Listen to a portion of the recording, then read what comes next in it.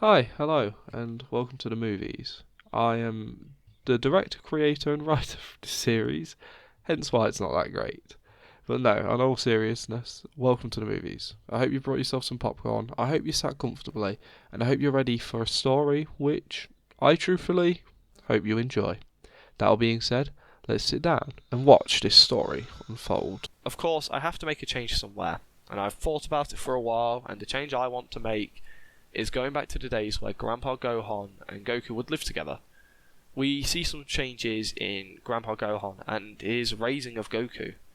In this timeline, Gohan would explain the idea of love, marriage, and females much better than he did in canon.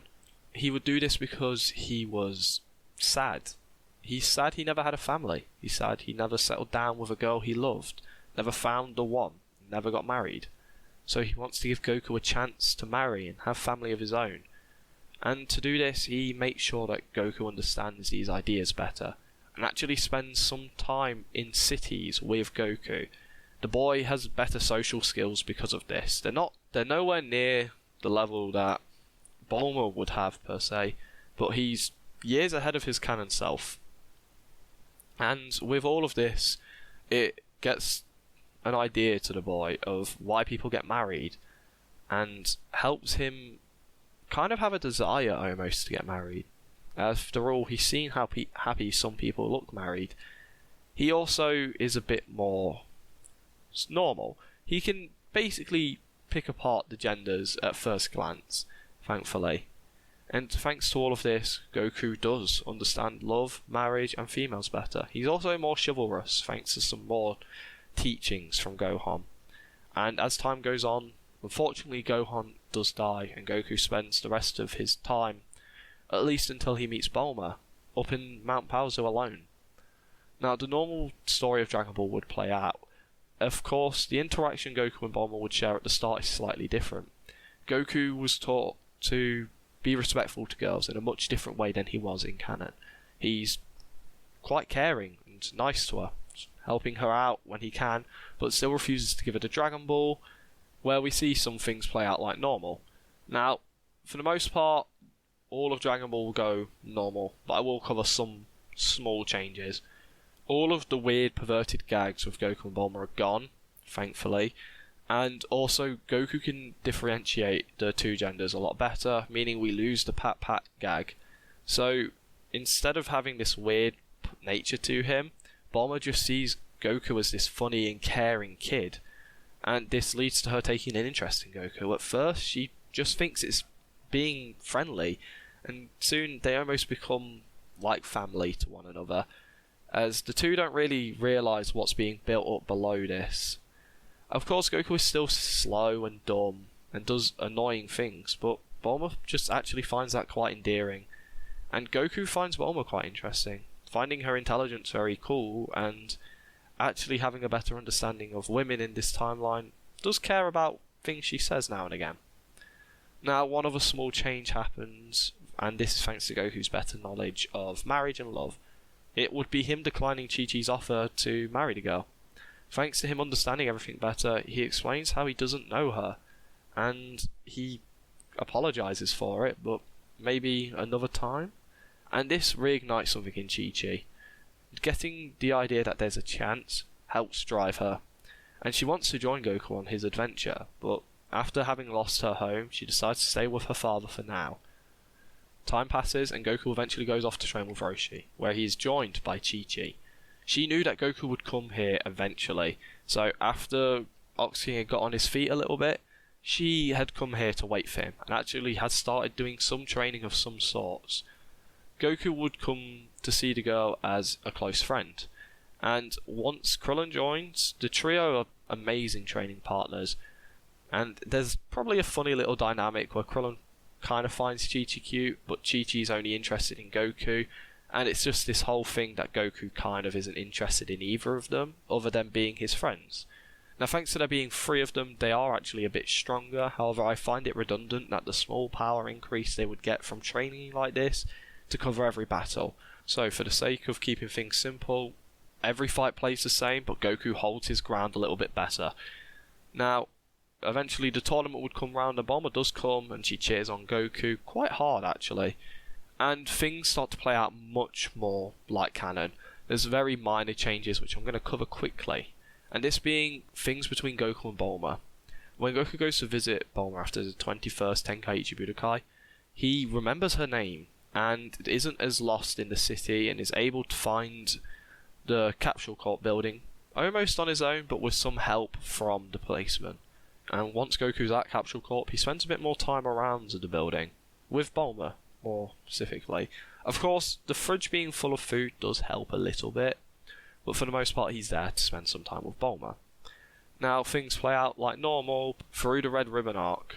Nothing changes in this, except maybe his interaction with Grandpa Gohan, where the man actually explains how he found someone in heaven he quite likes, and she's a lovely woman.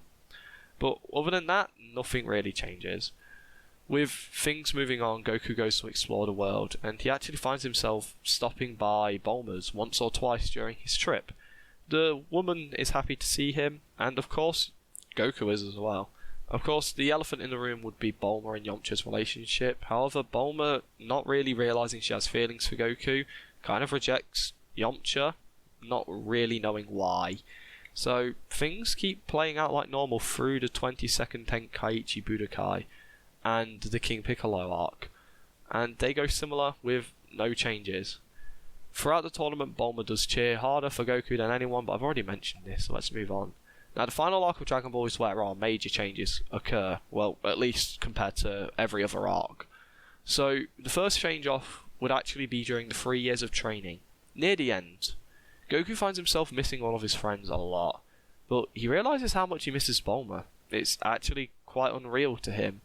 As gears slowly start turning in Goku's head, he realises he has those feelings his grandpa was telling him about, and he starts thinking to himself that maybe this is what he was meant to feel, this is that feeling, and he decides that next time he sees Bulma, he's gonna tell her. At Capsule Corp, we see Bulma sort of realising, but not quite clicking with her. Remember, she's always viewed Goku as a child, so having romantic feelings for her is kind of weird. So she just thinks she misses her friend a lot, and keeps on working. Now, the first meeting between Goku and Bulma at the tournament plays out very different. You see, once Goku is revealed to be who he is, he actually makes Bulma a bit flustered. You see, this is the first time she would see him as an adult, much like I had mentioned just a few seconds ago. She'd always seen him as a kid, and he's a full-grown man now, and it's caught her off guard completely. The interaction between Goku and Bulma is a bit weird. Bulma is trying to catch herself. After all, she wasn't quite ready for this, and has actually turned away to try and adjust her makeup even a little bit. As Goku is slightly confused, tries to figure out how to say how he feels. He's a bit more socially inept here, and he doesn't want to just blurt it out. He kind of wants it to be somewhat romantic, but this is a lot for a Saiyan to do, and Goku's nature is really pulling him away from doing it, whereas his mind and heart are kind of trying to help him. Roshi, feeling how awkward it is, cuts the pair off and starts saying how much Goku has grown, and things start to go like normal. However, of course, Chi-Chi, being a Z fighter, actually shows up with everyone else, and the tournament starts. Things go normal, up until Goku versus Chi-Chi, where the announcer goes to call out the fight. Chi-Chi tries her luck again, asking Goku to marry her, but the Saiyan looks at her and says, "I'm sorry, Chi-Chi, but I can't marry you." Chi-Chi looks sad, asking why almost. As Goku explains, "When I was younger, my grandpa explained love and romance to me. I didn't get it at all when I was a kid. However, when I was training with Kami, I realized that the way I was supposed to feel towards someone I loved, I had these feelings already. And I unfortunately don't feel this way towards you, Chi-Chi. I was always taught to marry someone who I would consider my best friend. And you are an amazing friend. You just aren't my best friend. I do hope you understand." Right at the end of saying this, Goku turns his head slightly towards Bulma, but soon returns to looking at Chi-Chi, understanding that she is a fighter, and he is willing to have this battle. but the woman declines and calls to fight off. Goku continues with no problems. However, Chi-Chi's left sad. The Saiyan does try to comfort her, but she's not all for talking to him right now. Krillin and the others do help out a little bit, as Bulma is relieved after watching this. She and Chi-Chi are friends, but she just can't explain why she was happy, almost, when she saw that Goku rejected her. And it's slowly coming together in Bulma's mind that she actually has feelings for Goku. Now the rest of the tournament goes like canon, and this is the only time I'll mention it. The fight against Piccolo might end a bit sooner than it did in canon, thanks to Goku having been slightly stronger from the start. But for the most part, the battle is completely the same. Goku just almost wins a bit easier. That's all. Now with this done, thanks to Goku not needing to go off and marry with Chi-Chi, the group decide to head off with a meal, like they always do. Chi-Chi does tag along, but she's not all there at the moment. Throughout the whole meal, she's quiet, while everyone else listens to what Goku's training was like. And after they have finished eating, people start getting ready to head home. Goku, seeing his chance, offers to give Bulma a lift home back on Nimbus, saying how it will be faster. The scientist is confused, but happily takes the offer, with Goku giving Bulma a ride back to Capsule Corp. He does take a bit of a detour, and Bulma's confused by this, as she does know Goku knows the way to Capsule Corp from here. At least she's pretty sure, as Goku takes her to some nice mountain, one probably not too far from Mount Paozu, where he says he just wanted to stop by and watch the sunset. That's alright with her. The woman's happy to do so, as she jumps down with Goku. After all, she can't actually ride the Nimbus, she has to hold on to Goku for dear life. And the two begin to watch the sunset, where Goku finally reveals how he feels towards Bulma. Probably in a really awkward way, and very blunt and straight to the point. It's still Goku, and he's still a Saiyan, but he's made an effort at least, thanks to his, bit more better upbringing with this sort of stuff. And once hearing all of this, Bulma blushes at Goku's comment, as the fighter begins to explain how he feels, and kind of in a roundabout way proposes to her. Taken aback, Bulma realises that she does have these feelings. This is the moment for her where she fully clicks, and she kind of agrees to this somewhat sort of proposal. The two hug one another, but Bulma decides that they should keep it secret for a little bit. It's a way to avoid upsetting Chi-Chi, and also gives them a bit of time to spend around one another, just a bit more one-on-one. Goku's happy to do this, and decide not to announce it to the group for a while. And as time passes, the group slowly start learning one by one, just naturally. Stuff like Krillin going round to see Goku at Mount Paozu, and Bulma being there is kind of a red flag to the fighter, who eventually starts figuring it all out. He's not an idiot. And this would lead to them all finding out, but all of them already kind of knew who Goku was talking about back at the tournament.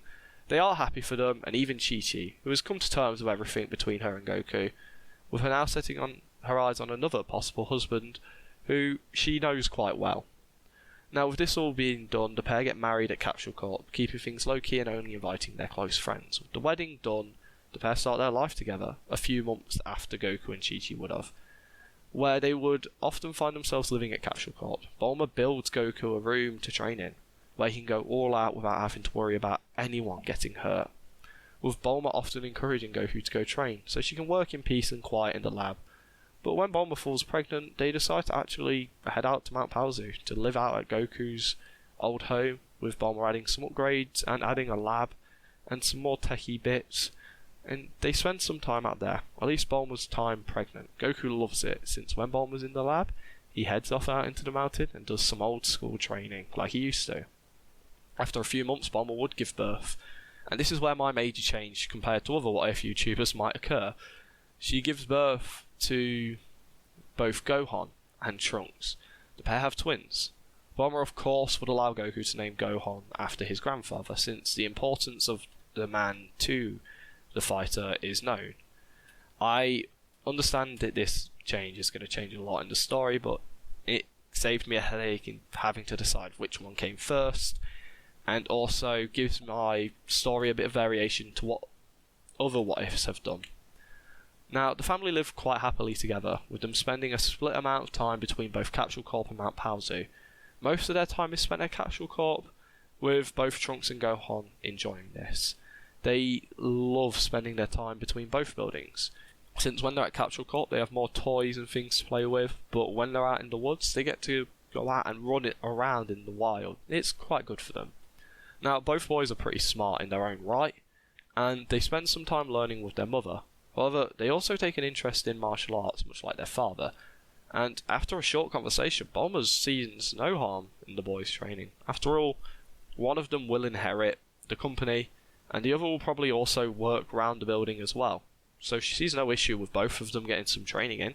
It also means that they get to spend some more time with their sons. And the pair love this idea. Now, of course, we would see a bit of a character change in both Trunks and Gohan, so I want to cover this very briefly. We'll start with Gohan, who would be the smarter one out of the two. Much like his canon self, he loves learning, whenever it be available, whether it's science or martial arts. The young boy often spends his free time working in a laboratory with his mother and granddad, but he also does go away to train with his father and brother, and thanks to this, Gohan isn't as quiet. Remember, he has someone to talk to his own age, so he is actually a bit of a chatterbox almost. However, he's also got a bit of a short fuse. He gets angry at really stupid things when he can't figure something out, or when he's being pushed around a little bit too much.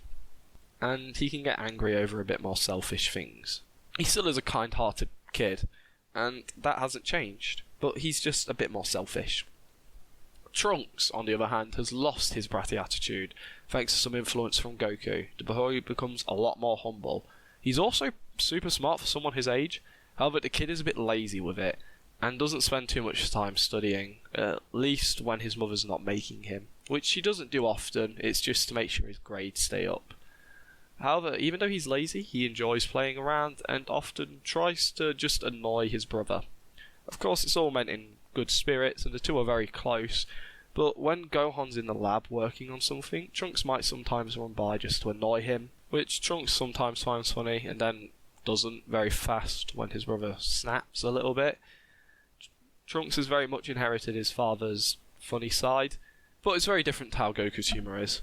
However, the family gets along perfectly, even though Trunks can be a bit annoying and Gohan can be a bit angry occasionally. They all get along perfectly fine, and Goku and Bulma's relationship is very healthy. And thanks to Bulma being involved in relationship, all of their friends know the pair have a set of kids. Most of them haven't met the kids, so when the reunion at Kame House is being held, of course the team happily agrees to go, with all of the Son of family being present. Everyone's present, even Chi-Chi. She's very much part of the group, and over the 5 years she has come to accept everything which happened, and is in love with the two boys. She hasn't quite got around to getting married herself yet. After all, after everything which happened with Goku, she's decided she wants to take things a bit slower. Make sure her and the person she decides is going to be her husband actually like one another. And she also finds it a bit embarrassing how everything happened between her and Goku. So she's just trying to take it a bit slower, truly. Of course, there is an obvious bit of flirtation between her and Krillin, which Goku actually points out privately to his wife. Bulma has to take a double look to see it, but she can notice it, and is kind of surprised her husband picked up on it. But like I said, this Goku is actually pretty clicked on when it comes to social cues like this. And having lived with Bulma for the last few years, he's definitely getting it now. Now, things during the celebration go well. Everyone get to meet Trunks and Gohan as the pair tear apart Kame House. Of course, they aren't rude or disrespectful, and actually are just very nice and having fun running around the beach. Things play out mostly the same. Up until Raditz's arrival, all of it goes pretty normal. Goku learns he's a Saiyan, learns that Raditz is his brother, Raditz learns that Gohan and Trunks are the son of his brother, and actually also learns that Bulma is his brother's wife. A lot to take in, he's meeting all the family in one shot. And Bulma can't help but find it almost funny that she's married to an alien.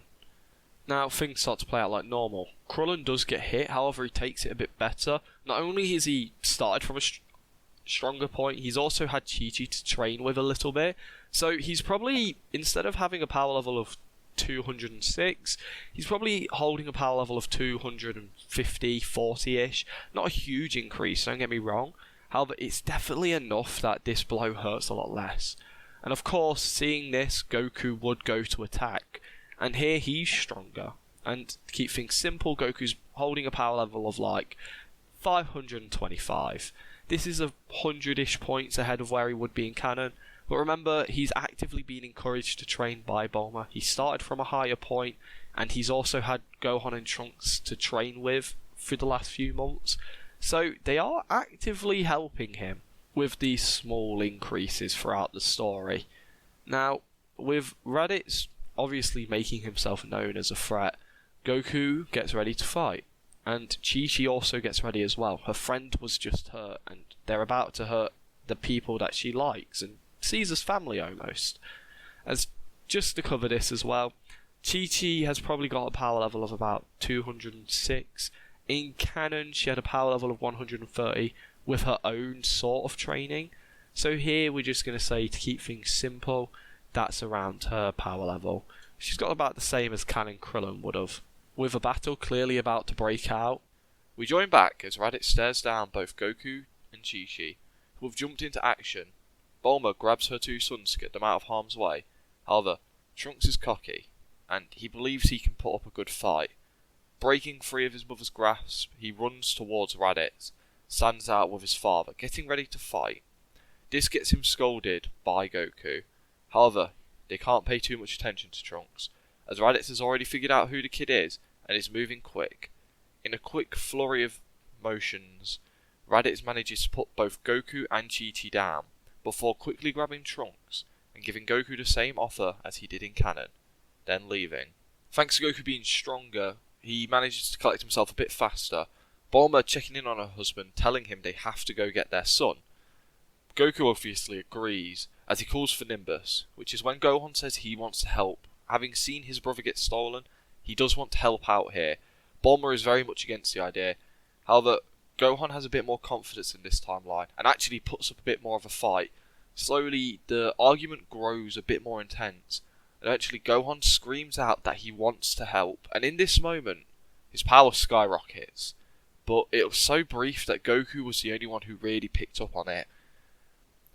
Goku, having sensed this and kind of wanting to have some help, gets down towards his son and grabs him by the head, telling him he can only help if he promises to go grab his brother and hide the moment he's got him, and more importantly, to not get involved in the fight regardless of what's happening. Gohan, looking kind of shocked that he's being allowed to go, nods his head. Bulma doesn't mind this plan. She wouldn't like her son to be near the battle. However, this way it does give him something to do, and also means that Goku can concentrate fully on the fight ahead. She herself does want to help out, but she doesn't really know how at the moment. As the pair are getting ready to leave, a new arrival joins the fray in the likes of Piccolo, who, having sensed Raditz like normal, came to investigate. Having seen what happened, he realises that Raditz is a huge threat, and knows that Goku will need help, so a temporary team-up in canon is formed. However, here, it grows by 2 more members as well, with Krillin and Chi-Chi offering up their help, thanks to Chi-Chi wanting to save Trunks, and also having seen Gohan offering to go, she offered her help. Krillin is pretty much the same idea, however, he also doesn't want to look like a coward all at the same time. So the team heads off. Bulma gives most of them a lift as Piccolo flies alongside her jet. Goku runs through the plan with Gohan once more, saying that once the fighters have got Raditz's attention, he's to run in, save his brother, and then come back and hide with his mother. Gohan agrees once again, as the team land a mile away from where Raditz is. As Bulma wishes everyone luck, she tells Gohan to be fast as possible. The boy nods as he starts sneaking around a different direction to the others. Now, the team rushes over to where Raditz is, and it doesn't take long for a fight to break out. Raditz, like normal, does put up a bit of a conversation, however it doesn't last long, with the group performing really well, thanks to not only Goku being stronger, but also having the backup of Krillin and Chi-Chi, who are actually stronger than their canon counterparts as well. And this provides a window where Gohan can rush over, save his brother, and the pair then can quickly escape. Trunks does put up a bit of a fight, saying how he wants to help, But Gohan reminds Trunks what happened last time, and being the slightly older brother, he does have a small bit of power, so he can pull Trunks away when he needs to. The pair quickly escape before Raditz even notices that Gohan was on the battlefield. Now, speaking of Raditz, he's actually able to keep up with this group fairly well. He is having to pay a lot of attention, which is why Gohan had an opening like he did. But this is nothing new to Raditz. He fights multiple people at a time, all the time when he invades planets, so he can do this. Now, a big change in this fight here is Goku. Here he's a lot smarter, but not in the sense where it comes to combat. He's probably around the same. Here he's much smarter as a whole. Goku knows that during the heat of battle, people will more than often let their guard down mentally and will open themselves up to a few stupid things. So he decides right now it might not be a bad idea to learn more about his race and his brother. So, anytime he and Raditz clash, Goku asks a question about his race, about his family, about Raditz, anything he can. It does confuse Raditz, but in his overconfidence and having to pay a lot of attention to the battle, he slowly starts letting information slip, sharing a little bit of information about the Saiyans, how the race is so much stronger than these humans. The two main examples he drops is things like Zenkai's and the fact that planet Vegeta had a higher gravity than that of Earth, things that Goku and Piccolo take note of. Goku then begins to push, asking for information about the current situation of the Saiyans. Raditz, avoiding an attack from Krillin, lets slip that the current living situation of the Saiyans isn't the best. They're actually living under the rule of a tyrant named Frieza, and before he can let anything more slip, Raditz freezes up. No one knows why, but Krillin takes the opportunity and lands a punch in on Raditz's nose. Raditz takes it but is pushed back. What Raditz heard was Vegeta screaming through the scouter, telling Raditz to shut up, making the Saiyan realise that he was oversharing information, and the scouters listened to everything said. If he had let something slip about Frieza, that would have been the end of him. So, Vegeta scolds his teammate. That causes Raditz to stop, having realised what he did. He almost freezes in fear, which is something Goku does pick up on. However, the battle only goes on hold for a few seconds, during which Piccolo shares his plan to use the special beam cannon, but he will need 5 minutes like normal.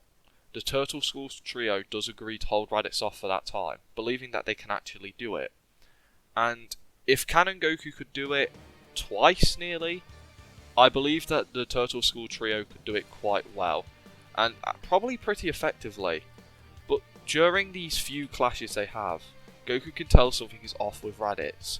Before he was fighting aggressively and not really making many mistakes, but here he's quite sloppy and he's playing much more defensive. As the battle begins to drag on for a while, Chi-Chi remembers Goku's biggest weakness being his tail. Eventually, she sees an opening and grabs it, causing Raditz to freeze up and drop down to his knees. Piccolo is still charging his attack, calls out for them to hold him down, so Chi-Chi tightens her grip, with Krillin keeping him pinned as well. Goku, on the other hand, finds something weird about this whole situation, so he takes a chance to talk to his brother, asking why he froze up earlier. Raditz just calls his brother a coward and tells him to fight him like a Saiyan. However, Goku ignores this and tries to figure out what happened to his brother. Raditz doesn't speak up. He tries not to say anything, thinking about what happened. He's nervous he'll let something slip, or even worse, the idiot in front of him will make something happen. Goku thinks back to what was said before and what happened, and realises that maybe the device on his head might have something to do with it. Quickly picking it up and destroying it, Raditz is shocked at this, as Goku speaks up, saying that Raditz should share whatever's going on. He wants to help, and doesn't want to kill him if he can avoid it, but Raditz keeps biting his tongue, doesn't want to share anything else. He almost got himself killed a minute ago by Frieza, which would have been a much more tortureful death than whatever they're about to do. Slowly, Raditz starts fighting back against what's happening, causing both Krillin and Chi-Chi to scream out for Goku's help.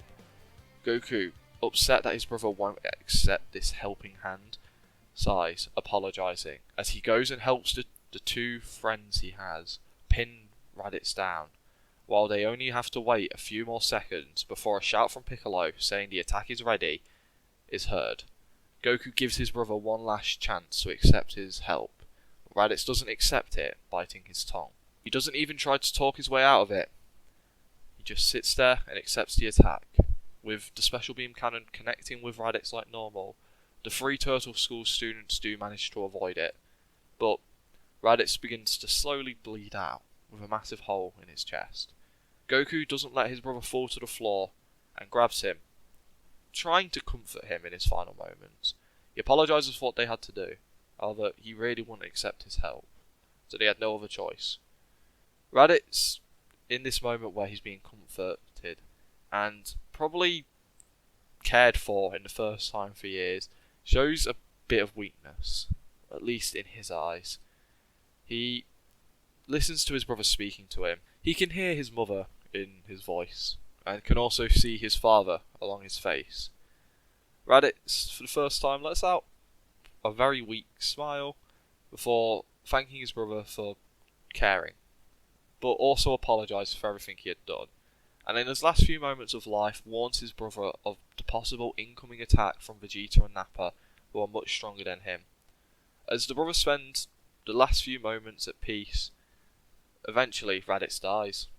Goku isn't sad. He didn't really know him, and from the short time he did, he was evil, but he isn't exactly thrilled to have defeated him. It's a bittersweet moment. He can't take too long to think about it though. After hearing the incoming threat of Vegeta and Nappa, he knows they need to start preparing, and if they are so strong, he needs to make sure everyone's up to the task. Sharing what he had heard to Chi-Chi and Krillin, telling them they need to head off, collect the others, and start training with Kami. Eventually, whenever this Saiyan attack happens, they'll need everyone in top fighting strength. The pair agree, heading off quickly. Goku then looks over to Piccolo, who had heard the whole conversation. The two have a moment where they acknowledge they might need to start training together, but Goku has some other things he wants to deal with quickly. As he stands up, making a quick blast into the ground and burying his brother, he heads over to where his wife and sons are, Piccolo staying a good distance away. He hugs both Bulma and his sons. Bulma asks if everything's over, and this leads to Goku explaining that there are more coming, so they need to prepare, so he might need to head off and train for a little bit. Bulma is understanding and tells her husband to do the best he can, and asks if there's any way she can help. Goku explains there is, saying that he heard that the Saiyans came from a planet which had higher gravity than that of Earth, which is why they are naturally so strong. He's wondering if there's any way she could make something to increase the gravity that he trains in. Bulma is interested by the idea, and believes she could definitely do it. She says it could take her maybe 2 months, but she's hopefully might get some help. And hearing this, Gohan and Trunks spend a minute just whispering to one another, before they both scream up, saying how they want to help their dad defend the planet, and also want to help their mum make the gravity device. Bulma and Goku are shocked by this, with both not really wanting to have their sons on the front line from an alien invasion. Bulma, being the stricter parent, tells them that they will have to wait a little while longer before they start saving the planet. This is a good enough answer for Gohan, but Trunks, who does enjoy fighting a bit more than Gohan, is annoyed that he didn't even get to help out in this battle, so he wants to at least help some way. Bulma tells him that he won't be fighting, and an argument breaks out once again. However, Trunks, much like his brother, snaps at some point. His power skyrockets as an aura flares up around him a small bit. This time it was a bit more intense than what Gohan had showed off. However, Goku can sense that it was weaker than Gohan's boost. Piccolo also picked up on this, as they wondered what sort of potential these kids have. For a moment, Goku is almost scared by his kid's latent potential, but he's so interested to see where it stops. Small side note and an explanation. I thought to keep things fair between the siblings, I've given them both the rage boost and also the potential of Canon Gohan. However, they are for different reasons. They're very different people, but they're also got a lot of similarities. They're both a little bit more selfish, so sometimes their rage boosts will come from much more selfish things. Gohan will sometimes get the same sort of boost as in canon, but this is just a quick explanation. I also do think I will have Gohan's boosts be a little bit higher, but I just wanted to give a quick explanation to this all. Bulma is completely oblivious to what happened, other than the small flare of aura she saw, while Goku is stunned.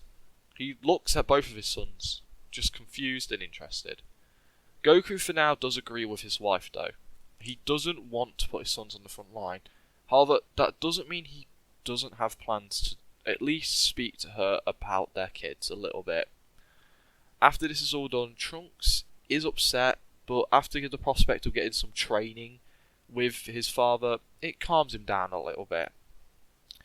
As things start to go much like they did in canon, the human Z-Fighters head off to train with Kami. As for Goku and Piccolo, they head off to train in the wasteland a little bit until the gravity chamber is ready, with them showing some great benefits from this small bit of training they managed to get done.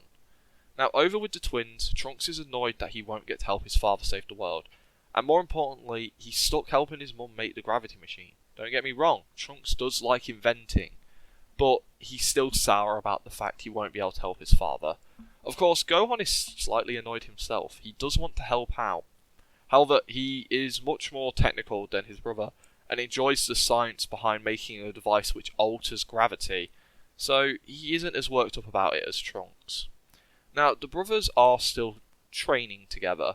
It's very different from what they would do with their father. However, they have made a routine out of at least doing a little bit of practice with Goku normally, who at the moment is away, so they only really train with one another. So they're still benefiting somewhat. Now after a month and a half has passed, Bulma finishes the gravity chamber. Thanks to some help from Gohan and Trunks, it actually got done a lot faster. The pair can lift much heavier objects than she can, and Gohan and Trunks are pretty smart for themselves anyway, so it just helped cut down time. With it being completed, she contacts Goku, wanting to test it out, having not really tried, not wanting to put her sons in there in case something goes wrong. Goku starts coming back with Piccolo, but is a little bit away. However, over with Trunks and Gohan, the pair are interested to test the chamber out. Gohan's sciencey brain gets the better of him. They want to know if it works, and more importantly, how much stronger 10 times Earth's gravity will be on them. So, sneaking away from their mother and heading into the gravity chamber, they immediately start playing around with it, putting the chamber to 10 times Earth's gravity. Straight away they feel the effects, almost being pulled to the floor. As they struggle to move for a while, they soon start to adjust, and once they start adjusting, they start getting faster, and they begin to play around with one another, playing games, things like tag, and just chasing one another like kids do. And they don't realise it, but this is really benefiting them. After a few hours has passed, eventually Goku arrives back at home, where Bulma is waiting for him just out on their balcony. She has assumed that the kids have gone off to play with their toys or do their normal bit of sparring, so she's not too concerned at their current location. Eventually, when Goku and Piccolo do arrive at home, the woman is of course a bit nervous about having an old enemy in their house. However, she makes it clear to Piccolo that if he does anything that she doesn't like, she won't hesitate to trap him in 1,000 times Earth's gravity in the gravity chamber. Waves a device in her hand, explaining that this remote controls the gravity in the gravity chamber from a distance, so she doesn't even have to be inside of it to put it to 1,000 times Earth's gravity. Piccolo glares at the woman, who isn't shaken, as she shows Goku to the room. When they all see Gohan and Trunks running around playing together, at first Bulma panics, seeing that the gravity machine is on and is 10 times Earth's gravity. However, she realises that her sons are hardly showing any of the effects of a heightened gravity. They're both moving around and just playing with one another. After Goku, Piccolo and Bulma watch for a few minutes, eventually she turns off with her controller. This makes the gravity much easier for the kids to move in, as they both suddenly move much faster and slam into a wall. Bulma shouts her sons over to her, and the pair get a little nervous. She asks what they were doing, as Gohan explains how they were only testing it out. Bulma is sort of proud that they can move around in there, but also understands how dangerous it was, so she scolds the two young boys a small bit. Goku, on the other hand, is just thoroughly impressed. He wasn't expecting his kids to be able to move like that, and can tell just by the little bit of running around in the room they've done for presumably only a short while, they'd improved greatly, and he wonders how much stronger he can get in there, and more importantly, the latent potential these kids have. Piccolo has also started to pick up on the seemingly endless void of potential these kids have, and is also really interested to see if he can push their abilities to the max. After Bulma is done with her short scold of the two boys, she's about to send them away. This is where Goku asks if the boys could train with them, saying it wouldn't hurt them to at least have some small training sessions in the gravity chamber with them. And also, it means that if something was to go wrong and they were to lose the battle the day the Saiyans attacked, it means that at least the boys would be strong enough to defend themselves, worst comes to worst. Bulma annoyingly can't see the fault in that logic, as she looks towards her sons and says that they can train with their father. However, for now, she wants to wait and decide if she wants them to go off and fight against these Saiyans. Both sons are thrilled as they rush over to their mother, giving them a hug before running in and getting ready to train. Goku thanks his wife, saying he'll make sure they don't push themselves too hard. However, Bulma already knows this about Goku, and she knows that he'll keep them safe, so she isn't worried at all. The woman walks away, stretching, saying how she's going to start examining that Saiyan tech, and hopefully it will help them make a ship that she's been working on for a while happen a bit faster. Goku laughs, knowing what his wife's been working on for a while. She's been complaining about it quite a bit, as Goku, his sons, and Piccolo start training over the next few months in 10 times Earth's gravity. Sometimes when Bulma's out, they even buff it up to 15, and they get some great benefits from this training. Slowly, over the course of a few months, the other Z fighters start to join in with this training. Having finished all their training with Kami, they start joining in with the training in the gravity chamber. This slows down the Saiyans and Piccolo's training, thanks to them having to hold back a little bit, because the Earthlings aren't quite as used to the higher gravity as the Saiyans are, but once they get used to it, the training ramps up massively, and over the course of a few weeks, they all start to feel massive improvements. Gohan and Trunks would really enjoy this time they get to spend with their father and all of his friends. They spend time playing around, they get to learn some cool techniques. Trunks goes around, learns a little bit from everyone. Whereas Gohan, much like in canon, forms a sort of student-master relationship between Piccolo and himself. He's interested in the alien and wants to learn more about him, but he's also aware of how dangerous Piccolo is. But thanks to Goku always being present, it means that it's a very relatively safe environment, and slowly, like normal, Gohan chips away at Piccolo's armour. Trunks also helps out here and there as well, as Piccolo sees these two as Earth's probably best defenders when they're older. Now, during this time of training, Goku actually pulls his wife aside and explains to her that he believes they might need Gohan and Trunks' help. He's aware that she might not be thrilled about it, but it would help them out somewhat. Bulma explains how she actually was always planning on letting the boys go. Granted, she isn't too excited about the idea of putting her sons on the line. However, she knows it's the planet's best shot, so she isn't going to hold that away from everyone. She just tells Goku to keep their kids safe, and also make sure that if things get too out of hand, that they have a chance to escape. Goku thanks his wife, explaining to her that he owes her one. She thinks to herself he owes her a lot, but, she loves her husband, so it doesn't really bother her too much. Now, the next day, Goku shows Gohan and Trunks where Korin's tower is, explaining to the pair that whenever the Saiyans attack, they are to fly over here instantly, get something called sensor beams, and join them on the battlefield. This being the first time the boys have heard that they will be allowed to join in on the fight, they are thrilled that they at least are going to be able to help, and start practicing the route they have to take every day, getting slowly faster and better at doing it. As the training continues, let's cover some power levels, because it's always a bit of fun. So, starting off with the strongest is obviously Goku, who's rocking a power level of 12,000. Thanks to the higher gravity and the training partners, he has increased his power quite a bit. Over with Piccolo, he's managed to buff himself up to 8,000, keeping up with Goku and just overall really benefiting from the gravity chamber. Over with Gohan and Trunks, they're rocking a power level of 6,000.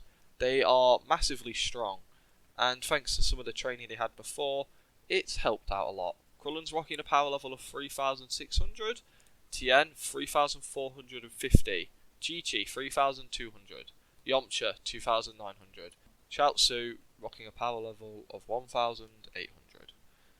A year has passed since the warning from Raditz, and eventually 2 ships are spotted coming into Earth's atmosphere. The arrival of Vegeta and Nappa plays out the same. However, the Z-Fighters are much more ready, and have been on alert for months now. Having never really had a deadline for when the Saiyans would show up, they've just been training the hardest they could to make sure they were ready. So, when they sense the arrival, the Z-Fighters rush into action. Both Gohan and Trunks already know their job, as they throw on their gi and rocket off towards Korin's. Goku is kind of hoping that the battle will be over long before the kids arrive back with the Senzu beans. However, he can sense Vegeta's power, and knows that he's got a bit of a battle ahead of him. Before we get into this video, I need to retcon my last part. At the end of the video I gave some power levels to our characters, which I should be displaying on screen right now. And looking at them, I kind of completely disagree. I feel as if I've severely lowballed. And my reasoning for this is, since Goku's training with King Kai for only 5 months, he grew 19 times stronger. Here Goku had trained for nearly 11 months at 10 times to 15 times Earth's gravity. I will take into account the fact that he hasn't got the benefit of being dead and also a master to train under, but I still feel like his power level should be much higher. So I'm just going to quickly run through their new allotted power levels. Goku will be boosted up to a power level of 18,000. Piccolo will be going up to 10,200, and the twins will be going up to 8,000. I think the humans' power levels were fair, however I still feel like I've quite lowballed them, but I'm going to fix that out in the next part. For people who don't like these new changes or think it's unreasonable, like I had said, Goku's training with King Kai got him a 19 times increase, and that was only for 5 months. Alongside this, you've also got to remember that during a week of training, Goku got a massive increase on his trip to Namek, and he had the goal of a Grade 8 Vegeta. However, here the group are training to grow past a threat that they don't know about, so they might have even imagined worse than Grade 8 Vegeta. All this being said, this is just a better way to make this part flow smoother, and I hope people understand. Let's get going though. The group are training one day when the powers of Vegeta and Nappa approach Earth. It doesn't take long for the group to rush into action, preventing Vegeta and Nappa from landing in West City. Goku tells the prince that if he wants to talk, the Saiyan will have to follow him to a nearby wasteland. Vegeta, intrigued by Goku's confidence, does so, and the moment Goku felt Vegeta's power enter the atmosphere, he could sense there is a great deal of power behind the prince. However, he also could tell he might be able to take him in a fight.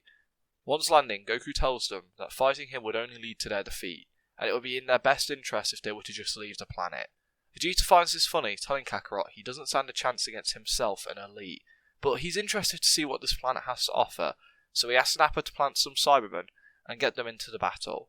Much like normal, Yamcha happily battles the green aliens, but here he fights off the Cybermen much better and even survives the explosion, but he is heavily hurt. Prince of All Saiyans can't believe it, but he's not too sure what happened. At the moment, he is suspecting that the Earth group can hide their power levels, but he's going to wait for a few more seconds to see if his point is proven. Goku is now annoyed. His friend is hurt, and he tells Vegeta that he will only give them one more chance to leave. Nappa laughs at this.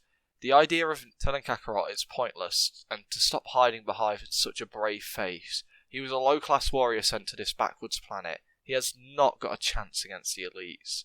But Goku powers up, and Vegeta can't help but keep reading the numbers as it grows, eventually capping out at 18,000. Vegeta and Nappa are shocked, and Vegeta's in complete disbelief. He destroys his scouter, reminding Goku of the device, and thinking back to his brother who didn't want to share anything with the device on.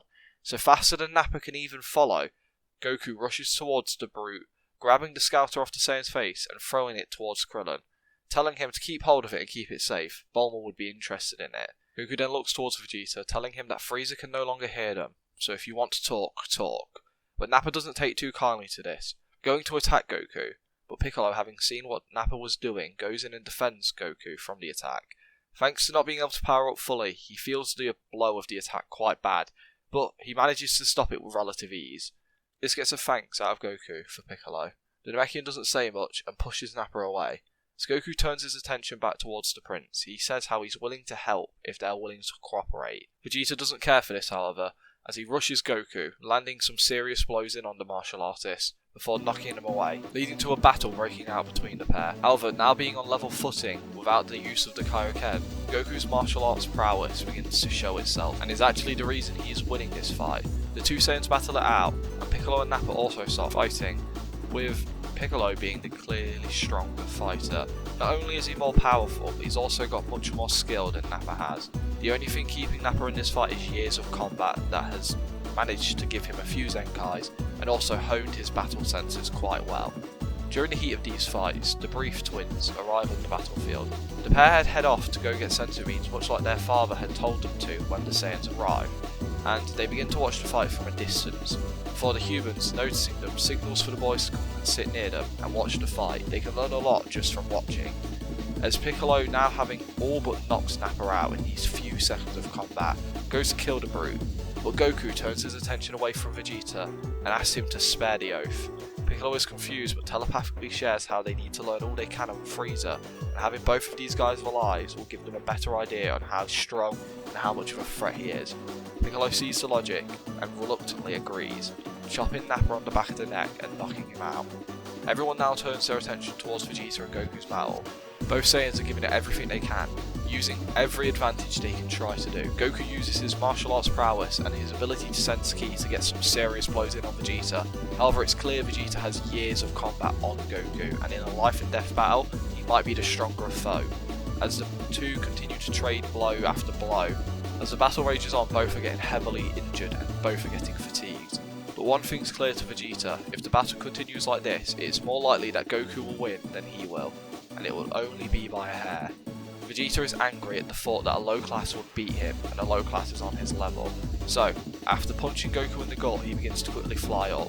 He hates the idea that he has to resort to such a stupid technique to beat this low class warrior, but it's his only bet. With him flying upwards, Goku gives chase, but Vegeta manages to find exactly what he's looking for. Off in the horizon, he sees the moon. As Vegeta begins to stare at it, he soon begins to transform into a Great Ape. The group are horrified as they feel the power of Vegeta morph and transform up in the air. Goku is unfortunate enough to witness the whole event with his own eyes, but it doesn't take long for Vegeta to go on to the offensive after his transformation is complete. Once becoming a full Great Ape, he smacks Goku down to earth with his tail, sending the Earth Ray Saiyan crashing into the ground, with his body slamming into it, creating a giant crater where he lands. Vegeta lands not too far away, screaming out that this is the end of this miserable planet. Gohan and Trunks, seeing their father hurt and their planet threatened, scream out in a fit of rage, firing off a blast towards Vegeta. The two attacks combine, hitting the prince dead on, causing the ape to actually stumble backwards a few inches. The boys calm down pretty fast and turn their attention towards their father, quickly running over to him as Great Ape Vegeta screams out for the boys, jumping towards them. It doesn't take long for the rest of the Z-Fighters to take this as a cue that the fight has begun. With both Gohan and Trunks now getting chased by Great Ape Vegeta, the other Z-Fighters rush into action, defending the boys, getting the prince's attention, making sure that he can't hurt the two young lads. However, Vegeta is easily ripping through them. Krillin, Tien, Chaozu, Yamcha are all smacked to the side with ease, with Vegeta going to chase after Gohan and Trunks once again, who are now rushing off towards their father to give him a senzu bean. He feels someone pulling on his tail, turning back to see Piccolo having grabbed hold of the giant target, but he just laughs at this, sharing how himself and Nappa got over that weakness years ago as he swats Piccolo away. Luckily though, the Namekian has now grabbed Vegeta's full attention, as the Z-Fighters hold back Great Ape Vegeta, while the two twins rush over to their father, who isn't in good condition. However, with some luck, Gohan and Trunks do manage to get to him and feed him a senzu bean, causing Goku to get a pretty hefty Zenkai. After getting healed up, Goku sees Great Ape Vegeta. He's worried and has a horrible feeling in the back of his head, remembering back to the night he lost Grandpa Gohan. He can't think too much on it now, and he'll have to worry about it later. And right now he wants to prevent things from developing too far, but he isn't sure how to stop it. So for now, he gathers his sons and asks them to fight alongside him, saying how they're going to defeat him. Gohan and Trunks shout out alongside their father, as the Son family rocket off towards Great Ape Vegeta. But in those few seconds of Gohan and Trunks being away, Vegeta has managed to kill both Yamcha and Chaozu. This led to Tien firing off an enraged Tri-Beam, which does some damage to Vegeta, but more importantly does a lot of damage to the Triclop. Vegeta now views Tien as his biggest target and is gunning for him, but thanks to Vegeta being enraged after getting hit by an attack like the Tri-Beam, it presents an opening for Gohan to use the Solar Flare, blinding Vegeta, allowing Trunks and Goku a chance to uppercut the Prince in the jaw, causing him to stagger backwards and almost fall on his arse. Vegeta collects himself and his eyesight starts to slowly return as he starts to target Goku once again. Piccolo, Gohan, Trunks all team up with Goku, using hit and run tactics to draw Vegeta's attention away from both Tien and Krillin, who are very injured, but still want to fight and avenge their dead friends. Tien suggests removing the ape's tail, but Krillin thinks it will be too hard of a shot, so the next best thing is to destroy the moon, thinking back to when Jackie-chun had done it to prevent Goku from becoming a great ape. And with Vegeta distracted, the two humans are not on his radar. Thanks to not being able to sense ki, they manage to sneak away slyly and fly into the sky. Once getting a clean shot of the moon off in the horizon, they take their chance, firing off a Dodon Po and a Kamehameha, destroying the rock easily. Down on the battlefield, Great Ape Vegeta is doing some serious damage to the planet. However, he's having a hard time hitting Goku, Trunks, Gohan or even Piccolo. They're using good hit and run tactics to keep him away. However, this isn't working too well, as Vegeta is still landing blows on Goku, Piccolo and even the two boys, who are very much getting hurt from this, and are getting a bit shaken. However, seeing their father's confident smile, they continue to battle themselves. With this battle seeming like it's going to be in Vegeta's favour, soon, Vegeta feels his power shrinking, and then his size. He's confused at first, but then looks up to the sky, seeing both Tien and Krillin having fired off an attack, giving a smile down towards their friends. This gives the signal that the moon is destroyed, as the other Z fighters start to rush Vegeta, who's ever shrinking and his power is ever dropping. The Prince isn't willing to go down without a fight as he begins to thrash out, landing good blows in on Gohan, Trunks, Piccolo and even Goku. But they're not willing to go down as they continue to fight, and as Vegeta slowly reverts back to his humanoid state, even though Goku's body is damaged, after getting a Zenkai from earlier, he is still way too much for Vegeta, who is also injured. So, once Vegeta is back in his humanoid state, Goku knocks him out. As the group recollect around the two passed out Saiyans, they share out the last two senzu beans they have. However, Goku refuses to have one, explaining how not only is the battle won and he won't need one, but he's also already had one, so he'll be alright. Piccolo also shares this, explaining how he actually will just heal naturally, leading to the two senzus being shared out in halves between the four other fighters. After this battle is done, it doesn't take long for a few things to happen in quick succession. First of all, the two boys are sent off alongside Krillin to collect the Dragon Balls and revive those killed by the Saiyans. Nappa and Vegeta are taken to a capsule cult care room, something Bulma had designed for when Goku's training got a bit too intense, but now is being used to house Vegeta and Nappa, who are heavily damaged, and are being cared for by robots, so no one has to get hurt looking after them. Both Piccolo and Tien offer to watch over the Saiyans, and these two fighters are in much better conditions than the two Saiyans. While this is all happening, Goku is getting his wounds checked over by his wife. Since Goku has not yet had a senzu bean, he's still got some more bruises than the others.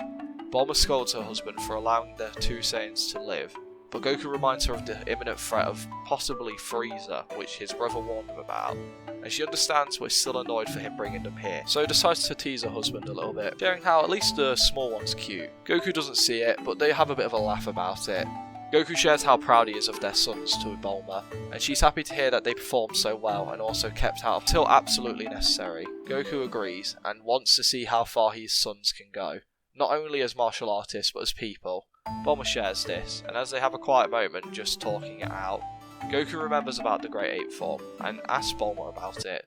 He shares all the information he had seen, and he's now just curious if this is a Saiyan trait or something only Vegeta could do. But the look on his wife's face says it all.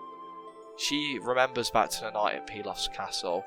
She remembers seeing her young friend and future husband transform into a giant monster which rampaged throughout the entire castle, almost killing her and everyone else, with it taking the ingenuity of Yamcha and Puar to save the day. Goku, seeing the look on his wife's face, has his fears confirmed. He realises that the thing that killed his grandpa was him, and he wears a sad face, hanging his head low. Bulma realises that Goku must have just put everything together, having thought that he realised years ago. She just tries to comfort her husband, and talk about how he's nothing like Vegeta and would have never hurt his grandpa if he had any idea what he was doing, but it seems like that monster state is too much for him. If Vegeta can control it though, maybe he could in the future. Not that she wants him to transform into it, but it's just an idea which might help him get over everything. She also explains that that's why she got rid of Gohan and Trunks' tail at a very early age. Goku finally understands a lot of it, but is still upset by it all.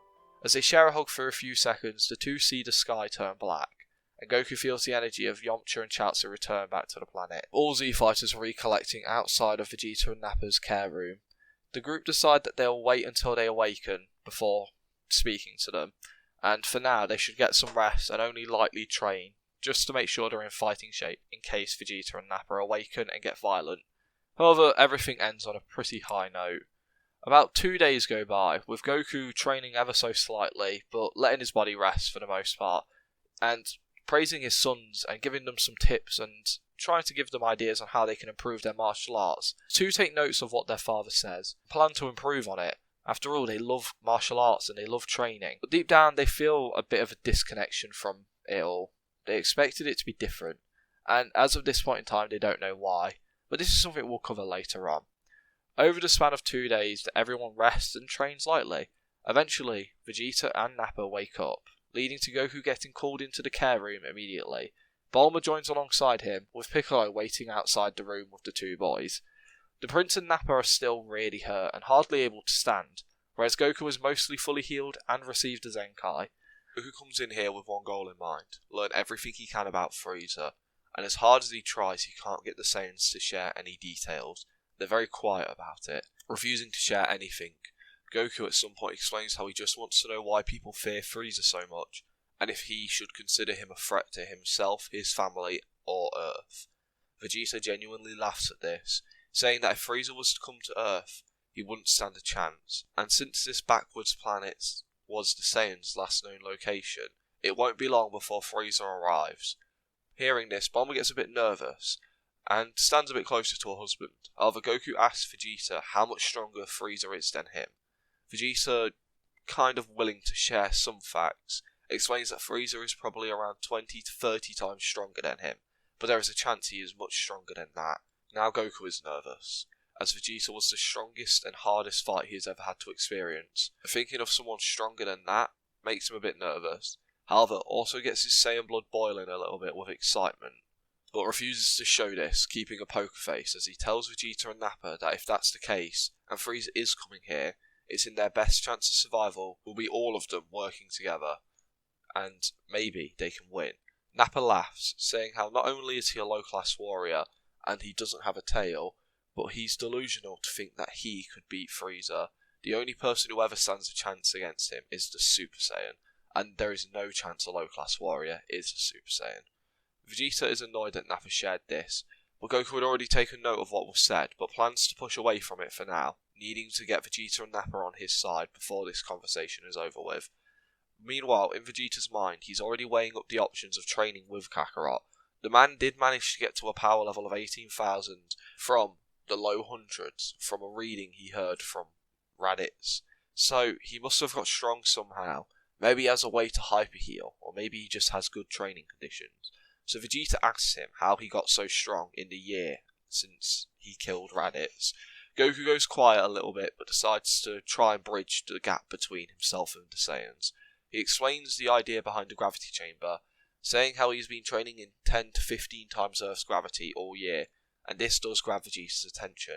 It would be interesting to train in higher levels, and would actually allow him to grow massively strong, maybe strong enough to take down Frieza. So, after sitting silently for a few seconds, he agrees to join Kakarot to overthrow Frieza.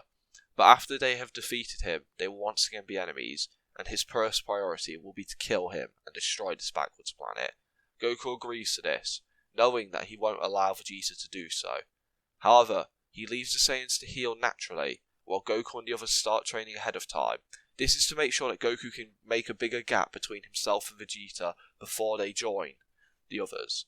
and over the span of a month, Vegeta and Nappa are soon in good enough condition to join the others in training. The Saiyans straight up refuse to train alongside the Earthlings, and only really tolerate Kakarot.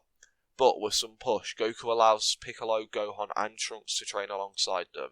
They don't hold back in their training though, intensely pushing everyone. Goku scolds them for pushing his two sons way too hard. They have no sympathy for the boys, so they don't care. During this time, Goku and Vegeta actually do some planning together. Goku saying how the best way to defeat Frieza would be for Vegeta and Nappa to use that giant ape form again, while Goku and the others provide support from a distance using Ki Blasts. Vegeta also agrees, liking the idea that he will be the one to take down Frieza. However, Goku shares the issue of not having a moon anymore. Vegeta quickly explains the idea behind the Power Ball, while giving a small smile towards Goku. The Saiyan now realises the plan that Vegeta and Nappa plan to use once they have defeated Frieza. They're going to throw up a Power Ball and kill him alongside everyone else on this planet after their alliance is over. Goku, hearing this, is nervous, as he has no way to counter such power, and at the moment Vegeta is catching up with his current level of strength, so Goku has to start thinking fast and come up with a plan to deal with the Great Apes should it come down to this. First, he starts training at night in high gravities, 200, 300 and even 400 one night, but that just led to him really injuring his body and not being able to train for a few days.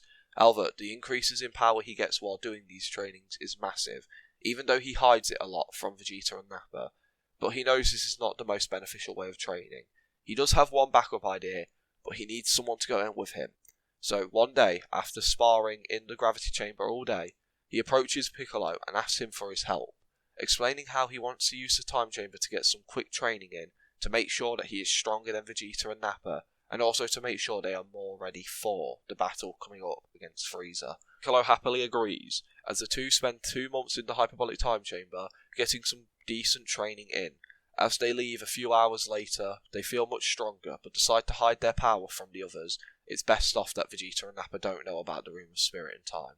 Heading back and continuing their training, Goku still occasionally trains in 200 times Earth's gravity, but right now he can feel the gap between himself and Vegeta is nowhere near shrinking, so he happily continues to train at the normal rate the others are. During this time, Gohan and Trunks take a great interest in the Great Ape form. They wonder if there's a way that they can help their father use the form without a tail, but they have no idea of where to begin. So they decide that they're going to pick the other Saiyans' brains a little bit. They head off to speak to Nappa, knowing him to be more likely to slip up, and during the heat of battle they start asking him questions about the Great Ape state. Nappa lets loose the idea that it has to be under the effect of a full moon, some idea about blood waves, and also sharing a bit of a detail that all Saiyan pods have a device which can replicate the waves that are given off during a full moon. But Nappa realises that he's giving off a lot of information, but then remembers that these kids don't have tails, and they're just curious about their Saiyan heritage, so he doesn't think too much of it. After their sparring match ends, Gohan and Trunks know what they need to do. As they head out of Capsule Corp, they begin searching for not only their father's pod, but also their uncle's. And after 2 days of being missing, they arrive back at home, carrying both pods. Both of them bring their Saiyan pods to their mother, who was not really worried about them. Remember, these guys can essentially blow up a planet at this point. Who's going to hurt them? If someone kidnapped them, she's more worried about the kidnapper, not the kids. So she wasn't too worried. When they arrive back in though with 2 Saiyan pods, she is slightly confused, asking what they're doing with them. But Gohan and Trunks explain their idea to make a device which could help their father turn into the Great Ape form without his tail. Bulma looks horrified, but Gohan explains that not only will it help against Frieza, but also when the meaner Saiyans turn on them. Bulma is unsure of even where to begin, but Gohan and Trunks explain how they have an idea that there's a device in here which will mimic the effects of a full moon. They just need to figure out what it is and make it a bit more mobile for their father to use. And plus, they might even be able to use it as well. They don't know if they ever had tails, but it could be beneficial. Bulma thinks it over, and remembers back to the night that she had ran into a Great Ape. She is nervous, but she bites her tongue. She agrees to help the kids make it. Working alongside her son is always fun. They start disassembling the Saiyan pods. They don't spend all of their time doing this. Gohan and Trunks continue training, however, they always leave training 2 hours earlier than the others, heading off to help their mum make the device. Goku, Vegeta, Nappa and Piccolo actually don't know what's going on here, and continues to train hard in the gravity chamber, but no one knows of the oncoming threat of Frieza, growing ever closer. The Z-Fighters have been continuing their intense training using the gravity chamber, being used mostly by the Saiyans and Piccolo. However, the humans have managed to spend a small bit of time, allowing them to get dramatically stronger. As for Gohan and Trunks, they continue to work with their mother to master the Blutz Wave machine, which they are making good progress with, even testing the machine out on Goku. However, they've had very minor success, not even managing to transform Goku into an Ozaru, or even make him grow more hair than he usually has. But for now, they continue to work for it, knowing that it will only be a matter of time before they get this right. But time is a luxury the Earth group doesn't have, as the threat of Frieza finally enters the atmosphere during the early hours of one morning. The power of Frieza and his forces entering the atmosphere does not go unnoticed, though. The Z-Fighters, who feel the Armada arriving on their planet, jump into action, all collecting their capsule corp to quickly throw together a plan. With the threat of Frieza and his army growing ever closer, the group figure out that they need to do something and they need to do it fast, deciding that they will break into 3 teams.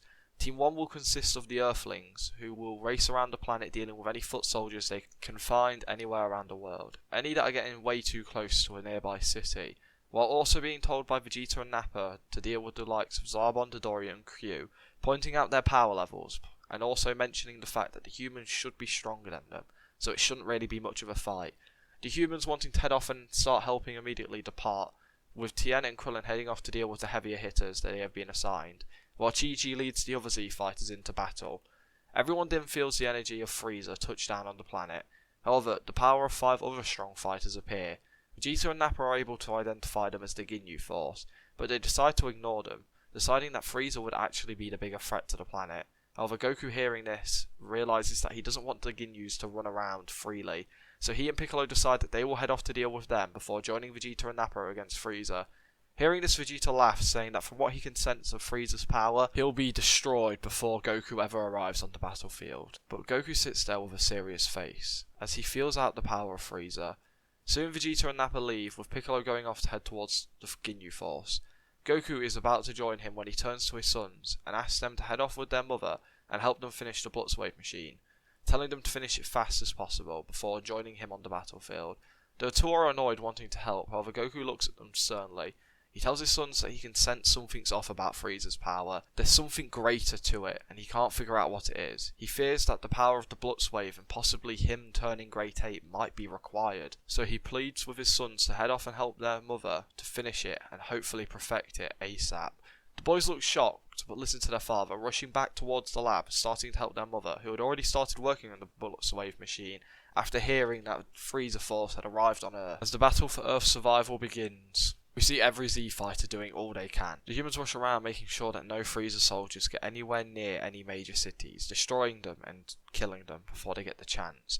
The once evil Saiyans rush towards Frieza's power, using all of their speed to get there fast, with a sadistic look on their face, while Piccolo finds himself coming face to face with 5 people, who call themselves the Ginyu Force. Piccolo begins to shed his weighted clothing, as the Ginyu Force stare down a Namekian, confused at coming across one on this planet. However, before they can say much more, Goku arrives on the scene, holding a serious face and looking towards Piccolo. Seeing him having shedded his weighted clothes, Goku tells Piccolo they need to end things fast. He feels something weird about Frieza's power. Piccolo nods, agreeing, having sensed the same thing as Goku. Both turn towards the Ginyu Force, seeing them all holding back laughter at how serious the pair are.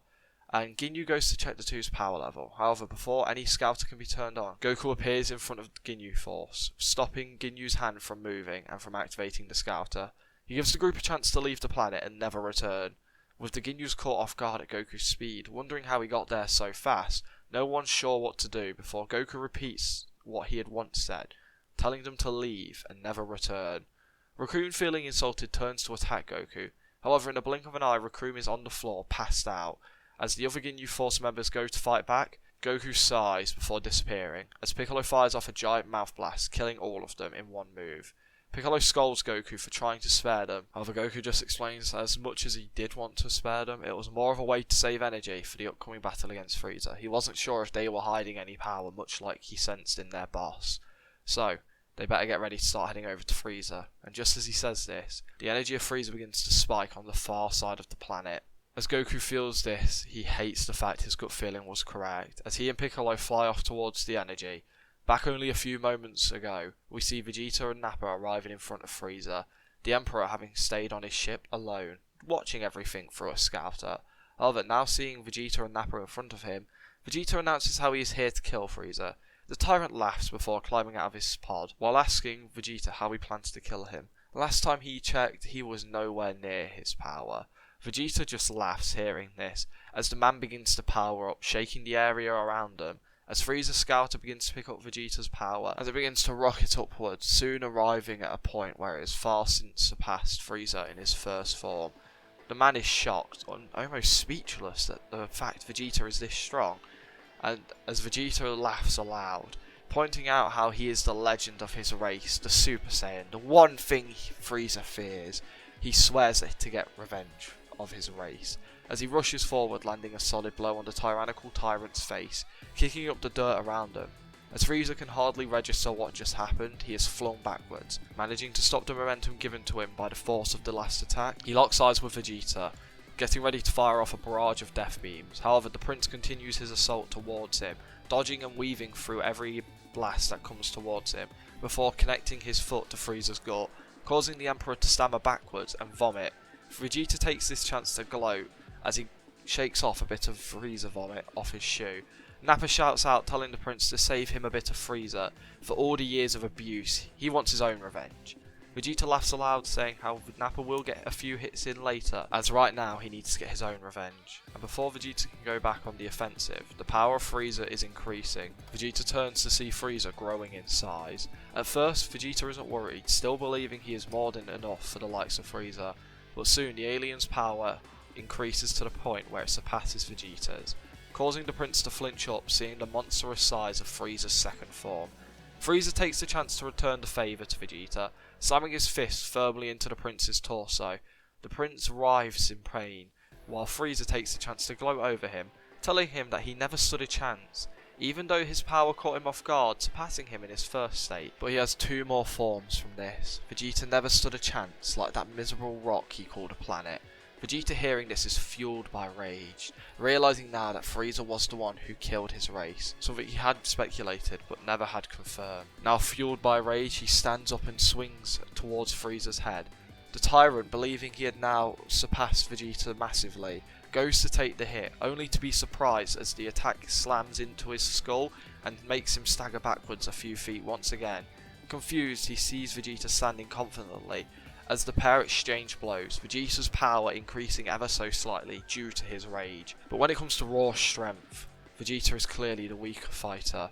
But thanks to years and years of combat experience, and with Frieza's lack of combat experience, Vegeta is easily able to stay under fight, using all tricks he knows to stay in the brawl, even using his ability to sense ki to blindside Frieza and give him advantages here and there. As the battle for Earth continues happening planet-wide, Gohan, Trunks and Bulma work as hard as they possibly can to master the machine, to try and turn the tide of the fight. However, both Gohan and Trunks find themselves struggling to concentrate. As they follow Vegeta and Frieza's battle from the safety of their own home, they're confused to sense that if they were to work together, they could easily take down Frieza. Heck, they're pretty sure Vegeta or Goku could take them down alone. So why was their father scared? They must be something they're not able to sense. Maybe they're missing something. So as it stands, Frieza still could possibly grow stronger. So they realise they need this machine more now than ever, hurrying to complete it while following the fight. As Bulma prays that her husband can solve this problem before it gets out of hand, like he always does. Over with the human Z fighters, we see all of them present, managing to keep up with the never-ending assault on Earth, as Tien manages to kill Q, Zarbon and Dodoria with one Ki Koho, effortlessly destroying all three. And as Goku arrives on the battlefield alongside Piccolo between the Prince of all Saiyans and the terrible tyrant of the universe, Goku can now sense that it's only beginning, and whatever lays below the surface of Frieza's power is only just beginning. He shouts out to Vegeta that things need to end here and now, but the Prince, caught up in the heat of battle, tells Goku to not interfere. This is his battle and his revenge. Vegeta pulled out of the battle for a few seconds to tell Kakarot to stay out of his business, now realises the biggest mistake he has made, as he's provided Frieza an opening to begin to transform. Once again, however, with Vegeta's tail still being present and noticeable, and Frieza knowing all about the Great Ape form, He knows to skip past the third form, knowing that Vegeta in his Great Ape state will still be too much for him to handle. So as Frieza begins to power up, jumping all the way to his final form, the energy that leaks from him causes terror planet-wide to anyone who can sense ki, as an intense aura emits from Frieza. It's almost suffocating to those close by. As the transformation finishes, Goku curses the world, now realising that his planet, his friends and his family are all in danger. Goku is furious, but decides to calm himself, thinking of a plan, thinking of how Bulma would handle things, and then he remembers back to a conversation he and Vegeta had, a trait of the Saiyan race. Normally he wouldn't like to fight like this at all, however to save his family, he'll do it. He shouts out to Vegeta and Nappa and tells them to keep Frieza busy, snapping the pair out of their terrified trance. Vegeta looks confused while Goku shouts out for them to stand to their feet and fight till the last second like a true warrior, or are they not elite enough? A vein pops in both Saiyans' head as Frieza chuckles, saying how he is right, and if they want to die, they should at least die fighting. It makes it a lot more enjoyable for him. Plus, it might give them some favour among the other monkeys in hell. Vegeta and Nappa's rage boils over, as Vegeta fires an attack forward, screaming out for Nappa to throw a stupid powerball in the sky. The man is quick to create one, turning both into great apes. Frieza laughs at the sight of this, offering to entertain the idea for a few moments. Seeing this, Goku smiles, knowing he has brought himself and Piccolo some time. Piccolo asks what Goku's plan is here, what's his angle, as the Saiyan smiles that he wants Piccolo to nearly kill him, making the Namekian's eye twitch as Goku tells Piccolo something he heard of Vegeta say, about Saiyans growing stronger when reviving from near death. Piccolo is confused, so Goku tells the Namekian that they'll go grab some sensu beans and power himself up as much as possible. And as much as he hates the idea of cheating his way to power like this, it might be the only way that he can save his family and everyone he cares about. Piccolo, now caught up, agrees as the pair leave the battlefield at top speed, racing towards Korin's place. Back at Capsule Corp, the trio believe they might have finished the machine. However, without Goku present to test it on, they have to gamble testing the device on one of the twins. But both are currently frozen in fear at the power of Frieza. Bulma tries to snap her sons out of this, but even she can feel the ominous aura of Frieza, even though she can't sense ki. However, she just embraces her sons, telling them that it will be alright, and any other time she would want them to stay out of the danger, but right now, this might be their last hope for Earth. Hearing this, the twins snap out of their trance. Trunks, wanting to help and being the first one to snap out, offers to have the machine tested on him. Gohan and Bulma ask if he's sure about this, and Trunks reminds his brother that he is actually weaker than Gohan. So, if he's to go rampaging, Gohan has a better chance of being able to stop him than most other people. Alongside this, if the machine doesn't work and for some reason was to knock Trunks out, Gohan is also smarter, so it makes more sense for Trunks to be the test subject. Besides, if it works, it means he and Gohan can both get transformed and rush into battle to help. Hearing this, no one has any arguments, so they decide to turn the machine on and test it on Trunks. Over with Goku and Piccolo, they arrive at Korin's tower. Quickly catching the cat up on their plan, Korin thinks it's crazy, but tells them he only actually has 3 sensu beans on hand. He had given most of them out to the other Earthlings and Krillin earlier, so this is all he has. Goku, hearing this, hopes that's enough, as they grab the sensu beans and tell Korin they're going to try their best. Flying off to look out and landing in a clearing not too far away, the pair look at one another as Goku lets out a nervous laugh, telling Piccolo to do it. Namekian also looks quite nervous, but Goku tells him that he wanted to kill him not too long ago, so get it out of his system now with a small chuckle. And then Goku gets serious, reminding him that this is their only hope. The alien agrees, placing his hand on Goku's chest, before firing a massive blast into Goku's chest, creating a hole where his guts should be. Goku slowly begins to fall to the floor, his power disappearing, but before he can even hit the ground, a sensu bean has been placed in his mouth, and Goku hops back up, at first not feeling different, but then his energy surges massively. Goku feels the increase and feels so much stronger, but you can tell he's still weaker than Frieza massively. So, they decide to gamble it all, using the remaining 2 sensu beans on this strategy, and Goku hopes that the Earthlings had saved a few sensu beans. Hell, even one would be good enough. Goku's power grows far beyond what the Saiyan was expecting, by doing this horrifying technique, as Goku's power finally caps out after going down 3 times consecutively. Goku's power is far beyond what he believed was possible, but he's horrified to figure out that it's still not enough to stand up to Frieza. Goku tries to figure out a new plan, thinking of anything he can before thinking about his wife, Remembering a conversation they had a while ago, back when he and her first got married, it's a gamble, but it might work. So Goku tells Piccolo he has a new plan, and doesn't share the details of it with the Namekian.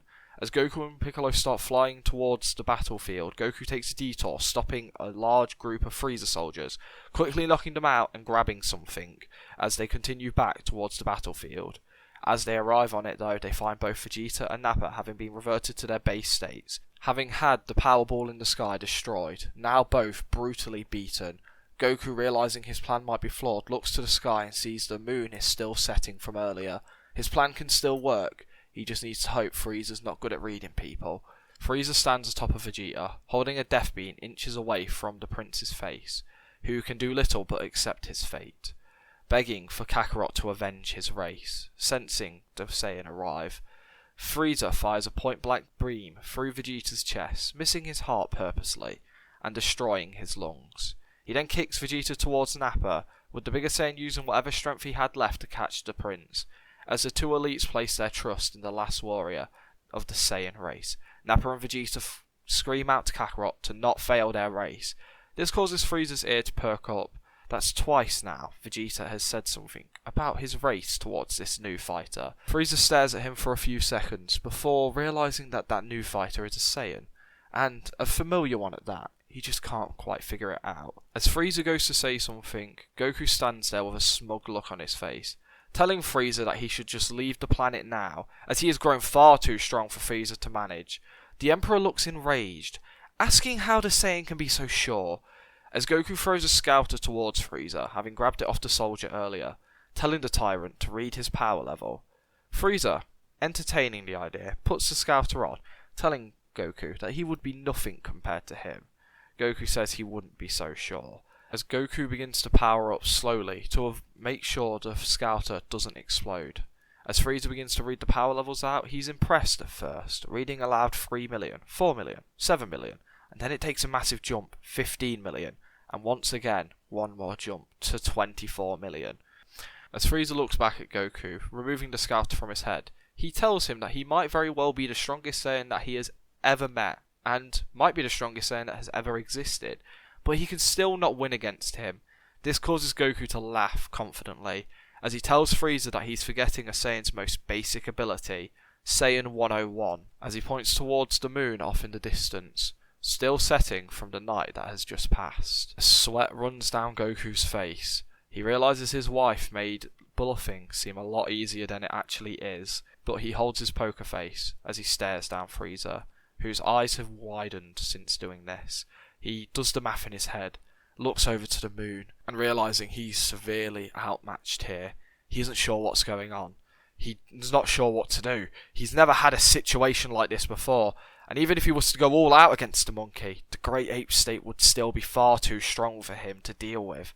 As a cold sweat runs down Frieza's face, Goku sees the hint of fear running through Frieza's eyes. He tells the Emperor that if he leaves the planet now and never returns, he won't kill him, and in fact will let him off scot-free. Frieza clenches his teeth, confused, angered, scared of the possible Super Saiyan standing in front of him. A moment of silence passes. Frieza tries desperately to figure out what to do. Maybe he should leave. However, the idea of retreating from a disgusting Saiyan makes his very skin crawl. He considers fighting. However, that would be unideal. The man in front of him would easily be able to destroy him the moment he went Great Ape. The moment he looked at that moon, he would already be out of his league.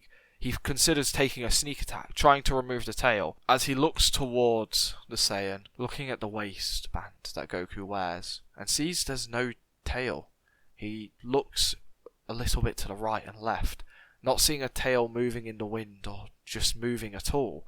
Frieza's confused, as he then locks eyes with Goku, and he can see there's a hint of fear in Goku's eyes. The Saiyan's poker face is not amazing. A cold-hearted smile crawls up Frieza's face. He's willing to gamble the fact that this Saiyan doesn't have a tail. He looks towards Goku mournfully, saying that he accepts his fate. The Saiyan should transform now and kill him. He wants to repent for all the sins he has committed. As Goku lets out an audible gulp, the smile on Frieza's face grows even colder and wider. As Frieza shouts out, "Do it, Saiyan! I'm filled with regret, and I want to repent for all my previous actions." Or do you not have your tail, you filthy monkey? As Goku's eyes widen with fear, Piccolo shouts out that he's not fallen for the bluff. It's time to move on to plan 2. Piccolo wraps one hand around his wrist and fires off a ki blast full power towards Frieza. The Emperor of the Universe takes this attack head on, causing dirt to kick up all around them. As the dust settles, the tyrant is revealed to have not taken any damage at all, and finds this newfound situation funny. So, in return for Goku's previous offer, he gives him a choice. He will present him with a good option and a bad one. He tells the Saiyan that he can be the first one on his planet to die, not having to watch any of his loved ones die. However, they will be joining him shortly after, in the afterlife. Or he can be the last person to die, put up a fight against him, and be tortured to death. Goku, not one to go down without a fight, races towards Frieza, Piccolo following along him at his side. The pair work together near perfectly, however they are unable to even land a good hit on Frieza, and even when Goku connects a solid punch to Frieza's face, it does little but move Frieza's head backwards and leave a small bruise. Frieza is shocked to have felt the force of the attack, so, in retaliation, he hits Goku with a full power tail slap, causing shock waves to echo off Goku's body as he's flung backwards, sending him into the ground and creating a massive crater, leaving only Piccolo to fight off the monster while Goku pulls himself out of the hole he's been put in. The Namekian tries his best to do anything, but Frieza is hardly trying, and is grown bored of this planet and its games, going to kill Piccolo when Frieza is hit in the head by a ball, knocking him away. As the ball soon gives chase after Frieza. Shocked to see the ball following him, Frieza begins to duck, dodge and dive out of the way as fast as he can. However, the ball has a mind of its own as it follows after him, trying to hit him once again, but Frieza's movements are too fast. Which is when a small blur moves beneath the ball, slamming its knee into the jaw of Frieza, then flipping over the alien. Mid-flip, placing 2 small hands on top of Frieza's head, and grabbing it with all of its might, before slamming Frieza into the ground, using the momentum of the flip to gain some more power. As Frieza is slammed into the ground, he looks up to see Gohan, eyes bright orange and hair stood up. As Trunks appears next to him, same coloured eyes and hairstyle same as Gohan's. Goku looks confused, shouting out for his 2 sons. Both turn their heads and slightly point away from the battlefield. Goku's confused but then senses the energy of his wife not too far from here and in the direction they had pointed. He already figured out everything which is going on. The result of whatever this power boost is, the power that's giving Gohan and Trunks a chance to stand up to Frieza, has to be from the machine they were making. He's angry and proud of his sons all at the same time. As he looks towards his rival and friend Piccolo, he shouts out for the Namekian to get off the battlefield. They can't be worrying about the Dragon Balls right now. Then tells Piccolo to take the 2 Saiyans alongside with him. Both Elite Saiyans protest, however Piccolo's already following orders, flying towards both Saiyans and grabbing them before moving them away. They try to put up a fight but are too injured to do anything.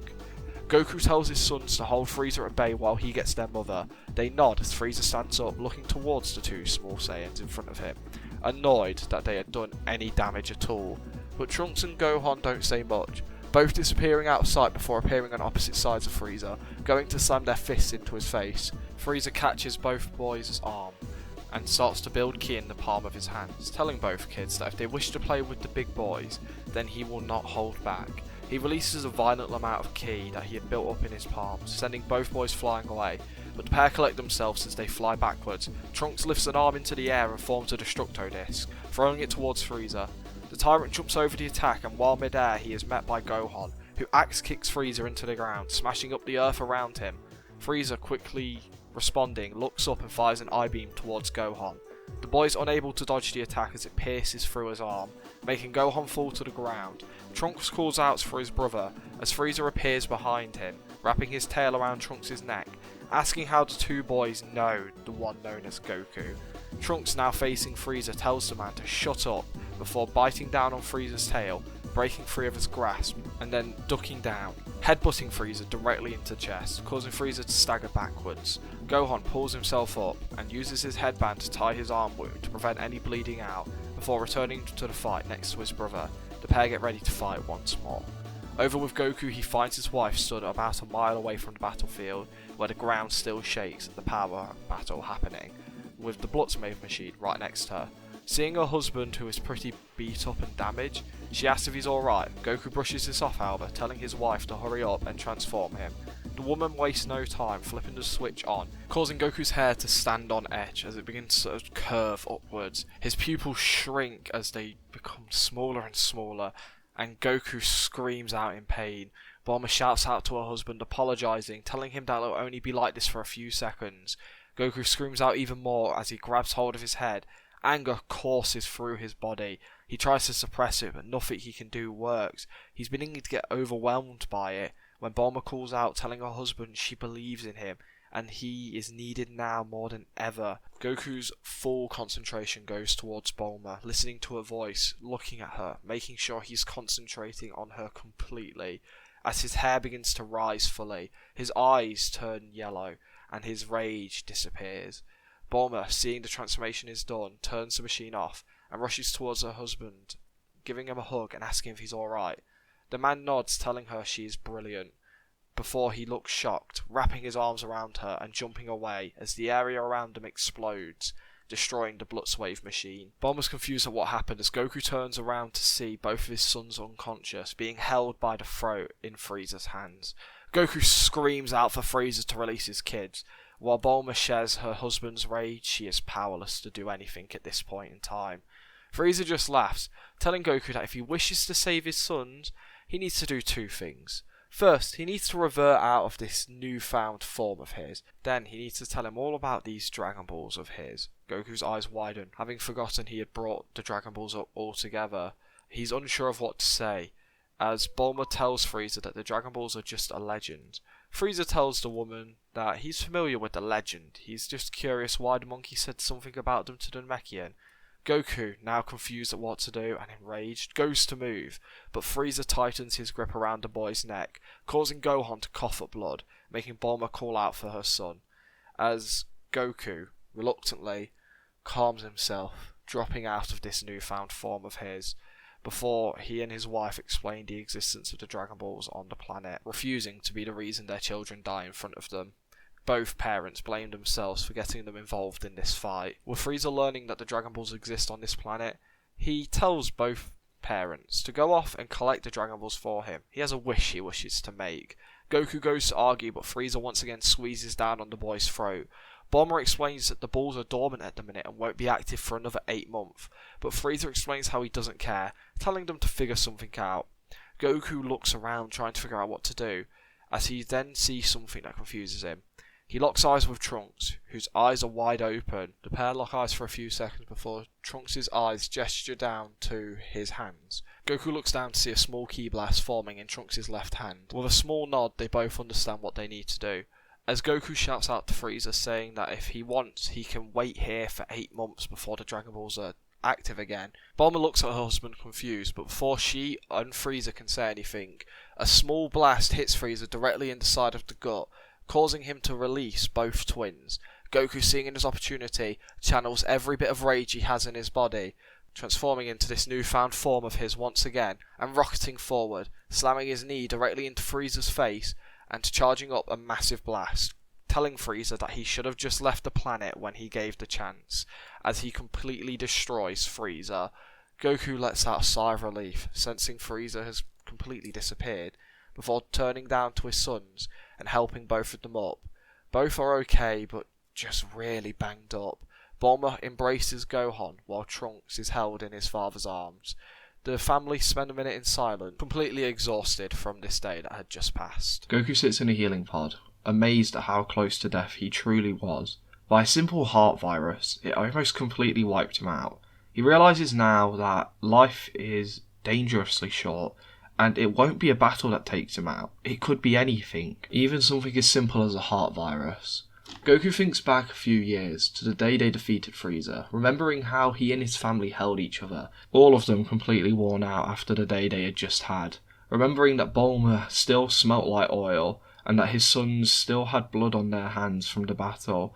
All of them were injured, tired and exhausted, but all of them were happy, and he almost lost all of that because of a simple heart virus. He thinks more on that day, remembering being placed in a healing pod much like this, alongside his sons, Vegeta and Nappa. All of them stayed in one of these pods for a day. Goku at the time found the feeling weird. Being weightless, floating, and feeling your body heal around you, it was a strange sensation to him. But now, he's been in this pod for a month, and it feels like home. Even though he can feel his muscles shrinking and his body growing weaker, he's just happy that he'll have a chance to see his sons grow old, have his promised rematch with Vegeta whenever the Saiyan is to return to the planet after he's done conquering the universe, causing a small chuckle to come out of Goku's mouth.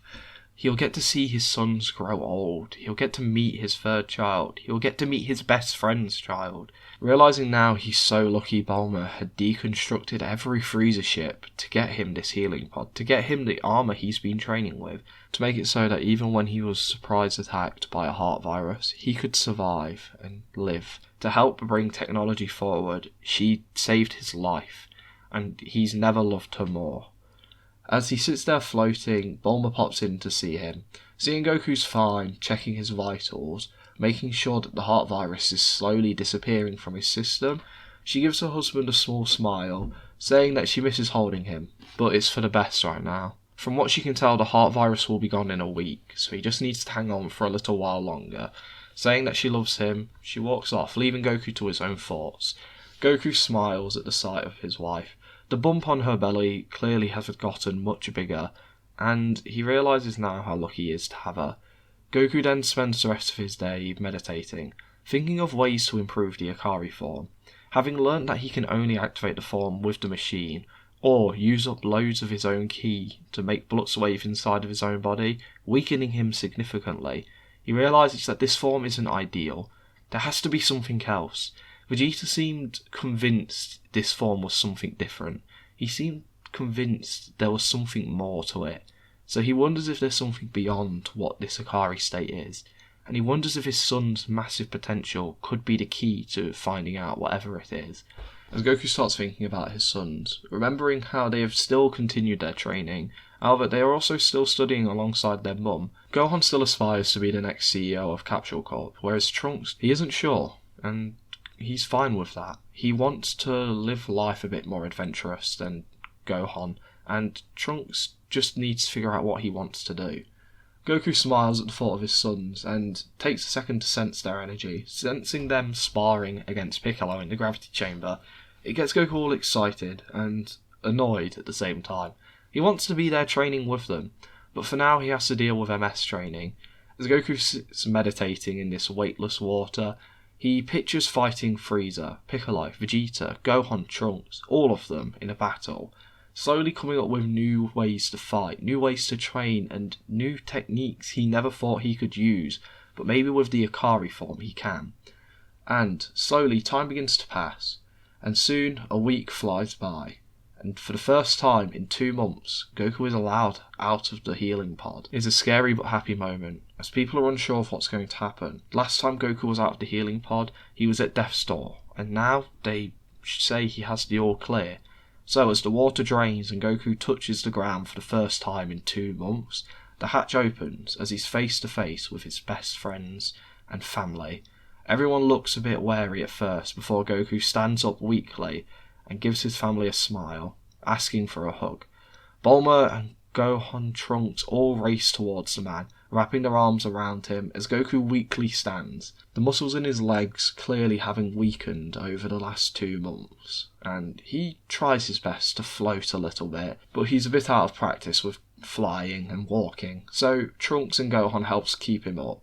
As Goku spends a second walking around giving his friends and family a hug and congratulating Chi-Chi and Krillin on their engagement, the Z-Fighters spend a bit of time celebrating, as Goku is put in a wheelchair and moved around Capsule Corp to gather all the food he can. Having not eaten in 2 months, having been solely fed through a drip, Goku is excited to be eating some normal food again, piling his plate higher than anyone else, hopefully to get some muscles back in his body, but also just to enjoy the taste of food once more.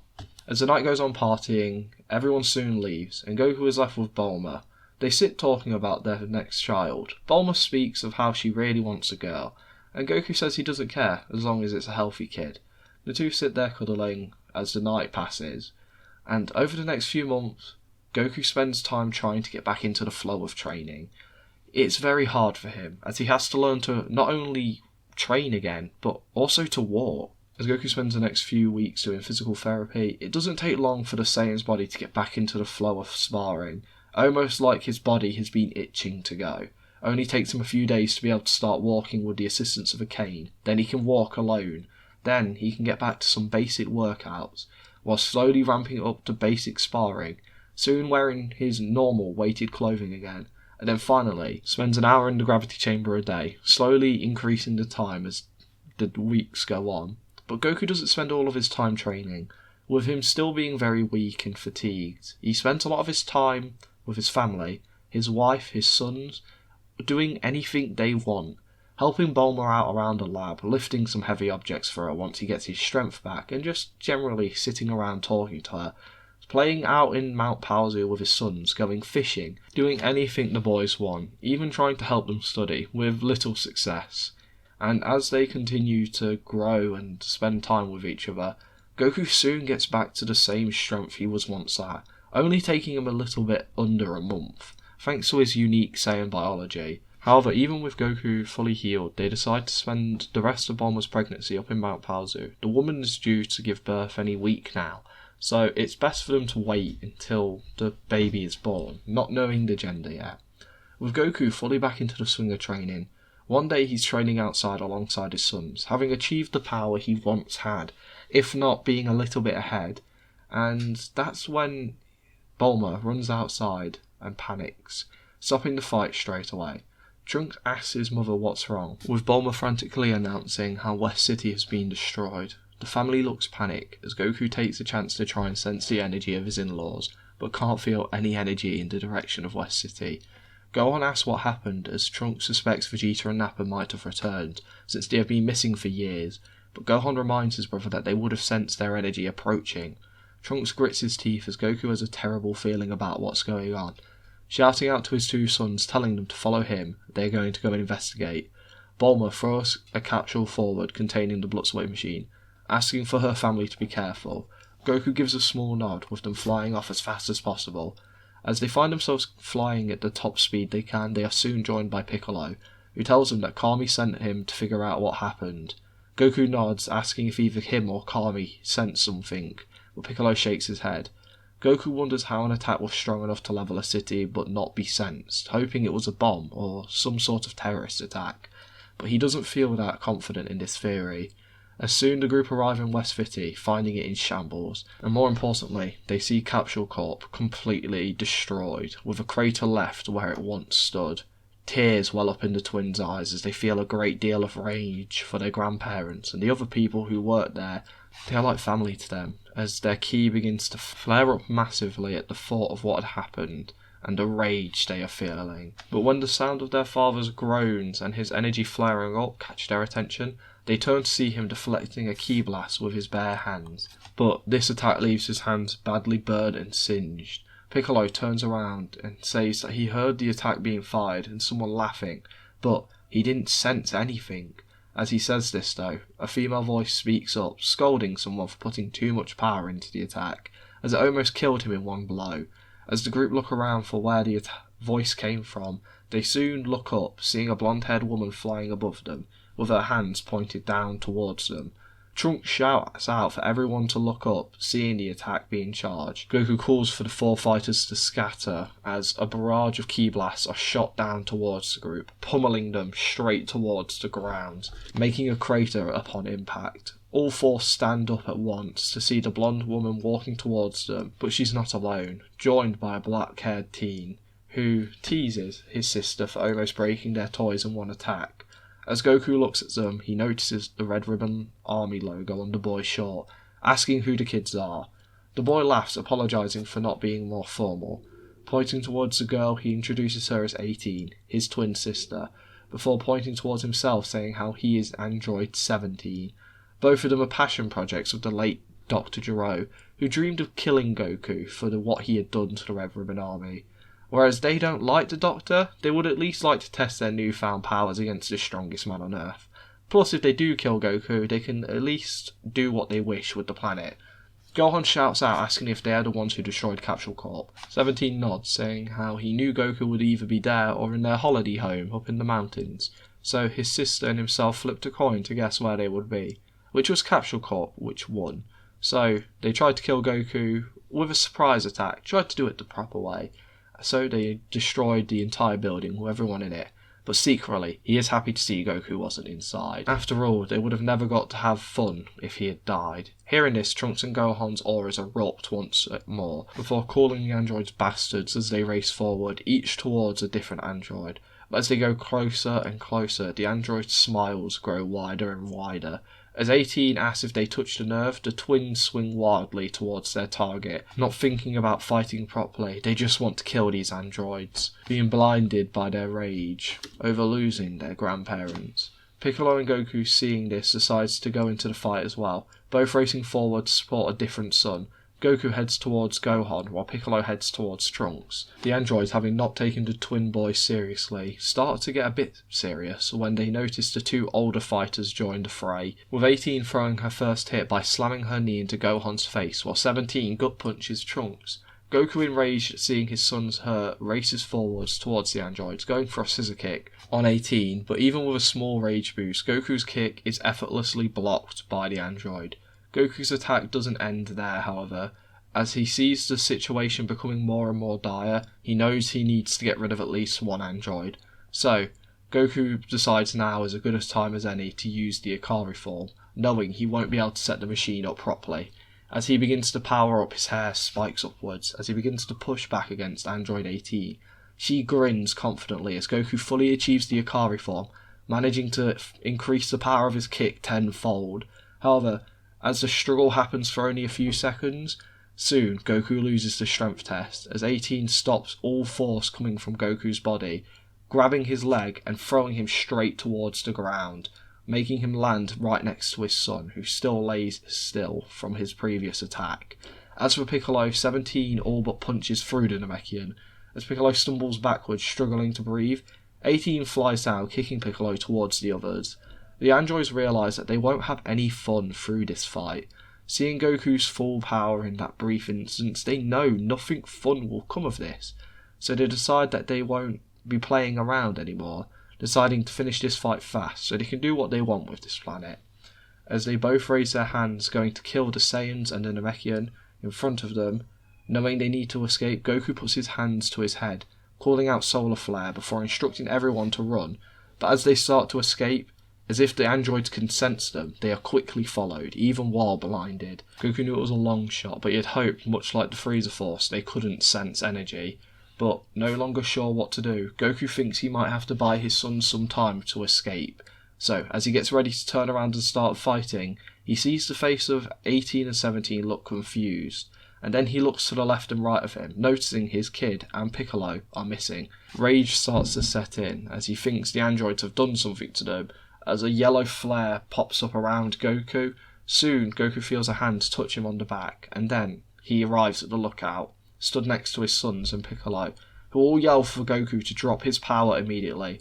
Goku, kind of stunned but catching on, quickly does so, powering down from the Ikari state, and then dropping down to base form, almost hitting 0 on the percentage of his power, dropping to the floor. As it takes Goku a few seconds to understand what happened, Kami explains how he had been watching the fight, and the moment things had gone poorly, he knew he had to find an opening to step in and save everyone. So he started saving them one at a time, and just left Goku till the end. That's where everyone had gone. Goku thanks Kami as he tries to figure out what to do next, knowing that even if all of them were to use the Ikari form at full power, it wouldn't be enough. But Kami comes to Piccolo with an idea, saying that if he and him were to fuse, they would become one again. They might stand a chance. Of course, Piccolo thinks this is a good idea, but knows they need Dragon Balls to revive all of those who had died during today's events, so they need to wait a little while before doing so. Which is when Goku has the idea to use the Room of Spirit and Time, bring it up to Kami and asking if it would be possible for him and the twins to use it. Kami looks slightly hesitant, still thinking that him and Piccolo fusing is the best idea, even if it does mean losing one city. So Goku decides to make a deal with him. While him and the twins go into the time chamber to train, Piccolo and Kami collect the Dragon Balls, wish back the city, and then, when Goku and Piccolo come out, If they aren't strong enough, they can fuse. This way, all those who had died return, and Kami can still go through with his plan if needed. Piccolo agrees to this, and Kami's left a little bit unsure still, not wanting to leave the Earth defenceless for 24 hours, but he agrees. So, Goku and his sons head down to Korin's tower, grabbing a few senzu beans before heading off into the time chamber, getting ready to begin their training. All the while, Piccolo and Kami get the help of the human Z-Fighters to collect the Dragon Balls discreetly, using machines, the Nimbus, anything they can to get around the planet without using their ki. As for the androids, they prove that Bulma isn't the only one to benefit from Frieza tech being left on Earth, as they use the Scout tech implanted into their bodies to try and locate Goku, but they are having no luck. After trying for an hour, they soon get bored, but they have a plan to bring the Saiyan out of hiding, so they pay a visit to the one person Goku will come running to, as they fly off towards a mountain. Goku, Gohan, Trunks all arrive in the time chamber. The two boys are taken aback by the emptiness of the room. Goku looks towards his kids, telling them that for the next 8 months this is where they will be training. Both kids get ready, wanting to avenge all of those who died at the hands of the androids, allowing Goku to see a flash of gold emit off them. On the outside, Bulma finds herself being escorted by Krillin in a plane to Kame House, where she is caught up on everything, learning that Krillin and the others are currently collecting the Dragon Balls to revive all those killed by the Red Ribbon robots, while her husband and kids train to defeat them. Hearing this, Bulma wonders if she can help in any way. After helping out with Frieza, she wonders if she can do anything in this fight to contribute.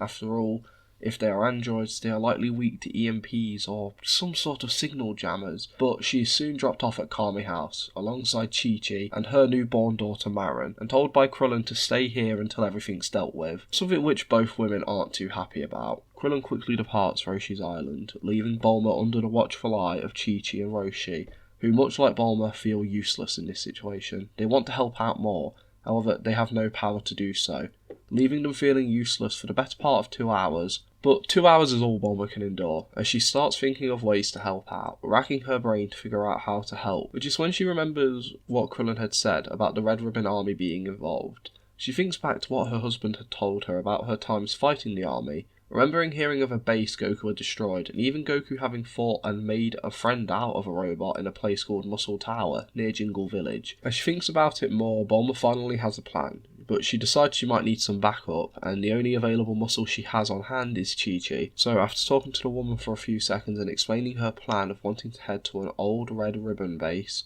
to look for weaknesses of the androids or any information she can gather which might help the others in a battle. However, she would like Chi-Chi to go with her just to have a small bit of backup, in case the places are occupied. Chi-Chi, who is annoyed just as much as Bulma of being put on the sideline, nods her head, wanting to help, so Chi-Chi leaves Marin in the care of Roshi, while herself and Bulma head off towards the location of the Red Ribbon Army base, using one of Bulma's ships. We see the other Earthlings spreading across the planet, each travelling in car or plane, or some sort of vehicle, in search of the Dragon Balls, while Kami and Piccolo sit silently, trying to figure out the location of the androids, but due to not being able to sense the energy of them, they can't pin them down whatsoever, making the endeavour a bit pointless. However, they can follow the energy of towns which are being attacked, but since their last encounter with the androids earlier, they haven't shown up at all. No other towns have been attacked, nowhere has been hurt. In fact, they haven't felt or heard anything about the androids in a while, making Kami nervous and desperate to fuse with Piccolo, while the other Namekian can only hope that Goku and his sons don't take too long. After 2 hours of flying, Bulma and Chi-Chi find themselves in the ruins of the Red Ribbon Army base. Bulma and Chi-Chi are amazed to see the damage dealt to the base, wondering if it was all done by Goku. However, they don't sit around too long thinking about it. Instead, they choose to land in the base, and find themselves heading towards what they can only presume to be the main building of the base. Once getting inside, Bulma starts digging around through rubble and soon comes across a computer in mostly working condition. After connecting the computer to her own, she starts rummaging through all the files they have on the androids. There's not a lot here, however they do find some information out. She finds out that there's an android out there called Android 8, something that Bulma can remember Goku bringing up in a conversation they had a long time ago, and also the name of the scientist who was working on the android product, this being Dr. Gero. Bulma recognises this name, and actually remembers reading something about it, and as Bulma sits there thinking for a few seconds, trying to remember why she recognises the name, Suddenly the base starts blaring massive sirens, as a failsafe had been activated by Bulma, causing the base to enter self-destruct mode. Both women hearing this begin to panic as massive alarms blare throughout the entire base. Panic begins to set in, and Chi-Chi, not wanting to waste a second or risk running back to the plane, grabs Bulma and flies at her top speed to get herself and Bulma out of the blast radius. Managing to escape the explosion, the pair sigh in relief while floating in the air. Bulma thanks Chi-Chi, who shakes it away, saying she couldn't leave her friend, as they smile. Then the sound of someone sarcastically gagging, while saying, "Oh, this lovey-dovey stuff is going to make me puke. What about you, sis?" As the two women look back to see the androids, Chi-Chi panics, not wanting to be here for a second longer, as she turns around and tries to fly as fast as her body will allow her, but it's not enough. As Android 18 appears in front of her, Chi-Chi goes to turn around, but 17 is standing and waiting. Chi-Chi and Bulma both share a worried face with one another, which makes 18 laugh as she tells the two women not to be worried. They're only going to hurt one of them, and the other one isn't going to get hurt at all, as Chi-Chi once again looks around before trying to dive away from the androids, only to then feel something grab her by the throat, and Bulma being ripped away from her grasp. Chi-Chi tries to fight back, however it's pointless, as soon she is swiftly kicked in the gut, followed by a hammer arm to the back, sending her into the crater of the remains of the base. 17, now holding the struggling Bulma, who's trying to break free of his grasp, looks down to the hardly awake Chi-Chi, shouting out, telling the woman to tell Goku they'll be waiting for him at Muscle Tower, and they expect him to show himself before the day's end, or else Bulma dies. Chi-Chi tries to stand, hearing this, but soon passes out. She wakes up a few hours later atop of Kami's lookout, confused at where she is, before she sees Krillin, who hugs his partner at the sight of her waking up, asking if she's alright. Chi-Chi nods before remembering what happened, shouting out for Bulma. When getting no response, she frantically searches around, hoping they got her friend back, or it was all a bad dream. But to her horror, Bulma is nowhere in sight. Piccolo, confused, asks what happened to Bulma, having assumed she was still at Roshi's house. However, this causes Chi-Chi to explain the events of what went down. Hearing this, everyone is shocked and confused at what to do. Krillin, out of all, feels the worst. His wife survived, and that's all he could think about, whereas his best friend's wife might not make it to see another day. He feels ashamed that he's not only not able to do anything, but of how he felt. A bit of debate happens throughout the group, trying to figure out what the best thing to do is with the Dragon Balls and Goku and his sons. Getting them out now could allow them to have some time to plan on how to attack the androids, whereas leaving them in there would allow them to gain some more strength. And soon, after a bit of back and forth, it's decided that the group will not only hold off on making the wish on the Dragon Balls, in case things are to go unfortunately wrong later. They are also deciding not to disturb Goku, Trunks and Gohan in the hyperbolic time chamber, to avoid the Saiyans losing focus and sight of their goal. Still having 3 hours left of daylight, they plan to bring them out just before the sunset to allow them to get as strong as possible, meaning everyone is forced to sit around. Even the androids sit at Muscle Tower. Having trapped Bulma on the top floor, they mess around exploring the lower floors, trying to entertain themselves, but not having much success in doing so. However, they know not to go too far in case the humans or Goku tries to save Bulma sneakily. As for Bulma, she sits atop the tower screaming and cursing towards the androids that her husband is going to kick their ass when he shows up, which is amusing to the androids for a little while before it gets annoying, making 18 tell the woman to shut her trap before she makes it so the old hag never speaks again, causing Bulma to continue shouting at the top of her lungs. There's one thing Bulma knows, and that's that 18 and 17 can't hurt her until Goku is here. After all, they lose all negotiating power and debate they have set if they hurt her. So she begins to scream at the androids for calling her old. 18, annoyed, knows she can't kill or hurt the woman in case it changes the plan Goku has. So, 2 hours painfully pass by as the group start getting ready to alert Goku of what's happening. But that's when the sound of the time chamber door opening is heard. Goku talking to his two sons silently in the distance, and 3 massive powers appear. Everyone looks to see Goku, Gohan and future Trunks, stood in their tattered up clothes and all in the Ikari state. At the sight of everyone at the lookout, the trio are relaxed. Seeing everyone makes them calm down. It means that everyone is okay and no one's hurt. But that's when Piccolo breaks the news to them of what happened. He explains to the Sun family boys what is going on, and that's when a weird look overtakes Goku's face. It's nervous. No, it's horrified. as without wasting a second he turns to his sons, telling them to take a second and breathe, not to activate it, try and calm down. But it's almost like he's talking to a wall.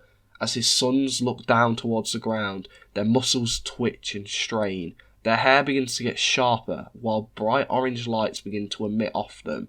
And soon, a massive flash of it blinds everyone on the lookout, and as if the sun had risen once again, lights up the surrounding area.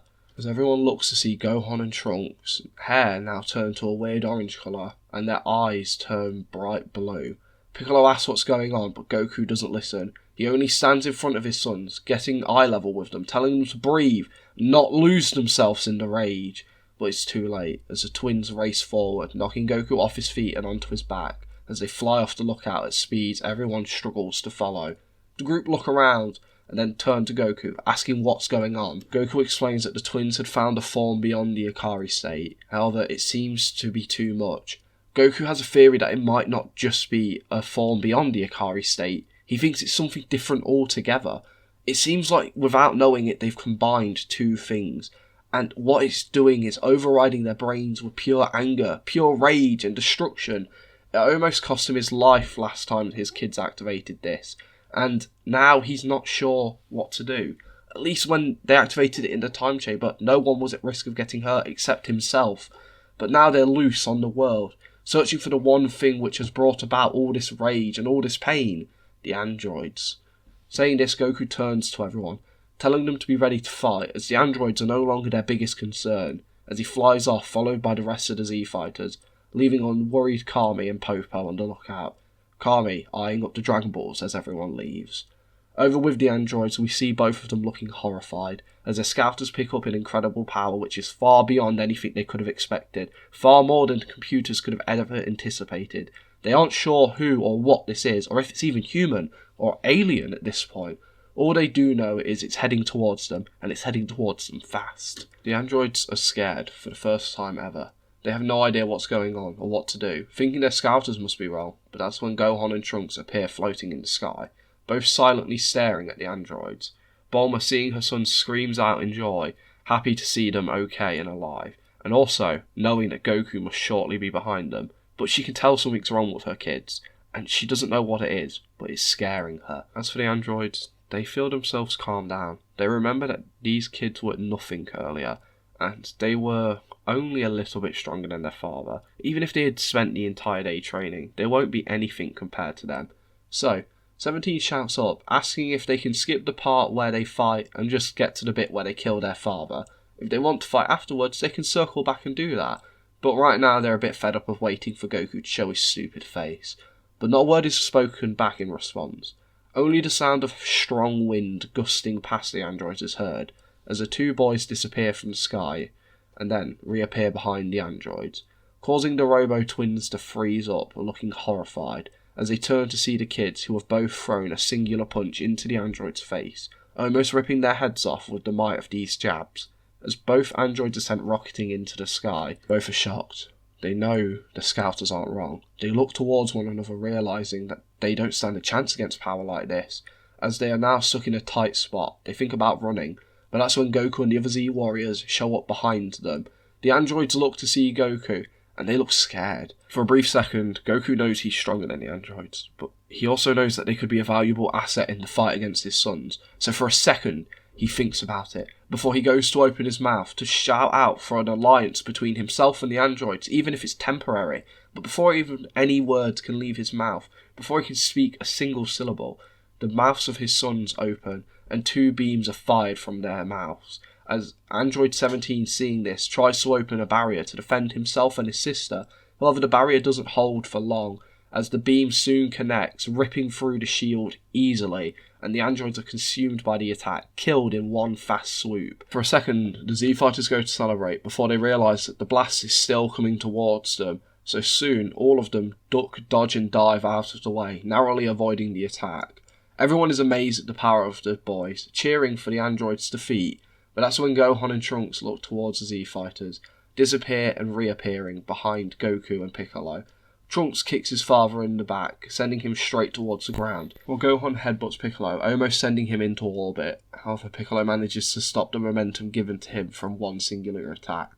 As both of the strongest Z warriors are out of combat for a few seconds, the two Saiyan hybrids turn their attention towards the humans, lifting their hands to fire a blast to kill all of them off.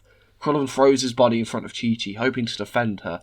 However, the Saiyan hybrids flinch for a second at the sound of Bulma shouting for her sons to stop what they're doing. Bulma, having watched the whole thing, is worried for her sons, and she can't watch it anymore. She has to interfere, even if it's just through her words, just trying to grab their attention for a second. And this second is enough. It allows Goku to get himself on his feet and race up to stand in front of his sons, grabbing them by their hands and asking them what they are doing, telling them to take a second and think about who they are looking at, who they're trying to fight, making the two boys hesitate. Their pupils flicker back into their eyes for a second as a look of worry fills their face. Goku feels like he's getting somewhere, and with a bit of worry still left in his heart, he tries to turn back to his friends to warn them to leave, just in case things go south. But that's when the pure-blooded Saiyan feels two fists hit him in the gut, causing a fountain of blood to escape from his mouth. Goku floats backwards weakly, looking to see his sons, laughing with blacked-out eyes once again. Goku shouts for his sons to listen to him, but they both start flying towards him at breakneck speeds to finish off their prey. However, before they can make a single attack, everyone realises that the sky has not long since turned black, and milliseconds after realising it, both Trunks and Gohan pass out, causing the hair to drop down to its natural blue colour. Everyone is confused for a few seconds before Kami speaks to them telepathically and tells them he used the Dragon Balls to put the boys to sleep, at least for a few hours.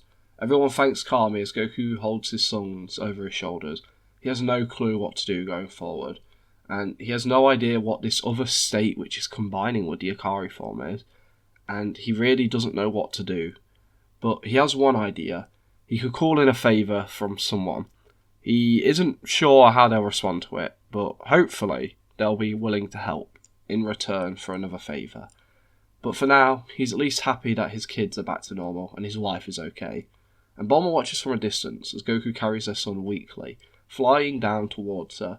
But she can't help but feel responsible. If she could have defended herself, maybe a bit better, or if she could have escaped on her own, maybe avoided what had happened here, she might have never had to watch what just happened to her sons happen. However, for now, the group relocate on Kami's lookout, as a slow realisation hits them that Capsule Corp and West City are still missing. It's a bit of a sour moment as their victory is tainted by this, but for now, it's a victory, and they'll just have to wait a year to fix all of this. However, both Goku and Bulma have things on their mind. Bulma finally remembers where she recognises the name Dr. Gero. It's a famous scientist she read in a magazine. She knows roughly the location of his base and wonders if there's anything interesting she could find there. Maybe some more blueprints on the androids, something she could improve upon. They seem to be incredibly strong, so maybe having a few of her own around wouldn't be a terrible idea. As for Goku, he's trying to figure out the next natural step for him to take with his training. Right now, he needs to get far ahead of his sons, so if that was to ever happen again, he can stop them. But truthfully, he isn't sure how he could do this. So for now, he's only got one thought, and that's going to be to call Vegeta. 3 weeks have passed since the attack of the androids, and the whole Son family finds themselves in another emergency. The sounds of crying ring throughout the surrounding forest of Mount Paozu, as Bulma turns to her husband telling him it's his turn to deal with the baby. However, Bulma notices that Goku has already left. Looking around their room, she spots her husband holding their newborn daughter in his arms with a smile. Over the last 3 weeks, the Son family was greeted by its newest member, Bulla, Goku and Bulma's first daughter, which has brought a bright light into the world after the tragic event of the androids' attack, which has left West City in complete ruins after the assault.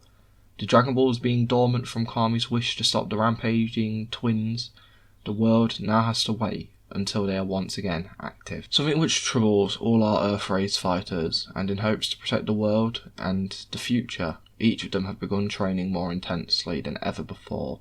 None more than Krillin, who has started training on a much more regular basis after feeling hopelessly weak in the last battle. Something which Chi-Chi is pleased to be seeing as her husband becomes a more active fighter in this timeline, as she also joins in with the training more frequently. As for the Brief and Son family, they are in a weird area, as each family member can't figure out what to do with themselves moving forward. Goku wants to help his son learn and master this new state they have found, but has no clue on how to do so, only having the idea of calling Vegeta in for a favour to get his thoughts on it. However, with Bulma just being born and knowing that his relationship with Vegeta is rocky at best, he wants to leave this for a last resort, and wants to try any other option he has before this. Both twin boys want to learn control their power as well. However, they are also trying to figure out what they want to do with their lives going forward into the future. Of course, Gohan still wants to attend school and become a scholar so he can ensure the future of his family business when he steps up to become a CEO of Capsule Corp. Something Bulma wants to see her son become, having tried to encourage Trunks to work towards it himself. However, the younger sibling thinks he will find all the conferences and meetings really boring.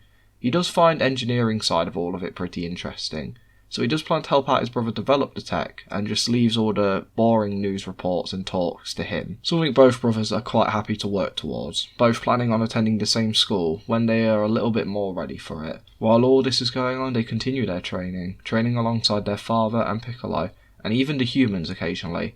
However, they vow not to transform and try their best to avoid it, not even using their Ikari state that often. As for Bulma, she finds herself interested in the insane doctor which had created the androids.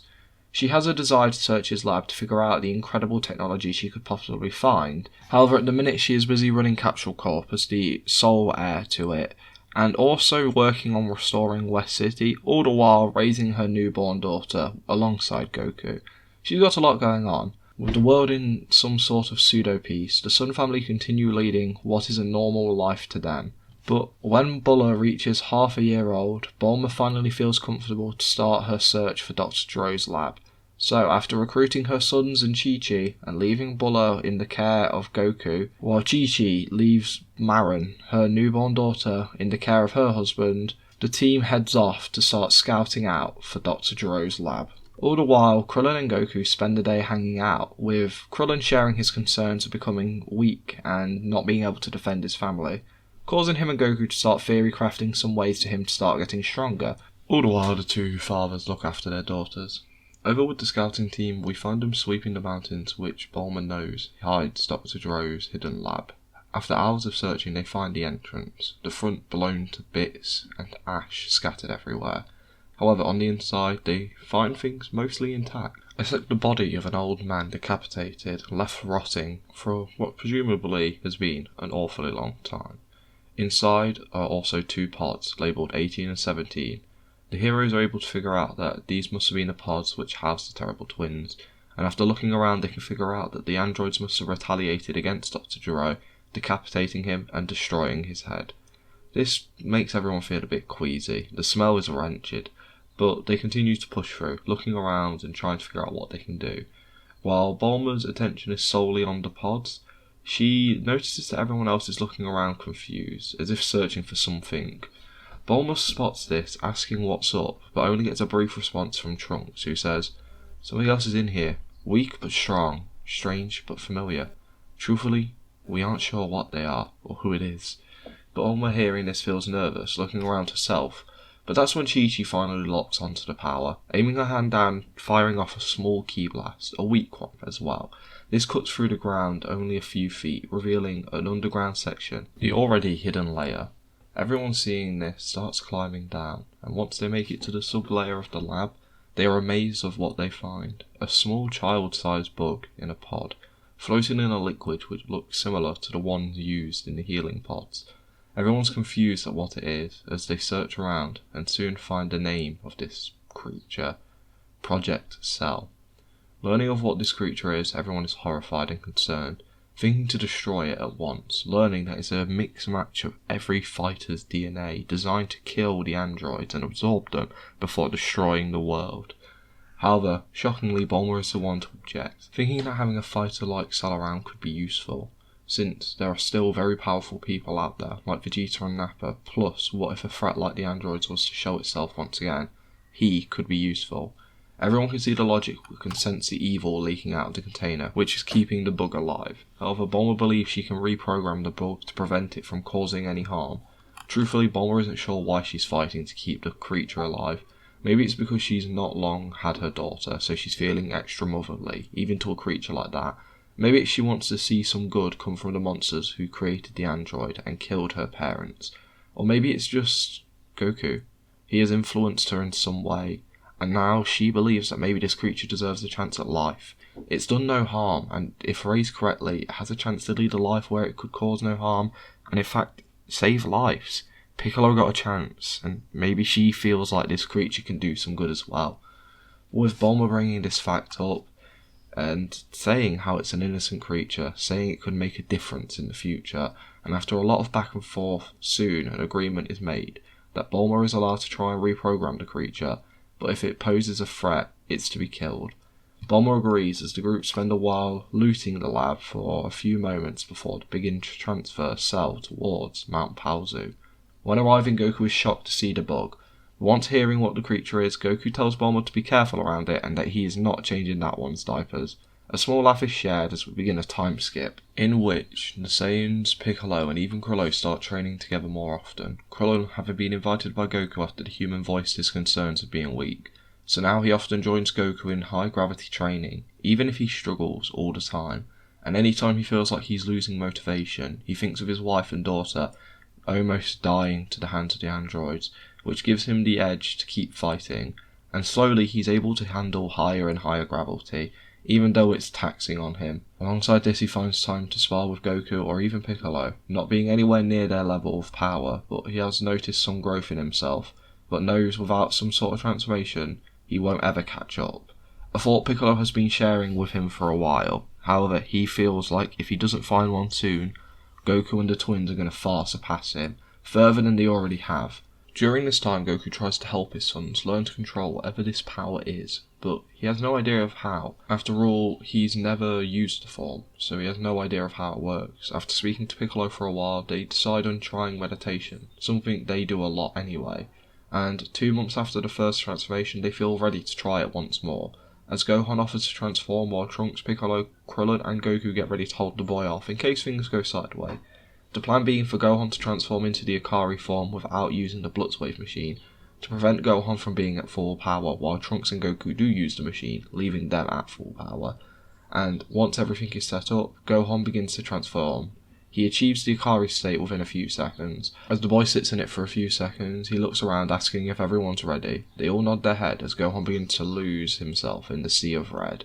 All the anger the boy normally contains is let loose. Thinking about losing his loved ones, grandparents, and the threat the androids brought to his world, Gohan snaps, letting out a powerful scream. A brief flash of yellow aura wraps around Gohan before turning orange, something Goku is quick to notice, as Gohan becomes a Super Ikari. Straight away, Gohan's power is massive. For a few seconds it looks like Gohan has control before he begins to attack everyone. All the Z fighters are quick to work together to stop Gohan from killing anyone or destroying the planet.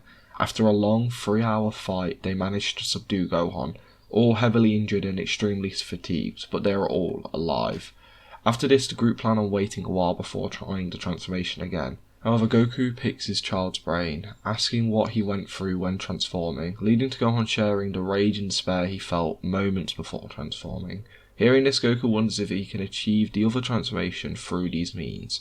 As for Bulma, she spends this time working on Cell, caring for her daughter, and also running Capsule Corp. The woman spends most of her time working at Capsule Corp, trying to make sure that peace is kept. After all, the world's in a bit of hysteria after the android assault. However, when she's got a free moment, she spends it with her daughter, and when she's even got a little bit of time away from that, she works on Cell. And the woman has made good progress so far on reprogramming him. Noticing that her husband and son's DNA is inside the creature, she starts trying to use this to increase the goodness inside her Cell, and also hoping to flush down the suppressed cells of Frieza and his forces. She also tries implementing some of her own, knowing that she is a good person at heart, and also hoping this will bring a pseudo-intelligence to Cell. And soon, a year passes since the android attack, which means the Dragon Balls are once again active, meaning the Dragon Team can undo all the damage done by the androids. With something the Dragon can grant easily. However, in a shocking twist, after wishing for all damage to be undone, The dragon asks for the second wish. Everyone is surprised until they hear an explanation from Kami, who explains that he spent his full time in the time chamber to make sure that he could buff the dragon massively. So now the dragon can not only grant 2 wishes, but can grant wishes at a stronger demand, meaning the dragon overall is just much stronger. Hearing this, the group wonder what to wish for, but Goku, having a wish in mind, asked if he could make it. Piccolo and Krillin are both a bit bummed having one in mind themselves, but knowing what Goku is about to ask for, they nod their head. As Goku asks Shenron for knowledge on any transformation known about the Saiyans and how to achieve it, the pure-blooded Saiyan is hoping to learn how to control this new state his sons have found, or at least how to activate it himself. This leads to everyone learning the legend of the Super Saiyan and the Super Saiyan God, while also learning a little bit about the Ozaru form. Goku, hearing about the Super Saiyan, believes this is likely what his sons had achieved, but make sure to take a mental note on what that Super Saiyan God was. They don't have 5 pure-blooded Saiyans yet, but it might be a good idea to keep in the back of his mind. Having heard the legend, he thinks some of the facts must be wrong. However, knowing the name, having an idea of a way to achieve it, and now knowing the legend, Goku knows he must try to achieve the form, but that's for later. Right now, they celebrate. They celebrate the fact the world is finally returned to normal. With this damage undone, the Sun family returns to Capsule Corp, hugging Mr. and Mrs. Reefs. 4 years of peace begins on Earth. Bulma spends his time working on Cell, now backing away from CEO as Capsule Corp, and now getting to spend her full time committed on working on Cell and looking after her daughter, alongside Goku.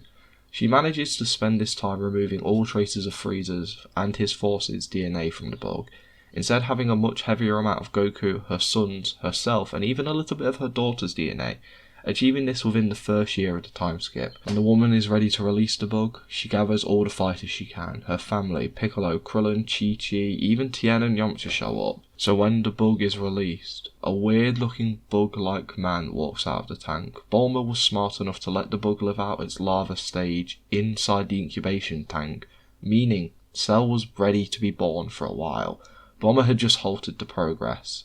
At first, everyone is ready to fight, as it hisses slightly before looking towards Goku. A smile creeps along its face before it speaks. Son Goku.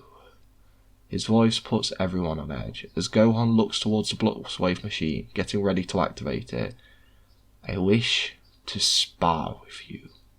Everyone hearing this looks at one another before the bug smiles, a scary but warm smile.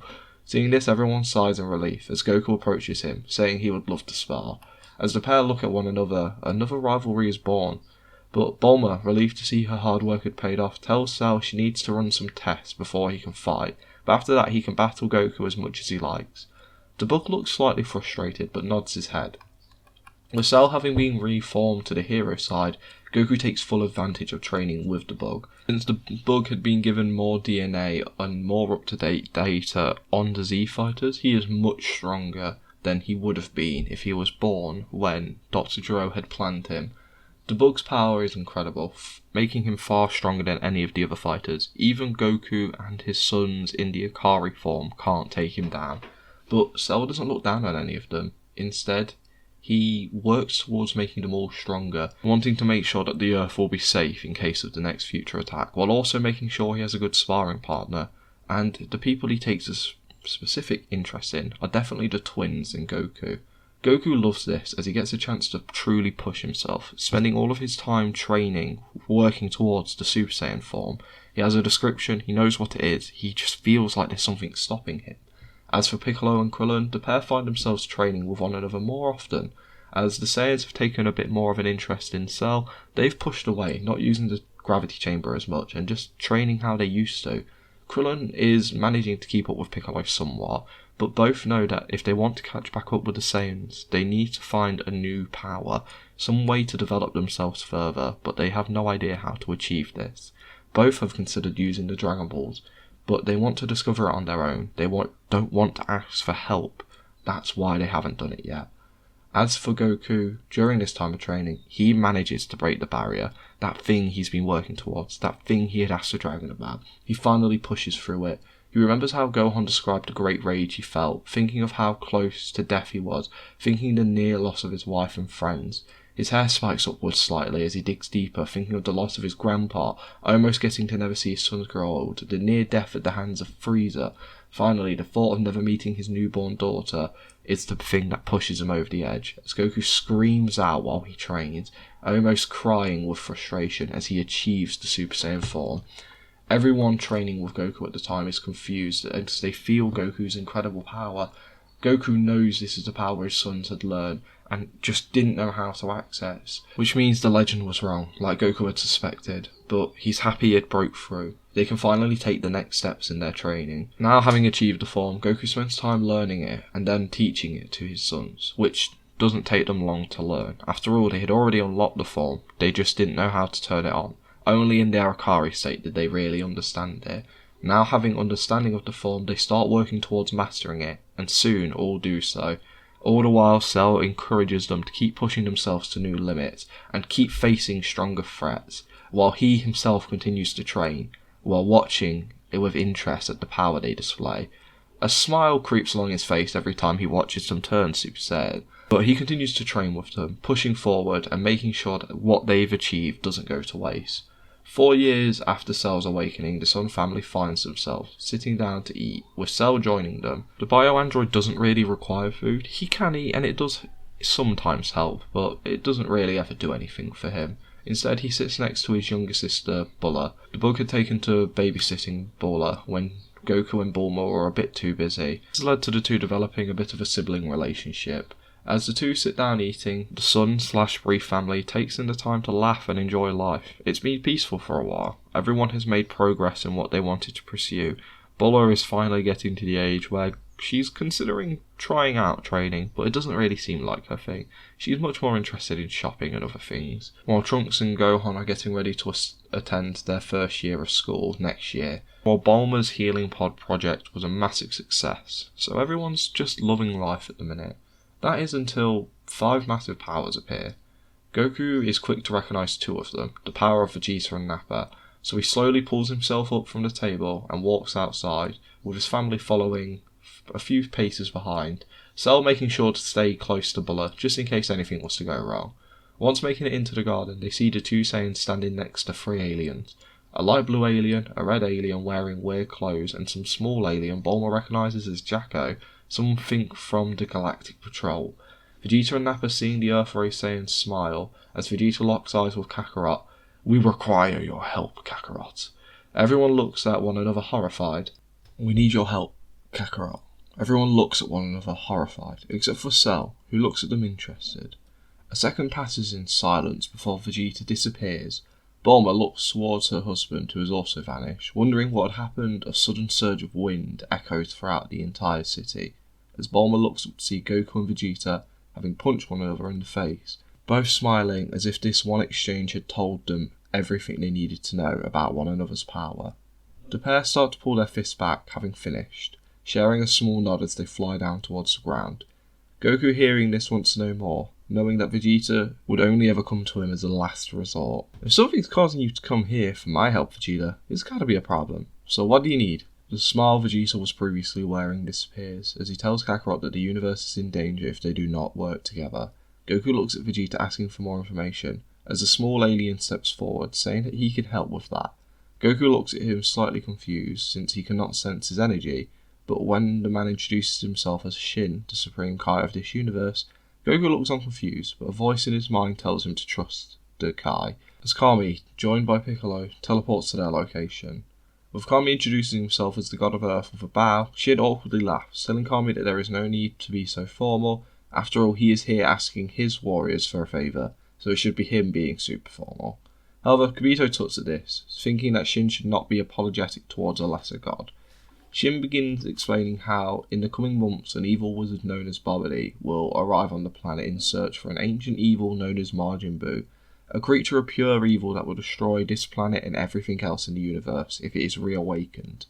Hearing this, the Earth Warriors present look concerned, asking why they don't just stop Babidi before he arrives on the planet, making Vegeta speak up saying that they tried that. However, they hardly stood a chance against Babidi's strongest warrior. He tore through them like they were children, and even when they went Great Ape, nothing seemed to work. They were just child's play to him. Piccolo, knowing the strength that Vegeta and Nappa possess currently and how much they can achieve with the Great Ape state, can calculate how strong they would be, and is surprised to think that there is a creature out there stronger than that. He asks how they stood up to him as a whole, and Vegeta goes on explaining that even with all of the Galactic Patrol's strongest warriors, himself and Nappa, they hardly stood a chance. The creature was incredibly powerful. It made Frieza seem like a joke. Even both of them in the Great Ape hardly stood a chance. They hardly even scratched it.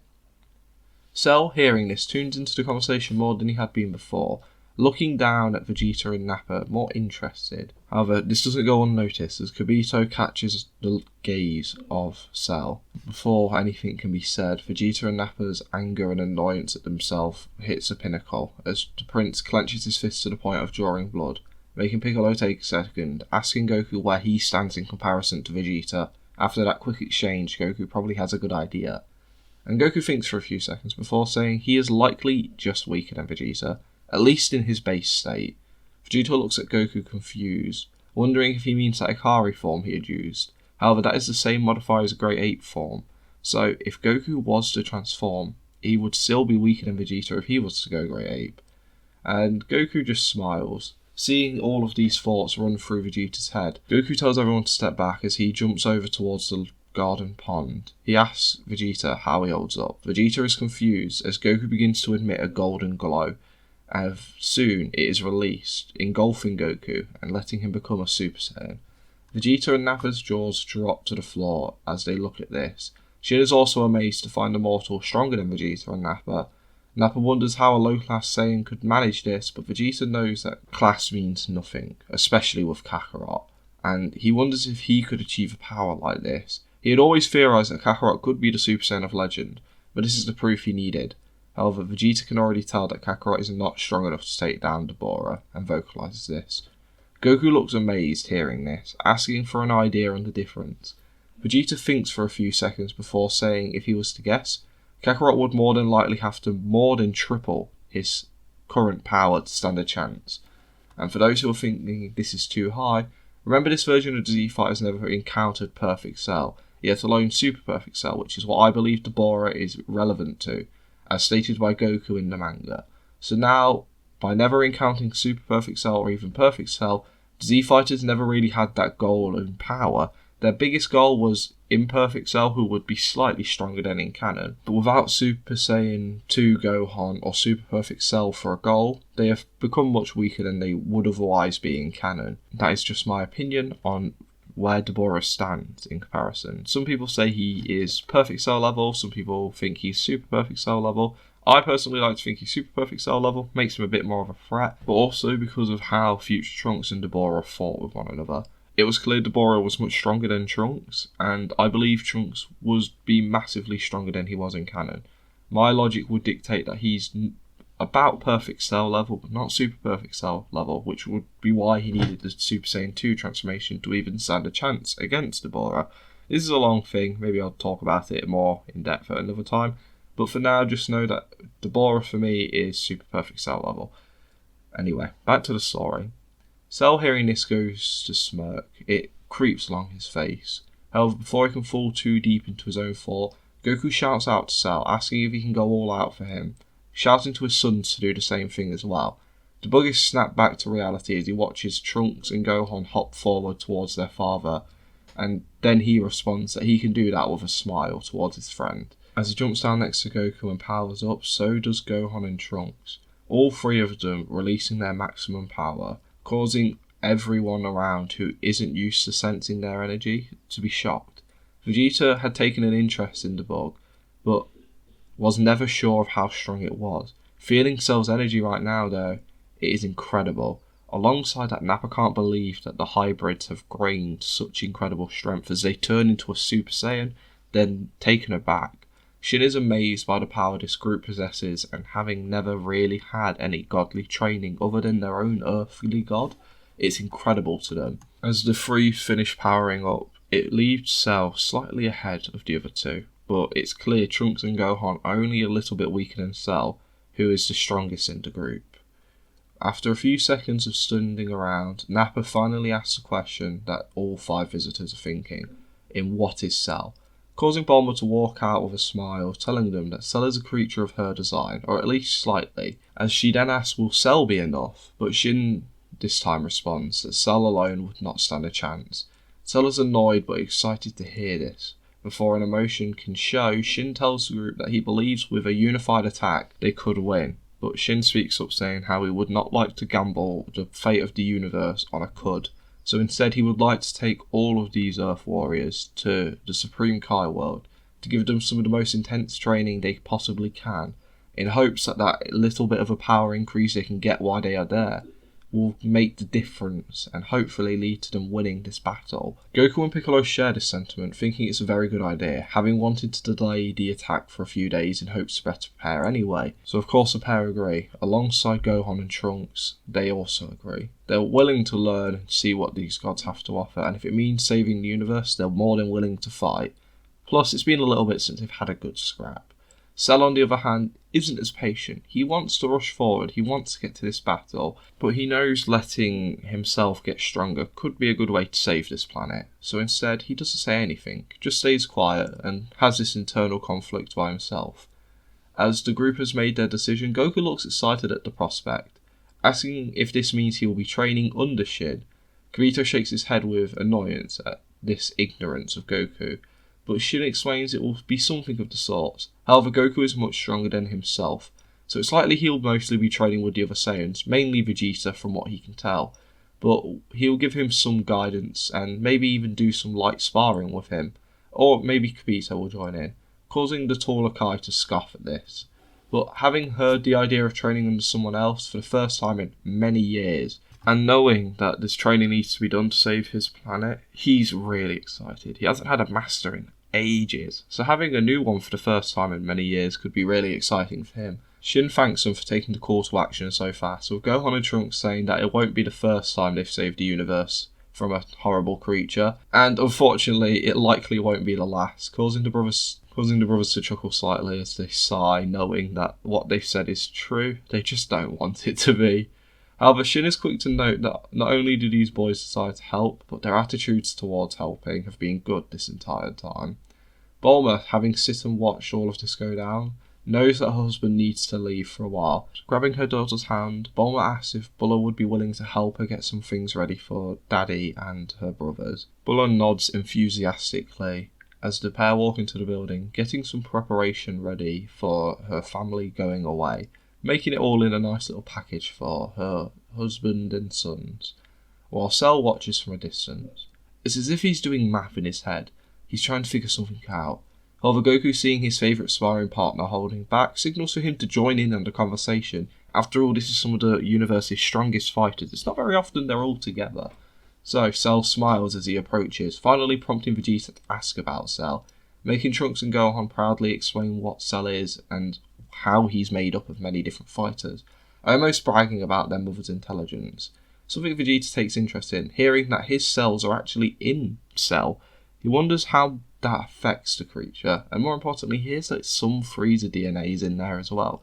It's all very concerning to Vegeta, but for the most part, Cell's aura seems really good and calm, even friendly, so for now, he'll trust him.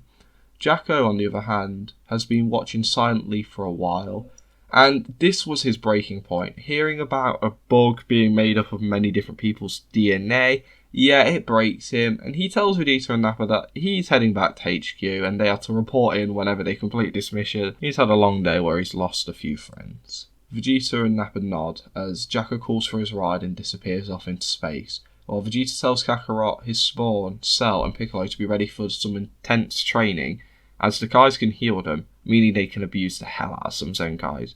Goku smiles at this, knowing that this means he and Vegeta can finally have another all-out brawl, while Piccolo looks interested in the idea that the Kais can heal. Nappa, on the other hand, looks towards Cell, wanting to definitely have a fight against him. Gohan and Trunks know they'll end up training together anyway, or maybe even with Cell, so they're not too worried. With every Saiyan's present blood boiling to a breaking point, Goku's name is shouted, grabbing his attention. He turns around to see his wife holding a case in one arm, and his daughter in the other. Goku flies up to collect the capsule case, with Bulma explaining that there is a great feast in this capsule. She had made it in case her husband had decided to head into the time chamber once again, but it seems like right now might be the best time to give it to him. Goku thanks Bulma before the group of warriors all grab hold of one another and are teleported away, with Bulma shouting out for Cell to come back soon. Cell smiles as he waves, saying he won't be gone long. As the group teleport away, they arrive on what Vegeta calls the world of the Kais, and where they will be training for the next few days, maybe even weeks. The earthly fighters have to take a moment to take everything in. Once getting their bearings, they ask what sort of training they are going to be doing, making Vegeta smile as he explains he and Nappa mostly spent their time sparring with one another. However, Kibito might join in with them every now and again. Shin nods, apologising once more, telling them that he can offer to heal them whenever they need it, but they are much stronger than him, and he would likely just slow them down if he was to train alongside them. Hearing this, everyone begins to get ready to start their training. However, Shin pulls the twins to the side, asking if they would like to try something out, a very special form of training. Hearing this, the twins look at each other, confused but interested, nodding their heads, shouting out to their father that they're going somewhere with Shin to do some training. Goku nods, telling his sons to try their best at whatever they're doing, and to be good. The pair nod as Shin asks Kibito to keep an eye on our heroes, as Goku and Vegeta waste no time, jumping straight into training with one another, while Cell takes on both Nappa and Piccolo. All the while, Gohan and Trunks are led away from the battlefield. Gohan is confused at where they are being taken to, but trusts Shin's intentions are pure, while Trunks feels like the energy of his father and Vegeta battling, trying to watch the fight while not being there. After a short flight, Gohan and Trunks find themselves at the top of a mountain where a sword is embedded. Shin looks towards the boy, saying that this is a weapon known as a Z-sword. It's said to gift the wielder with great power, however no one has been able to draw it from the stone. However, he believes they are the ones who can do it. One of the twins will be able to wield the sword and save the universe. Both Trunks and Gohan, hearing this, get excited at the idea of being heroes. Trunks loves swords, he thinks it's super cool, and he really wants to use it. However, Gohan shows his more mature side, telling his brother that they need to take this seriously, as like Shin said, the fate of the world and the universe is on the balance, and it's relying on them to be able to draw this weapon, causing the stars in his brother's eyes to disappear as he turns to Gohan, nodding. Shin is slightly shocked at the teenager's maturity, as he asks who will be trying first. Trunks, having a fascination with the weapon, really does want to go first, but knows that his brother, being more mature, likely deserves to go first. Gohan thanks his brother as he steps forward and places his hands on the hilt of the weapon, and he begins to pull and strain with all of his might, trying to move the sword even just an inch. While straining, pulling the weapon up, he even jumps up to his Ikari state, hoping to do something. This form catches Shin off guard, however it doesn't matter how much Gohan tries, he cannot get the sword to budge whatsoever. He thinks about going Super Saiyan, but realises he's absolutely exhausted. So trying to get a breather, he tells his brother to give it a go. Trunks looks confused at his brother, wondering why he gave up lifting, but Gohan says it makes no sense to tire himself out, they should try do it bit by bit together, allowing for breathers. Trunks takes a closer look and can see his brother is actually sweating a bit, so nods, tagging him for his brother and powering up to Super Saiyan, as he begins to pull on the sword with everything he can, as both Shin and Gohan watch the sword budge ever so slightly as it is lifted out of the mountain an inch or maybe two. However, Trunks is exhausted from this, releasing his grip on the handle and panting for breath, but Gohan shouts out that his brother nearly had it. Trunks nods, saying that together they might be able to do this, with Trunks standing back up for what the brothers hope will be the final try. As both power up to Super Saiyan, they wrap their hands around the hilt of the weapon, giving another confirmation as they begin to lift with all of their might. Shin stands watching, and the ground beneath him begins to crush and crumble under their power, causing the Kai to take flight while Gohan and Trunks continue to pull, feeling the blade loosening and loosening. Trunks shouts out to Gohan that they just need one more push, as the pair let out a scream which all but shakes the planet, with the pair getting wrapped in an aura of lightning for a brief second before the blade is pulled from the stone, held in the air by both the twins, who smile brightly before the weight of the weapon hits them, causing them to go crashing towards the ground, making both have to use all of their strength to pull up from the drop. Shin smiles while looking, asking if they feel any different, but the kids shake their heads, wondering if they need to get used to holding it alone to feel the benefits of the sword.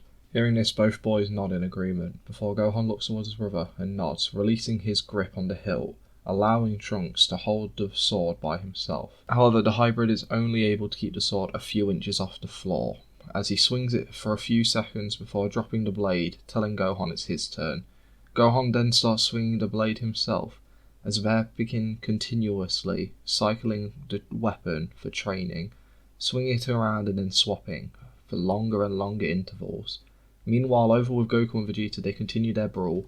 Vegeta is annoyed that Kakarot has yet to transform into a Super Saiyan, believing he isn't taking this fight seriously, causing the Prince to try his hardest to get the Saiyan to transform. However, Goku for now is fighting base to base, just enjoying the almost even battle him and Vegeta are going through, all the while taking in the development Vegeta has clearly gone through during the years in space, seeing that the Prince has developed some new strategies and ways to move, and he finds Vegeta's new way of moving so weird. It's as if the Saiyan Prince is trying to move without thought, but that just can't be right. As for Piccolo and Nappa, they are having a hard time fighting against Cell. Even with the bug holding back, Cell is too powerful for the pair of them. However, Cell doesn't treat this maliciously, or even cruel. He just smiles throughout the fight, even giving some advice to Nappa and Piccolo on where they can improve, just enjoying a good workout and a battle. However, all this does is annoy both Nappa and Piccolo, who try all they can to pose a threat to the Biodroid. Capito watches annoyed, hating that mortals are so casually training on the world of the Kais, but it's Shin's orders, so he knows to follow them, even if he believes they are wrong. So the Kai observes, finding Goku and Cell to be the worst offenders to his beliefs. However, the Kai does find the one known as Piccolo to be the most bearable thanks to his godly heritage. The Namekian seemingly has some grace and tact to him, but maybe even some minor amounts of God Ki, since it seems that Piccolo has acknowledged his and Shin's presence on multiple occasions without him ever realising. As the two groups continue their training for the next few days, the group make more and more progress, with Gohan and Trunks being able to wield the sword for longer and longer periods each day, while Goku learns of Vegeta's life in space, his defeat of King Cold and the day he joined the Galactic Patrol, plus the training partners he found in someone named Mirus, or the training he and Nappa had gone through, or at least tried to go through, under a group of aliens named the Yardrats. However, Vegeta shares that he has hardly made any good ground on learning any of their techniques. Even though they all sound very interesting, something about their training style just doesn't work with the Saiyan Prince. However, Vegeta actually believes maybe Kakarot and his group could benefit off it. Both Mirus and the Yardratians sound very interesting to Goku, but for now he knows he needs to concentrate on Bobbidi. After all, that is the biggest threat to the universe yet. The group are on good tracks to be strong enough to take down Bobbidi and his forces, but a message from Kami causes a halt to the whole training operation, as the god of Earth warns his allies that he has begun to sense unique evil energies on the planet, having sent Krillin to stop the initial search party, but he warns the group on the Spring Kai world that he believes the wizard has finally made his way to Earth faster than they had anticipated, and they will begin their search for Boo's egg soon. So he asks for the group of his strongest warriors to return home, in hopes to stop the wizard before anything bad can happen. So after quickly gathering around with one another, then grabbing hold of Shin, they are teleported to Kami's lookout, where they are greeted by Kami and a roughed up Krillin, who smiles when Goku arrives, saying all their training did pay off, as he managed to stop a few aliens that he would have never stood a chance against years ago. Goku, happy to see Krillin is feeling the benefits, wants to ask more, but the feeling of a powerful ki touching down or appearing on the planet stops him. Turning to Vegeta, he asks if that's the fighter that stopped him and Nappa, making Vegeta nod, as all who can sense ki feel the massive weight of the Bora's energy. Goku looks at the group, knowing that the battle is about to begin. Hi, yeah, this is a quick editorial note. This arc is taking place a whole year before its canon counterpart. I mentioned that 6 years had passed in the last part, but didn't actually bring up the fact this is happening earlier. That all being said, it doesn't really add much, just so people understand why I'm using the younger renders for Gohan and Trunks, and just some other things which will happen later on.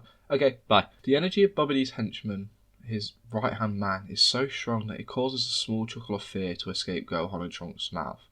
Cullen explains that when he arrived to counter the wizard's forces in Hercule City, he was met by an army of the undead. Hundreds of Frieza soldiers were attacking civilians, and it's not just there, it's all over the world.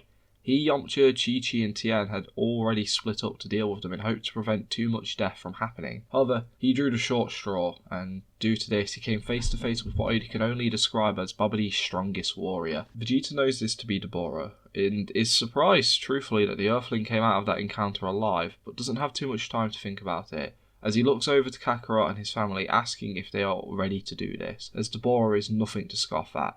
Goku nods, gesturing his readiness to go, as he turns his attention towards everyone else in his group, telling them to be ready for a fight of their lives. As he scans through the group, he spots his sons powering up, Piccolo dropping his weights before his eyes land on Cell, who looks excited, something Goku can't help but admit feeling himself.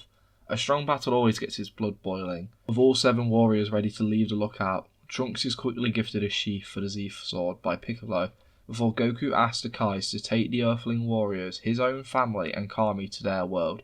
In case things go wrong, it will leave plenty of strong fighters and the Dragon Balls available. Shin nods as the group disappears into the distance, but Kibito can't help but not be happy about this arranged deal. Meanwhile, in the middle of Hercule City, a swarm of Frieza soldiers, all having an M branded on their foreheads, begin to attack innocent civilians at the orders of a pink demon-looking man. He barks out orders trying to regain his troops' positioning after having been thrown off by a bold man, even having to step in himself. Annoyed a warrior that strong had slipped his grasp and managed to escape. But Dabura can't help but believe that he'll be back, with maybe some stronger allies, as his eyes scan the sky waiting for them to arrive. Soon being proven correct, as his eyes widen with delight as the Z warriors arrive on the scene. Gohan and Trunks taking the sight of Hercule City destroyed like this, it brings their blood to a boil. They can't believe the sight they see, but for now, they don't know what else to do.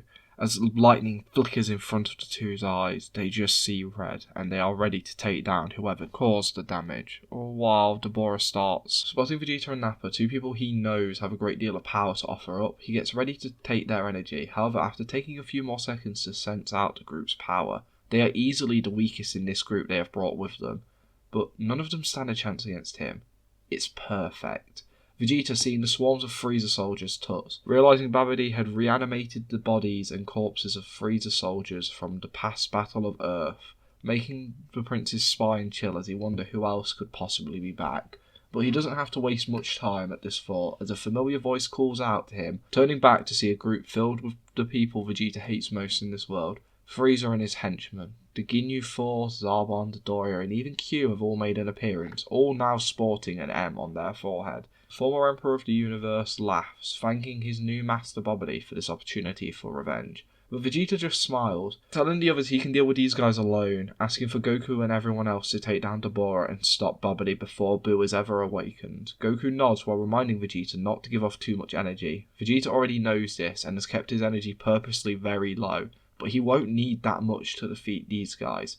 After all, he's picked up a few new tricks since being out in the universe. Plus, Frieza's power level compared to his nowadays is nothing, as Vegeta jumps forward, throwing a punch towards Frieza, sending him blasting off before turning and decapitating Gordo all in one swift move. This tells the group Vegeta will be fine, as he easily holds off the 7-man squad against him, as the others now turn their attention towards Dabura, who stares at them from the ground, licking his lips, almost salivating at the thought of the energy they can provide. As he shouts for the Z Warriors to come down and fight him, otherwise he will destroy this stupid rock. Nappa, knowing his place and how little use he will be in the battle ahead, decides to go off and start saving civilians from the Frieza soldiers that might interfere with the battle. Deeming this to be a really good plan, no one has any objections, as Nappa flies off to deal with any Frieza soldiers he can find, while making sure he can save any civilians he comes across as well, leaving the Son family, Piccolo and Cell, to use a plan they have already preemptively come up with, as the 3 Saiyans activate their Ikari forms to minimise the energy they give off, while also helping close the gap between themselves and Dabura as much as possible, even if it's ever so slightly. While Dabura does mental math, he isn't worried about this battle. Even with this new increase in energy, he feels like he can win. Even if all 5 of them came at him at once, his confidence is through the roof. He will win this battle every time. The issue Dabura is having is that the energy required to awaken Buu will take a long time to collect with all 5 of these warriors in their current states. He needs to drag the battle out as long as he possibly can, so when the 5 warriors in front of him begin to dogpile the demon, he immediately goes on the defensive, not wanting to throw a punch and let them give off as much energy as possible. The group soon learns that even with all 5 of them, they do little to even slow down Dabura, who dodges and blocks all of the oncoming attacks from the Earth-Rays warriors. After a few seconds of struggling to even land a single blow, Goku knows that they need to take it up a gear, and his only hope is to take it to the next level. He jumps away from the fight, dropping down from his Ikari state and then reigniting himself in a golden aura, using his Super Saiyan form, something Gohan and Trunks are quick to follow with. Cell, getting the idea it's time to get more serious, powers up himself to full power. The four now much better equipped for the fight against Dabura. Even though they aren't nearly as strong as him, they have closed the gap by a larger margin than previously. Piccolo, however, feels like he's getting more and more outclassed, and instead of giving off pointless energy from himself and risking the Dragon Balls, he jumps away to help Nappa deal with any Frieza soldiers who might interfere with the battle. Dabura, now having a bit of a challenge on his hands, starts taking the battle a bit more seriously, even deeming it necessary to draw his blade as he begins to swing at the Sun family fighters, however purposely pulls his attacks to prevent any serious blows or fatal injuries. This lasts for a few seconds as the Sun family works in perfect unison to fight off against Dabura, trying to do anything they can to possibly gain the advantage, even landing in some decent blows where they can. However, Dabura's defensive fighting style and his blade prove to be too deadly for the heroes. That is until Trunks and Gohan figure out that Dabura is purposely not attacking to kill, instead drawing out time. The pair, realising this, don't want to waste another second, darting forward ready to call Dabura at his bluff, recklessly rushing and risking their lives to close the gap between themselves and him. Dabura, seeing the twins closing the distance, swings his blade towards Gohan. However, purposely makes it so the blade will fall short, something Gohan spots, increasing his speed to make it so the blade will truly hit him, making Dabura try to pull back on the weapon he had swung, not wanting to kill Gohan and lose a possible way to awaken Buu, while Gohan turns his body and extends his arms out to catch the blade, feeling the steel cut into his hands and go relatively deep into his flesh, but soon wraps his fingers around the weapon. Turning back to his brother, Trunks, having seen what his brother had planned, begins to unsheath the Z-sword, feeling the weight of the blade almost instantly, almost making him fall to the floor. However, he pushes forward, aiming the tip of the weapon for the throat of the Demon Lord. The speed of the attack almost catches him off guard, but letting go of his own sword and using Gohan as a platform to jump off of, Dabura easily manages to escape the almost life-ending attack, shocked at how close he had come to death. In this moment of shock, Dabura doesn't pay attention to Goku or Cell, his attention solely focused on Trunks and Gohan, not realising that Goku and Cell are now behind him, only realising his mistake when he feels himself being put into a full Nelson, before being flipped upside down and thrown into the ground.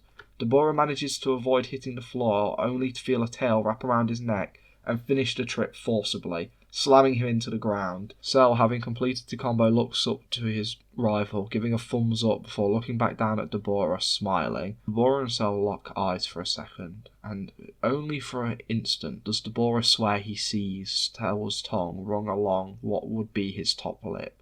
However, it's only for an instant. Trunks, seeing Dabura pinned, goes for another killing blow, swinging his blade down towards Dabura, who's still being pinned by Cell's tail. Seeing Trunks coming down towards him, however, he is quick to rip Cell's tail off from around his neck, rolling to avoid the stab coming towards him and then spitting towards Trunks. However, Cell is fast to defend Trunks, throwing the severed part of his tail into the spit, which quickly turns to stone.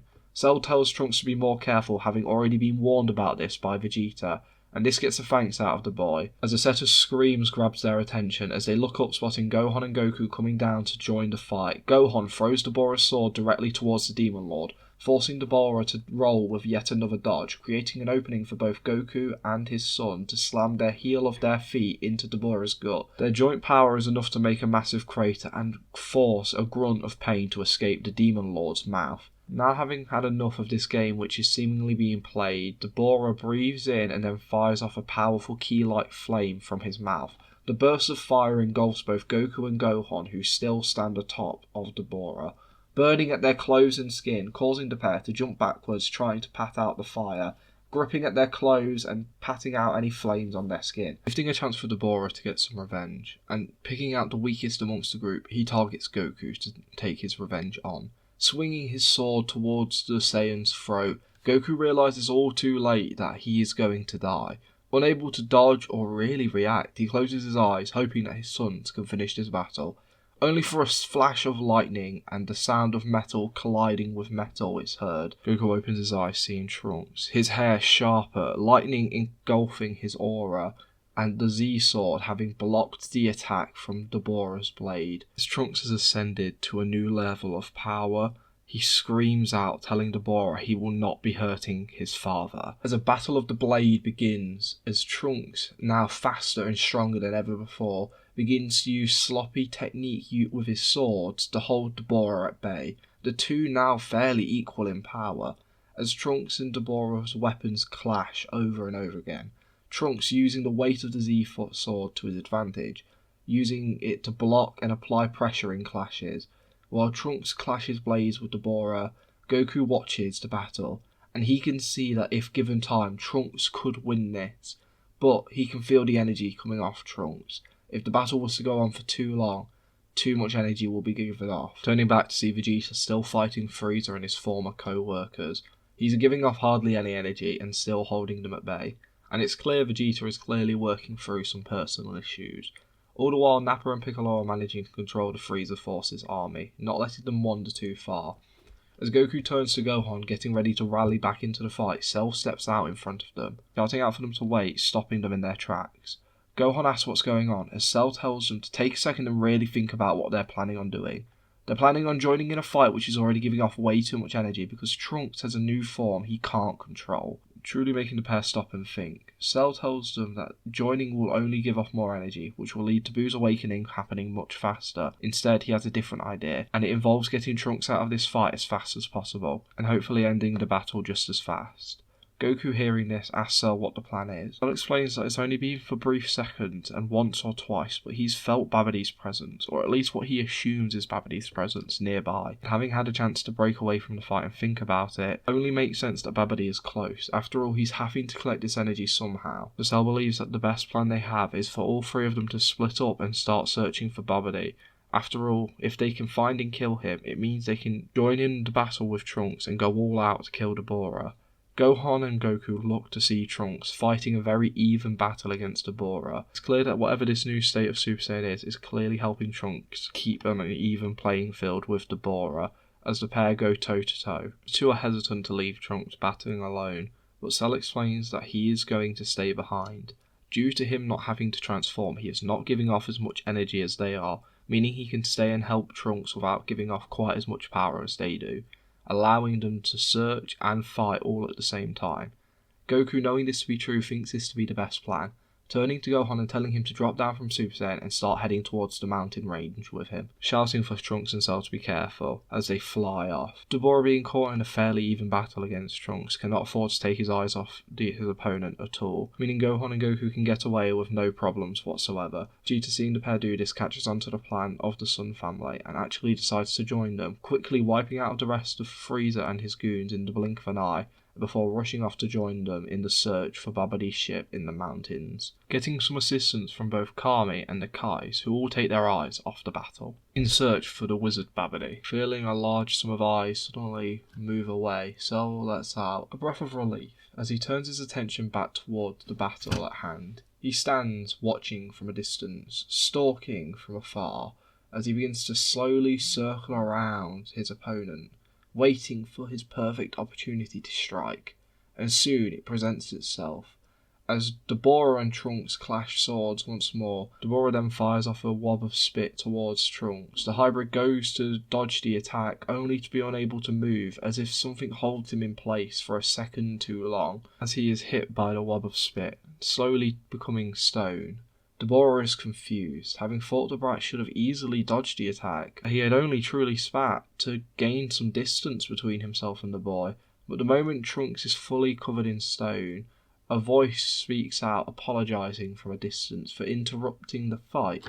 Deborah turns back to see Cell, who begins to walk forward, saying that the Kais had some interesting tricks, and when he mixed it with Frieza's DNA, it gave him some very unique abilities he wanted to test out. Deborah now looks confused, asking what that means. However, Cell ignores the question, going on to ask if they have farms in Hell, as he slowly approaches Deborah, who is taken aback by the question, but answers honestly that they don't. Cell tuts, saying how he won't understand his description then, or how useful what he did truly was. Deborah feels himself becoming more off-put and confused by the second, but a sharp pain cuts into his chest. Looking down, he spots Cell's tail embedded into it, the bug having closed the distance in mere seconds, as he lets out a gentle laugh. Cell laughs as he explains that he was going to compare what Deborah just did for him to fattening a turkey before Christmas, but he guesses he wouldn't understand that either. As Deborah feels his life force being pulled out of him bit by bit, he panics and tries to fight back against Cell, punching the monster over and over again in the face, hoping the pain will cause him to release his grip, but Cell's proved to be tenacious, as he doesn't even flinch at any of the punches, taking each of them to the face with a smile, as the bloodthirsty creature, having gotten a taste for Deborah's power, refuses to let go, not wanting to stop until it has nearly collected every last drop of Deborah's energy. However, whether through the grace of another god that Deborah is unaware of, Cell stops absorbing him after taking around half of his power. Cell removes his tail, and Deborah is now much skinnier, his muscle mass having dropped considerably, and now having lost a great deal of power, while Cell has bulked up and smiles like the monster he is, his power warping and twisting all the while. He tells Deborah that he should enjoy ruling the underworld when he returns, and Deborah curses at Cell, whose power seemingly skyrockets from this quick snack. Deborah, knowing Cell is going to kill him if he is not fast, once more tries to spit at the bug. However, Cell, having already learnt how to counter this, doesn't really need to think, quickly infusing some ki into his palm and blocking the attack, telling Deborah that that trick only worked earlier because he helped him. So why would it work now? Then Cell wonders something, licking the inside of his mouth and building up his own wob of spit, as he then fires it towards Deborah, who is confused for a second before his body begins to slowly turn to stone, much like Trunks before him. Deborah, knowing what is going to happen to him if he does not react fast, goes to cut off his arm, but paralysis hits him, making him unable to move, as if that same unknown deity from before is now punishing him for his previous sins. As he looks to Cell, looking at the bug having his hand extended outwards, a purple glow covering his hands, as he laughs once more as he reminds him of what he had said earlier about the Kai's tricks and Frieza's DNA. Deborah now understands why the brat was unable to dodge his attack. This monster made it so he couldn't, so he would turn to stone, allowing him to feed on himself. But before Deborah can vocalize this realization, his body is turned to stone. Cell feels like this meal was wasted. Half of it was still in there, but he doesn't think much more on it. Having sent Goku, Gohan and Vegeta find and kill Babidi a couple of seconds back, he is quick to finish his plan. Looking around, he points his open palm towards his chest before firing a hole into it, groaning out in pain as blood runs out of his mouth, before firing another ki blast to destroy the statue of Deborah, causing the stone covering Trunks to fade away. As Trunks' ears become free, Cell lets out a panicked cry of Trunks' name, as the boy comes to from being held in a stone prison, unsure of what the last few minutes had held, but seeing Cell hurt and no Deborah in sight, he drops out of Super Saiyan 2 and rushes to his friend's aid, asking if he's okay. Cell nods before repeating the question to Trunks. The boy nods. Cell explains what he saw, saying how he saw Deborah use some sort of magic with his free hand to hold Trunks in place, which is why he got hit by that spit. Trunks nods his head in realization of what happened, annoyed he fell for such a simple magician's trick, clearly annoyed with himself, even though he had just unlocked a newfound power. Cell goes on to explain how he managed to hold Deborah off for a few seconds before tricking him into spitting on himself, which turned him to stone, allowing Cell to kill the Demon Lord and free Trunks. Trunks thanks his friend for covering his stupid mistakes twice today. Cell tells Trunks not to worry about it, as suddenly Piccolo arrives on the scene, all of the Frieza soldiers having dropped dead very fast and suddenly a couple of seconds back. Once learning the pair are alright, he explains how everyone is reconvening on the lookout and that they should join them. The pair nod before supporting each other up to the lookout, using each other to stabilise the flight as Cell's chest wound slowly regenerates as he makes sure it goes at a slower pace. Once arriving up at the lookout, Goku sees his friend and his son. Rushing over to see if everything is alright, he asks what happened, as Trunks explains the story Cell had told him.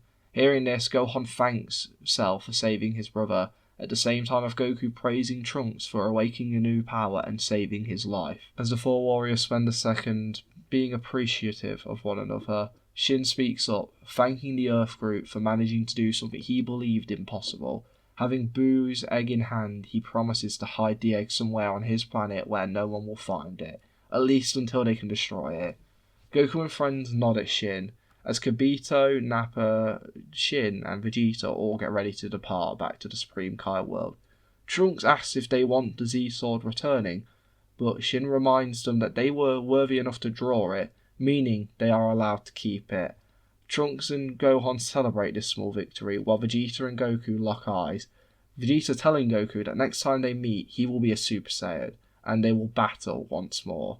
Goku tells Vegeta he will hold him to that, as the four Kai away, allowing Goku and the others to make a wish to reverse the damage done to Hercule City and its people, before the 5 fighters head back to Capsule Corp, allowing the world to enter a time of peace once more. For the following months, the news speaks of heroes of Hercule City, 3 golden warriors, 2 green aliens, or bugs, and another 2 unknown heroes who saved the day and defended many innocent lives.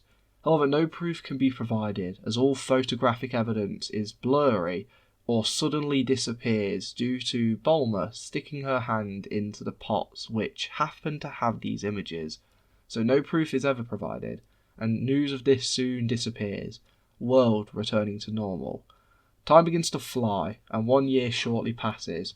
In this time, Gohan learns to use the Super Saiyan 2 state, and starts working to master it with his brother.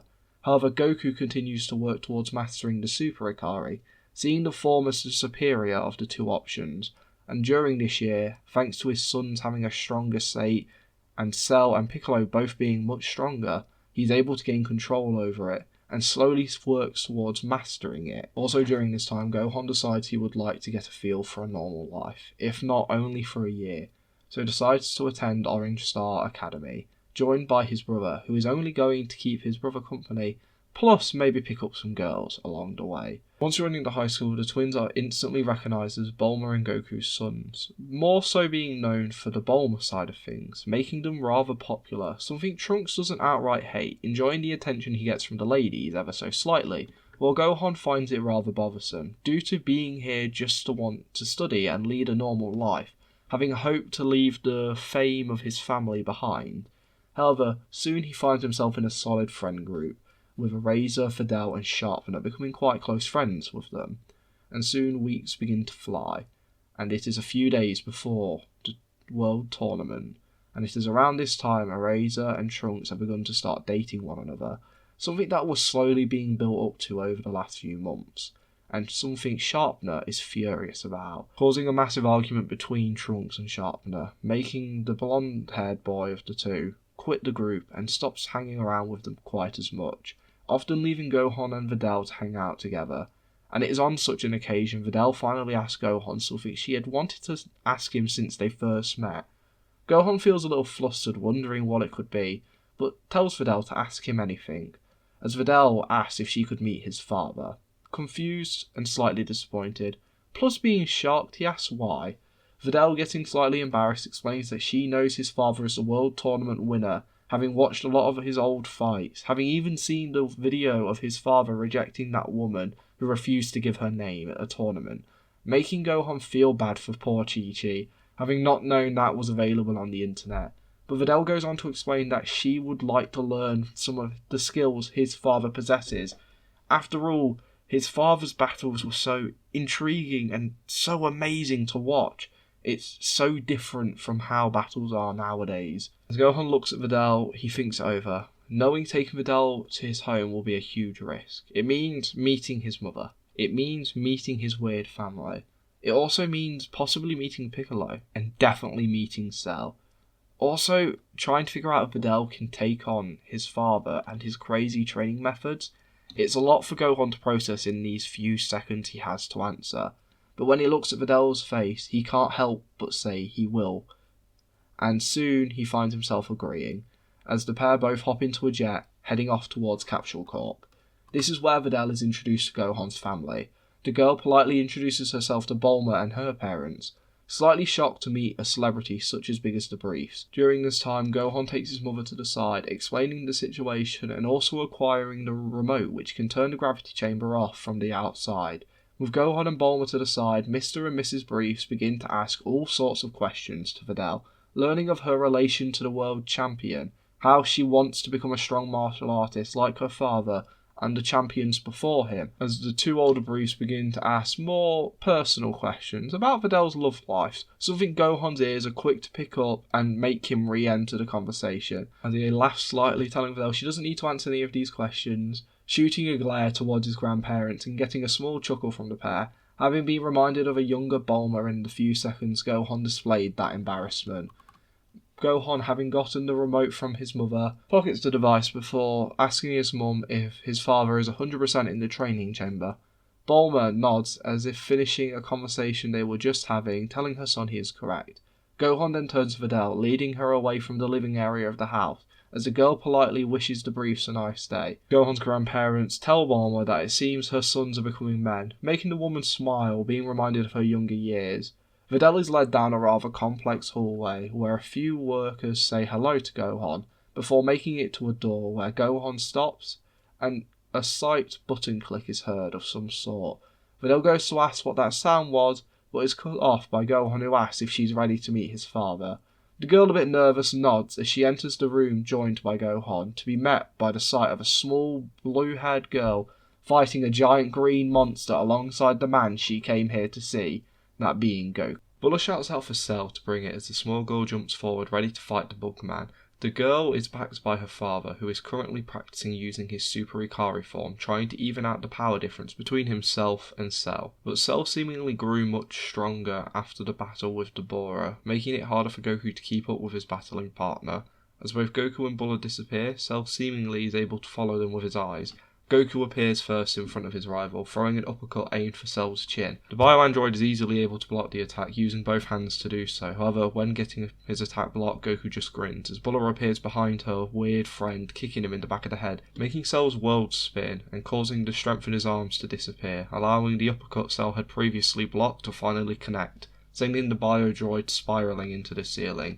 Goku hugs his daughter, telling her how much stronger she has got recently, and the girl just giggles at this, only for both to stop when they hear a scream rip through the room. Turning to the right, they see Gohan stood next to a very confused Videl. Goku and Buller share a look of confusion while Videl asks what the hell is going on in here. As Cell pulls himself out of the roof, noticing the gravity is turned off, and likely has been for the last few minutes. Cell laughs like Goku, realising that's why Buller was moving so fast, and he was just so caught up in the fight he hadn't realised the gravity had changed. Gohan feels sweat run down his neck as Videl turns asking who these people are. Gohan nervously introduces the girl to what's left of his family, as Goku drops down from his Super Ikari form, excited to meet her and sensing her power to be somewhat stronger than the average Earthling, but also not wanting to hurt her, just offers a handshake, saying it's nice to meet her. Videl is confused at how his hair just changed colour, or who the Bugman is, but when Goku's hair drops fully, and his hair is back to its natural state, she finally recognises him. Gohan realises now he'll have to explain a few things, and goes to speak, but Videl is fast to put things together, realising that the Golden Warriors reported to have saved Hercule City last year must have been Goku and this Bugman, looking to Gohan, staring rather intensely for a few seconds, as if trying to figure out if Gohan is also one of them. The girl is slowly starting to remember some very blurry footage showing someone who might have looked like Gohan, having the same hair colour as him, but she can't figure it out. And luckily for the boy, Goku steps in before anything too bad can happen, as he realises thanks to his improved social skills in this timeline that Gohan really doesn't want Videl to know of his powers. He jumps in and explains that it was him himself who saved Hercule City last year, and it was only them. It was a tough battle, but they managed to do it. Cell, figuring out much like Goku had, jumps in and explains the same thing, both trying to convince Videl that it was only them. The girl's attention now taken away from Gohan, it gives Gohan a chance to figure out what he should and shouldn't tell Videl, but he decides how to tiptoe around the details, as he tries to answer some of Videl's questions, sharing how Cell is an android designed by his mother as a training partner for his father, while leaving out details such as Goku, Gohan and Trunks all being aliens, and Cell being designed to kill them, being made up of loads of different DNA. Explaining this to the girl whose head looks like it might explode with information overload, Videl soon collects herself. While she still has a lot of questions, she can't help but feel like she has being lied to. However, for now, she knows one thing, and that is Goku is the perfect person to train her. If he is fast and strong enough to save the city from an alien invasion, she can only imagine how strong she can get while training under this man. So, after a moment of pause, she asks to be trained by Goku. At first, the Saiyan is slightly reluctant, knowing it will slow down his own training, and he is currently working on mastering his Super Ikari form.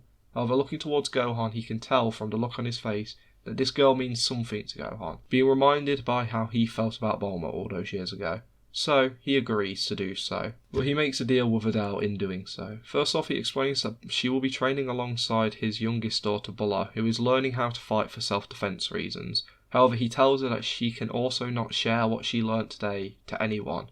But Videl shakes her head before Goku can finish saying what he says, saying how she promises she wouldn't dare share any of this, since she can only imagine it would ruin what little private life this family has.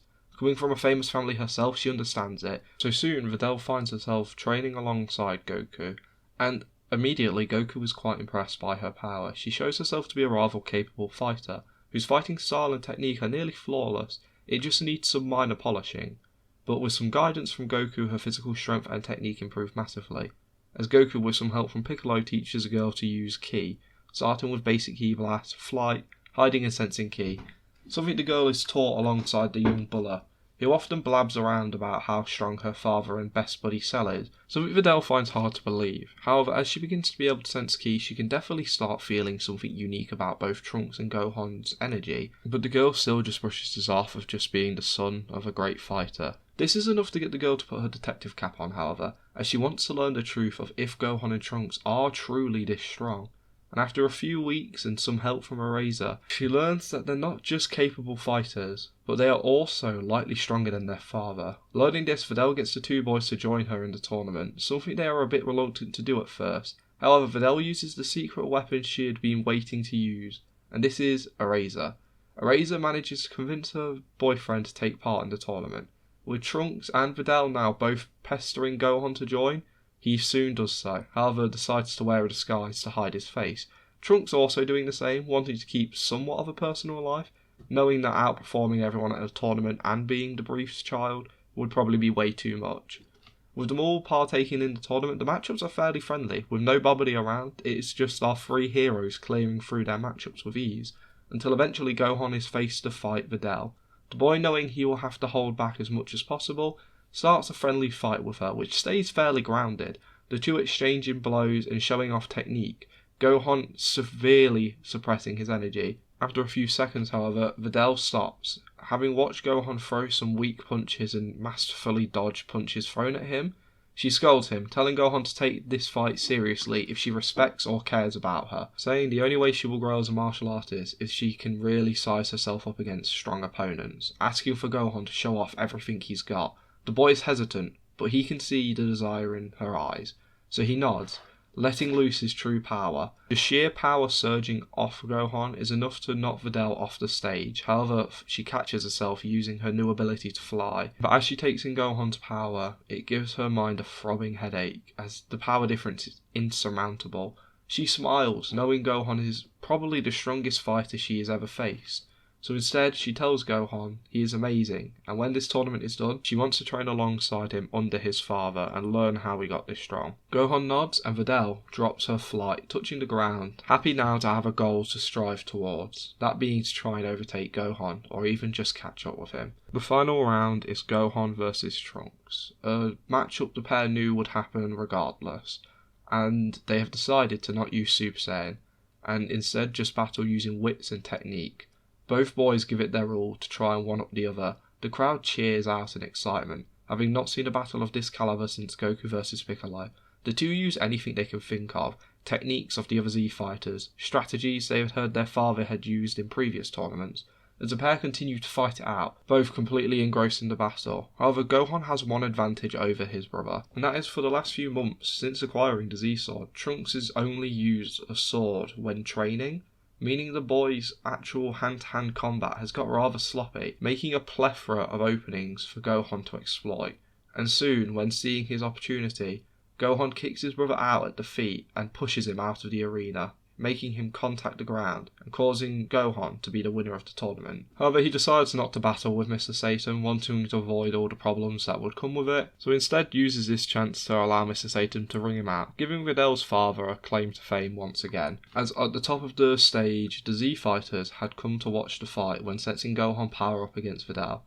Goku cannot help but be proud of his sons, looking down to see them getting ready to move on with their own lives, with people they clearly care about, watching Vidal and Gohan talk to one another, while Erasa embraces her boyfriend. Goku smiles, happy to see the life his grandpa wanted him to have has not only been achieved, but now his sons get to experience it. As we enter a time skip between Z and Super, a lot happens. Firstly, both Trunks and Gohan get married to their respective partners. Gohan is first to marry Videl. Even though their relationship takes a little longer to start, they both clearly care for one another, while Trunks is hesitant to just jump into a marriage, however eventually does so. And once married, both Erasa and Videl are let in on their partner's heritage as aliens and heroes of the planet. With both twins married, they soon have their own houses built on the main Capsule Corp building site, however away from the main building itself, giving the twins not only some distance from their family and privacy to lead their own life, but also giving them the chance to start growing their own family, while also being close enough to work to help their mother run the company and create new inventions. While continuing to train Videl and his sons, Goku masters his Super Ikari form, with Trunks and Gohan doing similarly to the Super Saiyan 2 form. Trunks also continues to master the Z-Sword, having long since got used to wielding the blade. He now aims to improve his sword skills, and is doing so quite fast. All the while, Cell continues to keep up with Goku and competing as his greatest rival. However, as of recently, the Bugman has started acting off, a bit more distant and cold. Finally, Goku and Vegeta have their long-awaited rematch. The Prince, having unlocked the Super Saiyan form during the few years since the battle with Dabura, now feels ready to battle Goku once more. The battle is kept as a much more friendly ordeal, taking place in a desert where anyone who wants to watch it can come and watch it. Videl, Gohan, Trunks, Nappa and even Cell come to watch. Videl using this as an opportunity to understand how strong the person who has been teaching her truly is, while Goku and Vegeta fight it out in their Super Saiyan forms. As the battle goes on, it's clear that Vegeta actually might be the stronger one. Goku's unsure of why, but he can't sense Vegeta's ki. Maybe it has something to do with the fact he's so strong. As the battle goes on for a few more minutes, Goku eventually takes it up a notch, activating the Super Ikari form. This is enough to push Vegeta back and win him the battle, as Vegeta now realises he's playing second fiddle to two new forms, having only just unlocked Super Saiyan, hearing about the Super Ikari and the Super Saiyan 2 form. It causes him a great bit of annoyance. However, now working as an apprentice Kai, Vegeta takes this much better than he would have, promising to return with more power for their next battle. However, Goku takes a chance to ask Vegeta about why he can no longer sense his ki. Vegeta truthfully admits he has no idea, as he can sense Goku's just fine. It could be something to do with now being an apprentice Kai, but Vegeta truly doesn't know. Goku is confused by this, accepting this as an answer, not noticing a newfound source of energy entering his body throughout the battle. But no one notices this, not even Goku himself. As Bulma's 40th birthday rolls around, the woman throws a party, which Goku happily shows up to, being married to the woman. The party goes well for a while, before eventually being interrupted by a battle-bruised Vegeta and Nappa, joined by a weird Catman. Both Vegeta and Nappa point out Goku and his sons, to everyone's confusion, at what's going on. But that's when Shin Kai's in and apologises for intruding, but explains they are here to speak to Goku and the twins. But rather abruptly, Beerus walks forward, passing by all the Z Fighters, eyes squarely locked on Goku, staring him up and down before saying aloud and turning back to the Prince, asking if he's sure this Saiyan is stronger. Vegeta's clearly nervous as sweat runs down his face as he shouts out saying that Saiyan might be a low-class warrior, but his level of power is beyond anything the Prince currently possesses. Beerus lifts an eyebrow, saying aloud to Goku that he does possess some godly ki, but hardly any when comparing it to the Prince. Goku tilts his head, asking what godly ki is. Before he can get an answer, his wife cannot sit by any longer, the woman being unnaturally brave normally, but now being fueled by some liquid courage, gets face to face with the cat, telling him that if he is here to fight her husband, it will have to wait until after her party. If he wants, he can wait around and stay at the party and enjoy some food while he waits for Goku, but until then, he is not allowed to fight him. Turning to see Vegeta, Nappa, Shin, and a new strange person, she extends the invitation to them as well, dragging Goku back off to sit with her. All the godly tenants are stunned silent, Vegeta trying to figure out what to say to make it so Beerus doesn't destroy the planet, only to watch the godly figure walk off with his attendant as they follow the smell of some delicious food, making Vegeta, Shin and Nappa sit around awkwardly, unsure of what to do. All they can do is wait to see if Beerus deems Goku as a worthy enough rival. While Goku and Bulma finally make it back to the table they were previously sitting at, Goku sits down, going to ask his wife if everything's alright, but the woman sobers up almost instantly, asking who the cat and the weird man is. Goku is shocked, saying he has no idea, but he cannot sense their ki, but truthfully he hasn't been able to detect Vegeta or Nappa's ki for a while now, pondering aloud that he believes it could be a godly technique, but he really has no idea. Bulma tells her husband she is sure everything will be alright, but to get things sorted with the man the moment the party is done, since she has a bad feeling about him, something Goku agrees to. Bulma, thinking on her feet, is quick to remove the Dragon Balls from the bingo lottery, wanting to make sure that they have something available just in case things go wrong, instead replacing it with a cash prize, something no one really notes anything of. As for the rest of the party, the celebration goes by without any issues, with no Boo or young kids present apart from the well-mannered Bawler and Marin, Chi-Chi and Krillin's daughter. Beerus and Whis are left to enjoy the party, with Beerus almost winning the bingo prize, only to get outdone by Chi-Chu, who lets out a happy scream at winning the money, only for Beerus to grumble angrily under his breath that he almost won that, being a competitive man. As the party begins to wrap up, Goku wishes his friends a good night as they all start to slowly dissipate, some of the fighters sticking around to make sure everything goes alright, with some even offering up their help if needed. However, by the end of things, Goku, joined by Cell and Piccolo, finally approach, while Gohan, Trunks, Krillin, Tien, Yamcha, and Chi-Chi all watch from a distance, ready to help if things go awry.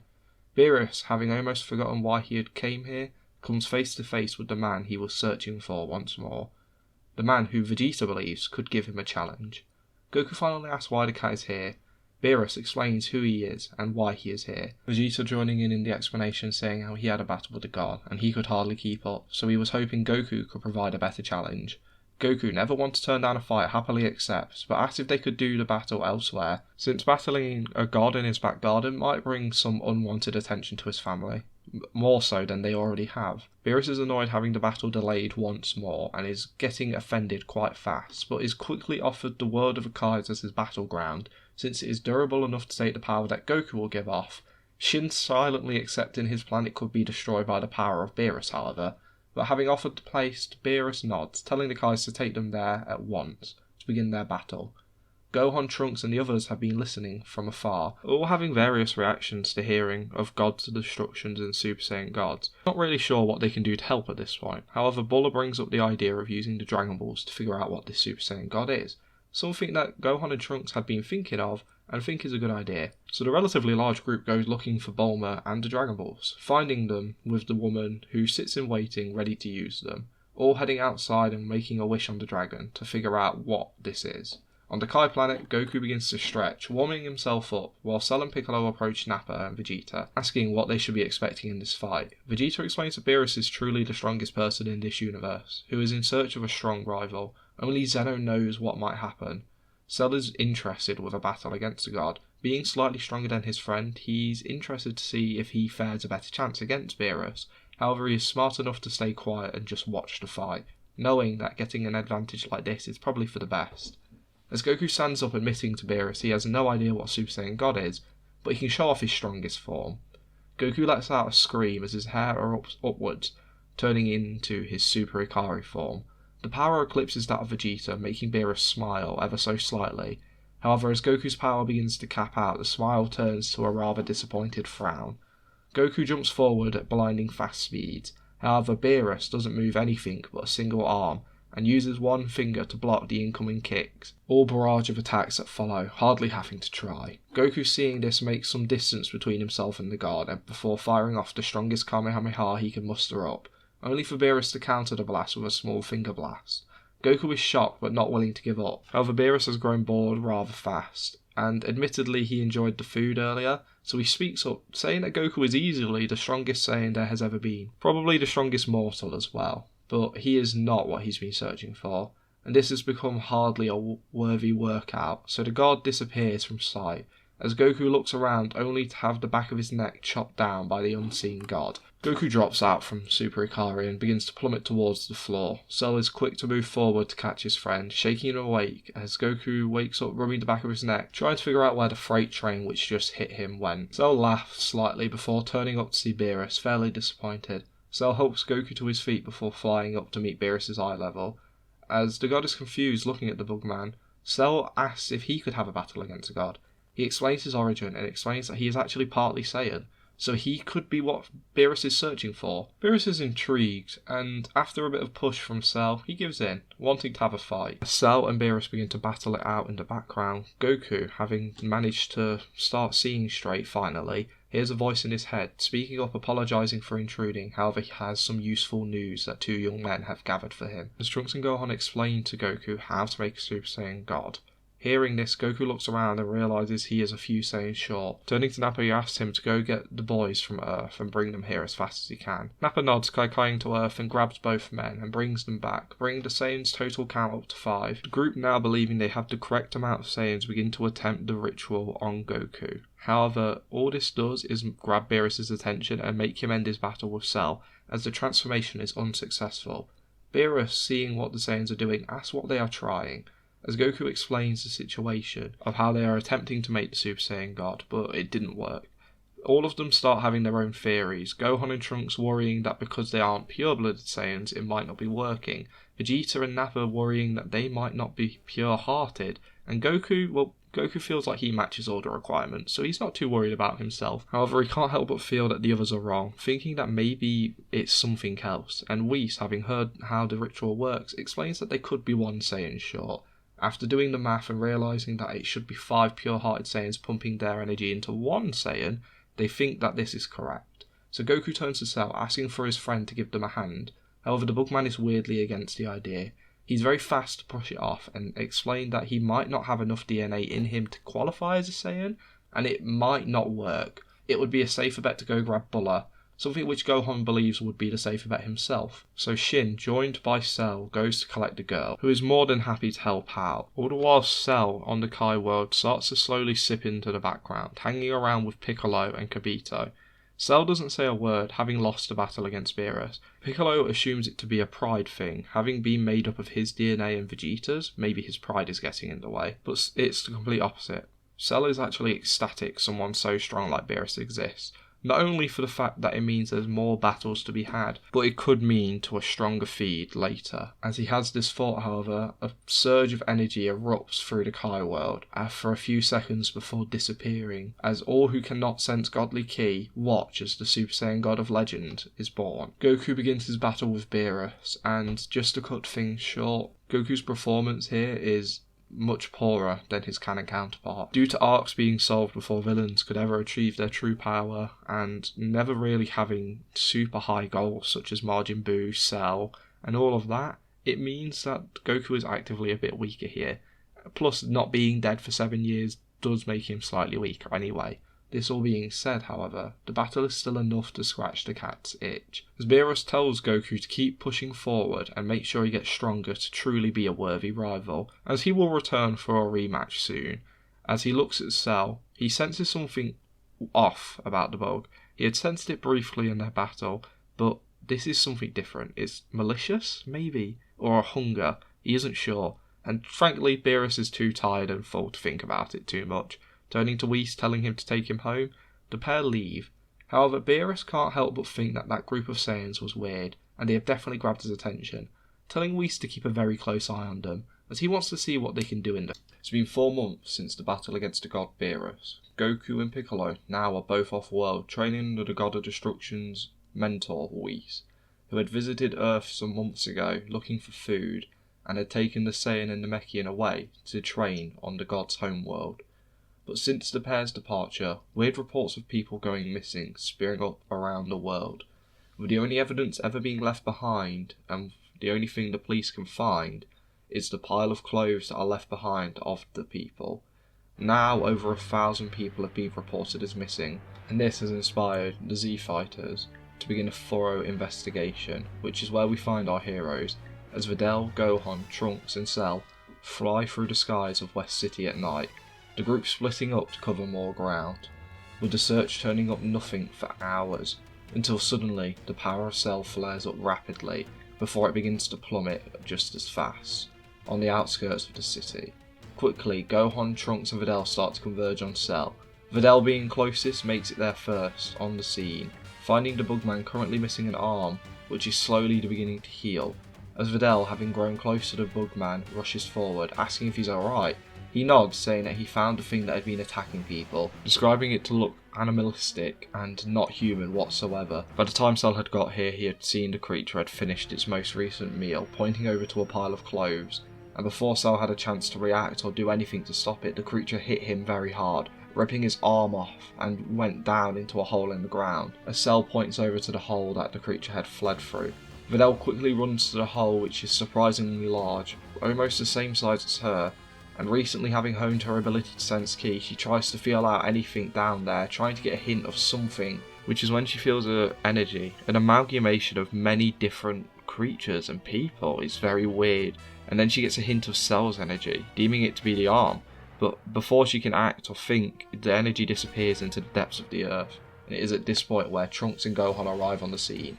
Spotting Cell having fully regrown his arm, they help him up, the Bugman apologising, but everyone tells him not to worry. The group, having not slept in 2 days, decide to head home and restart tomorrow, promising to catch the creature another night. And as they all arrive back at Capsule Corp, all but Cell are quick to head off to bed to try and catch up on sleep they have been missing out on. With Erasa having waited up for her husband, the girl now very heavily pregnant, as she sits up and welcomes the hybrid home with a hug, before joining him and getting some sleep. While Gohan and Videl speak to each other about how each night seemingly becomes less and less successful, with them not being able to stop any attacks. With the Dragon Ball still 8 months away from being available to use, it means they have to rely on their own ability to prevent as many attacks from happening as possible, and they can find some solace in the fact that they have likely prevented as many people from dying, with the creature's attack having become less common since they have begun their patrols, with the Earthlings now taking a shift to monitor things for a day or two, with Tien, Yamcha, Chi-Chi and Krillin all making sure no attacks happen. With the previous search team now taking some downtime, Cell heads back to the gravity chamber to begin his training solo, having decided to stay on Earth instead of joining his rival on Beerus' planet, who's finding the god rather unsettling, as if he could see straight through his soul. Cell having become a bit of a recluse since Goku's departure, something Bulma is quick to note and understand. With Goku having been gone, Cell doesn't spend as much time around anyone except for when he's on patrol. However, she can just chalk this up since he doesn't have Goku around for a good sparring partner and is just missing his rival. Something Bulma understands, as this is the first time herself and Goku have been apart for any amount of time. She is still slightly shocked with how much she is missing her husband, however is happy that he has had the chance to train under such a powerful deity, and hopefully when the time comes we'll be able to defend Earth from whatever this creature is. As midday comes, Gohan and Trunks finally both wake up to join Cell in his training, before beginning their day of work around Capsule Corp. The training beginning much like normal, with Trunks and Gohan facing Cell, the pair using their mastered Super Saiyan 2 forms to battle the bug, something which Cell is normally able to keep up with. However, Gohan can sense that something is not right, and it's something he sensed last night, and that being that Cell's power has seemingly halved at some point, wondering if Cell is purposely holding back, but he can't help but believe that's not right. As he watches Cell hardly able to keep up with them, even seeing signs of the bug slowing down much faster than normal, Trunks and Gohan, spotting this, stop their sparring session to make sure Cell is okay. The bug looks rather uncomfortable and tells them he thinks the creature last night took a bit more energy than he had realised, saying that it might be best if he just rests for the day to get his energy back up. The twins nod, telling him to go rest up, even recommending that he misses out on the next search party. He nods, thinking it's for the best, apologising for having got his energy taken, before heading off. The pair do feel bad, knowing that Cell has been off his game since Goku's departure, meaning that if Goku was still here he likely wouldn't have been caught off guard. And the pair don't love fighting as much as their father, so they only really do it as a morning workout and an evening exercise, not training overly hard like their dad would. So Cell's probably been a bit lonely. However, they decide to keep an eye on their friend, feeling out his energy as he heads off to hang out with Bulla, feeling the energy of the pair running around playing with one another. As they do this, Videl joins the two in the gravity chamber to begin their training. She joins in on the morning workout for a little bit before just sitting around and watching the pair try to develop the Super Saiyan 2 stage even further. They both feel there is something beyond it, but neither are able to grasp it at the time being, wondering how their father is doing with his training under Whis. On Beerus' planet, we watch as Goku and Piccolo race forward towards Whis, the duo having been training under the Angel over the last 3 months after he showed up on Earth in search of a quick meal. However, Goku, faster than Whis could find food, took the opportunity to get the mentor of the God of Destruction to train him along with his friends, asking to bring along both Cell and Piccolo. Whis, while interested in all 3 of them, was shocked to learn that Cell has no desire to train with the Angel or the God, something which confused Goku and Piccolo. However, both aren't going to turn this opportunity down just because Cell isn't going, so they both took off towards Beerus' planet in a heartbeat, and now are currently working on acquiring and mastering God Ki. Goku having a massive lead in the fight due to his previous God ritual. However, Whis cannot help but find Piccolo's mind to be interesting, believing the Namekian could possibly learn the way of a God of Destruction and even be a very good candidate for one once Beerus decides to retire. However, he keeps this thought to himself, while he also picks at Goku's mind, learning that the Saiyan could possibly in the future learn the way of UI. However, it would take some time and the Saiyan to get a better understanding of God Ki and his own body before that is even possible. All the while, Goku and Piccolo are blissfully unaware of the monster on Earth and are in fact so caught up in their training they haven't even thought to check in on the planet.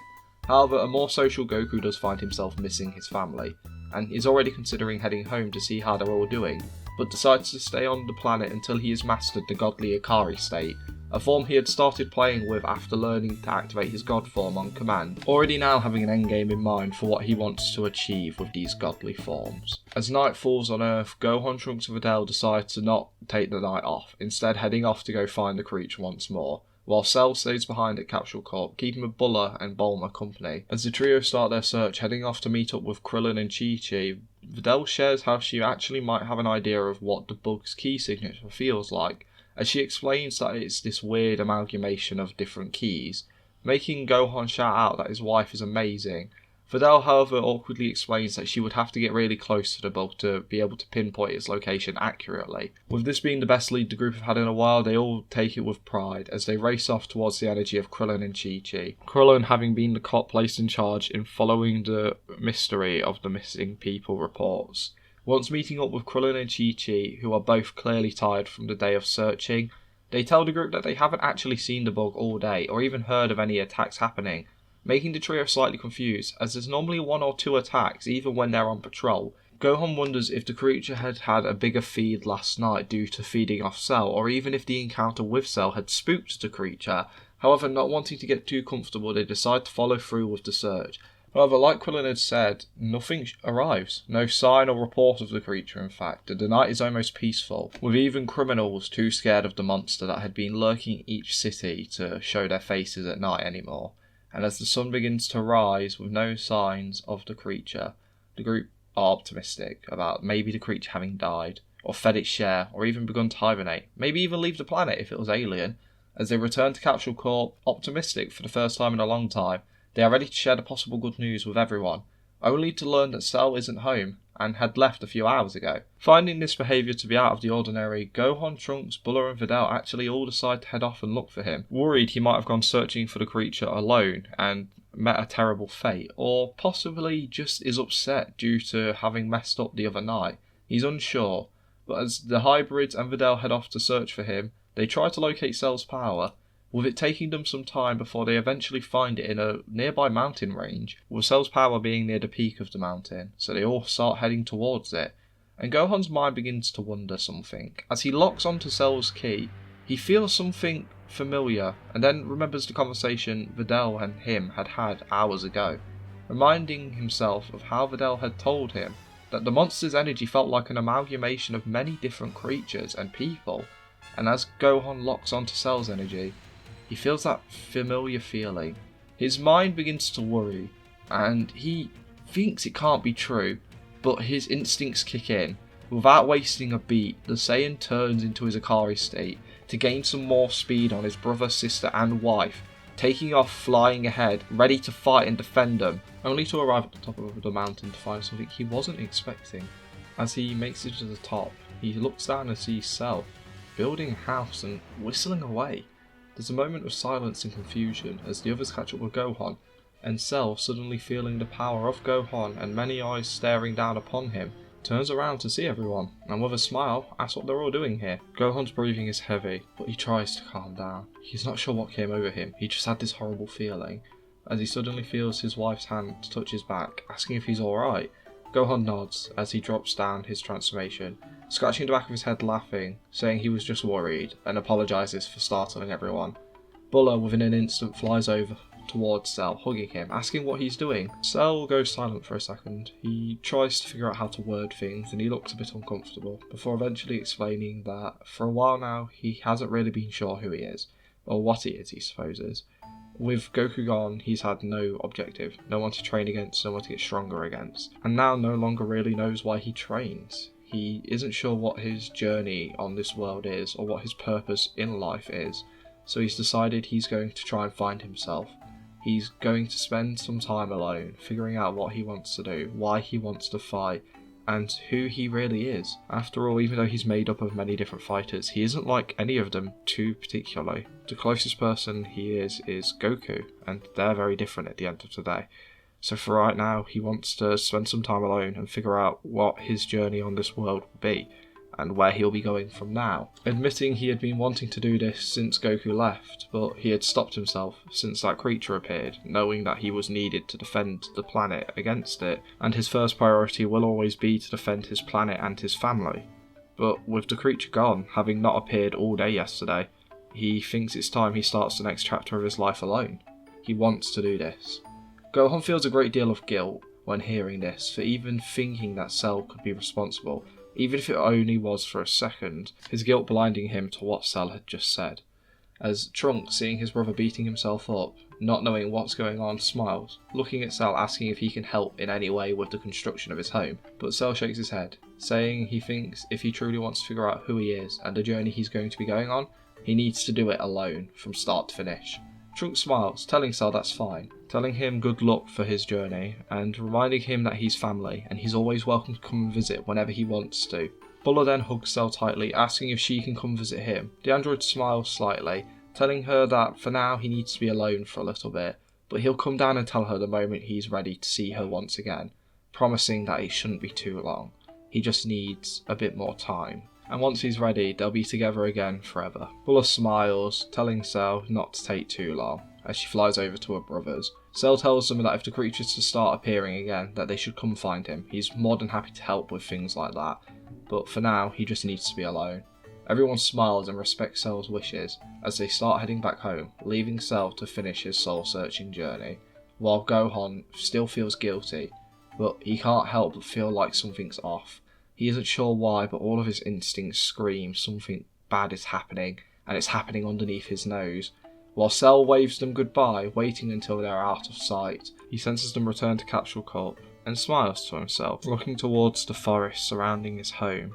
He tells it to come out and let them become one once more. Our story begins a whole year after the events of our last part. Goku and Piccolo are both training with Whis to push forward onto the next level of power Whis believes best suited for them. However, when Goku and Piccolo are starting to show signs of fatigue, Whis recommends a break, which the pair are happy to do. As the Namekian and Saiyans sit on the ground near the large body of water they once fought over, Goku takes this chance to check in back at home, using Whis' staff, learning that his second grandchild is due any day now, with Adele looking like she is about ready to pop. Goku smiles at hearing this, promising to be home before the baby's born, but admitting he's really close to discovering a breakthrough with his training, and he feels that he's right there, he just needs a little bit more time. Bulma sighs hearing her husband say this, scolding him for not having been home in well over a year, telling him that the few minutes they see each other every other week through these calls is not enough, and reminding him that she asked him to come back to speak to Cell because he hasn't been himself in ages. Goku flinches hearing this, puts his hands together and apologises to his wife once more. However, seeing this, Bulma chuckles and smiles, telling her husband it's fine. She understands that this training means a lot to him, and after everything he's done over the years, this is a small price to pay. After all, he's saved the world, herself, and their son so many times. If this is what he wants to do, he can do it. She just admits to missing him. A sentiment shared by the Saiyan, who loudly shouts to his children, who we can see in the distance, to keep up with their training, as he'll be home soon and cannot wait to hear what they've been up to. All three of Goku's kids shout back that they're looking forward to seeing him again. As Whis signals it's time to get back to training, Goku says goodbye, promising to be home before Videl has the baby, and hanging up. As he stands up, stretching, Piccolo asks his rival why he hasn't returned home yet. Goku admits that he can feel himself getting close to unlocking a new form, the thing he's been spending this last year working on. He just needs something to help him trigger it, and he's hoping he will find that with this training. Piccolo can relate to this to a small degree. He's already unlocked the form he was working towards with Beerus's guidance, but admittedly, having a transformation and using it is very unique to Piccolo. He's never felt it before, and it's taken him some time to adjust to it. Alongside the fact that it's had no real-world experience, Piccolo isn't sure how well it will work in an actual battle. And as if hearing this, Champa and Vados make themselves known, as the events leading to the tournament between the 6th and the 7th happen like in canon, with the change of Goku having more tack at asking Champa for the tournament, with Goku and Piccolo also being able to pick apart the obvious lie Beerus tells of him being the second strongest mortal he has ever fought, meaning Goku and Piccolo head to Earth to recruit 3 warriors instead of just 2. At first they assumed this would be an easy task, Trunks, Gohan, Cell, but when asking the 3, Trunks is the only one willing to partake in the tournament. Gohan admits to wanting to stay on Earth with Videl since his wife is looking like she is moments away from popping, plus it means someone can keep track of Capsule Corp while everyone's away. While Cell weirdly gives Goku the runaround, as when the orange gi wearing Saiyan goes looking for his friend, he's unable to find him. Bulla and Trunks sharing how Cell has been giving everyone the slip for a long time now. Bulla almost looking like she's gonna cry when saying this, admitting that she hasn't seen her best friend in so long. But Goku comforts her at this, reminding her that Cell had said he was looking for his own peace and place in this world. Maybe it's just taking him longer than he expected. Cheering Bulla up ever so slightly, Goku promises that when they get back from the tournament, he'll go up with her to see Cell. Something which gets the girl to smile, and makes everyone else smile, seeing how Goku is easily able to cheer his daughter up. But Goku is now left with a bit of a dilemma, as he isn't sure who to bring along. If he can't bring Cell or Gohan, he's left a bit short on options. Some of the humans would do, but he thinks about it a little longer, and actually has an idea. Assuming that the principal Saiyans and Nappa, who are still going under their Kai training, should not only be decently strong, but desperately down for a good fight. Something which the Saiyan is correct in thinking, as the team of Goku, Trunks, Piccolo, Vegeta and Nappa are made to be the team for Universe 7. As the day of the tournament comes around, most of Earth's forces head off to watch it, only Gohan, Videl and Cell stay on Earth. As Goku uses the small travel time to the tournament ground, catching up with his family and meeting his first grandchild, Cargo, Goku hugs his firstborn grandbaby. Bulma laughs at watching her husband with the kid, as the Saiyan happily chats away with Trunks and Eraser, catching up on how they've both and catching up on all he's missed out on, all the while he holds Bulla on his shoulders, who joins in the conversation where she can. But as they arrive to the tournament ground, Goku is in a bit of shock to learn there is a written test. In this timeline, Goku might perform ever so slightly better, due to who his wife is, with Nappa having the lowest grade of the bunch, while Trunks aces the test. As Trunks announces since he aced the test, he wants to go first, something which Beerus doesn't argue against, assuming that everyone but Goku and Piccolo should go down with relative ease. As Trunks jumps down into the arena floor, he unsheaths the Z-sword ready to fight, show off his newfound skills with the weapon. However, Champa is quick to point out weapons are banned from the tournament in hopes of crippling this fighter. Trunks is upset but shrugs his shoulders as he hands the weapon over to Vados, who holds the sword with ease, but also senses the presence of a godly soul within the blade, alerting Champa to the news. At hearing this, Beerus turns beet red, realising why that blade had always looked so familiar to him. He shouts out to Vados to not release the monster was sealed within the blade. Champa is in a bit of shock to see his brother so worked up, wondering how strong that thing in there must be, or how scared his brother must be of it. So, in order to annoy his brother, or endanger him, or even cripple some of his fighters, he orders the angel to release the creature inside the blade. Trunks and Shin both try to speak out against them, not wanting to play with a Kai treasure, but it's too late as Vados taps the sword with her staff. A bright light erupts from the blade, revealing an old-looking Kai who smiles at finally being free. Looking around, the Kai not only spots other Kais from his universe and another, but the god who sealed him away. Elder Kai, not being too afraid of Beerus, quickly hurls insults towards the god of destruction. However, the fear he has of the god is once again relit when Beerus screams out for the Kai to shut his mouth and turning his attention towards Champa, telling his brother to stay out of his universe's business in the future. Champa is in hysterics seeing how annoyed his brother is, but the silenced elder Kai is approached by both Trunks and Shin. Shin welcomes the eldest Kai for his return to the world of the living before explaining the current situation, while Trunks offers a handshake, apologising for not realising he was sealed away in the sword for all these years. Elder Kai is slightly shocked to hear the boy was able to not only pull the sword from the stone, but also to wield it with such ease. And once learning that if they lose this tournament, all it means is that the world might be in a different universe, Elder Kai doesn't really care. It doesn't super affect him, so he heads up to the spectators booth, but tells Trunks he might have something for him if he comes to visit him after this tournament is all over, something which will make him more powerful than he ever dreamed of. Trunks is interested, but turns his attention back to the tournament. He is annoyed he can't show off his new sword skills to his father, sort of sighing, wondering who he will be fighting, as a character from one of his sister's cartoons stands in front of him. He's confused and a bit conflicted about punching this clearly lovable teddy bear in the face, but after playing around with his opponent for a few minutes and learning his body is built of some rubbery substance, making it almost impossible to knock him out of the ring with brute strength alone, Trunks flies forward, grabbing the leg of the Pooh Bear and throwing him out of the ring with all of his might, winning him a ring out. As a Frieza lookalike steps into the ring, Trunks remembers the beating he and his family had to survive back when Frieza arrived on Earth. Not wanting to play games with a guy who is likely evil, he shows off the power difference with his Super Saiyan 2 form, giving Trunks enough speed and power to quickly close the distance between himself and Frost, and then knock him out of the ring, laying him out on the ground, passed out. Trunks smiles, dropping down to base, rotating his arms, feeling warmed up now, while Champa is slightly stunned at the power of these Saiyans. He's ready to send it in now to get everything over with. However, having already arranged the fighters, he can't change the order. Vegeta's battle is fairly similar to the one in canon. Trunks, being Bulma's son, is easily able to sling an insult towards the robot, which not only causes it to weaken, but also make it leave the ring by choice. After all, he's a mechanic. He not only could judge the robot's structure, but also down to such a fine detail, it would likely be relatively scarring.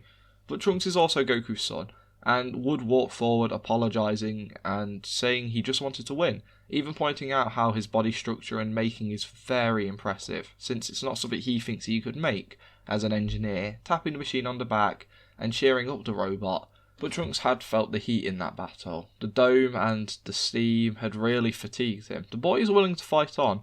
However, when Cabba enters the ring, Vegeta shouts out asking to battle the otherworldly Saiyan. Trunks, seeing this as a chance to catch his breath, agrees to do so, tapping out with Vegeta as the apprentice Kai Vegeta gets ready to fight the Universe 6 Saiyan Cabba. This fight would go pretty much beat for beat like it did in canon, with the change being that base to base Cabba is actually much stronger than Vegeta.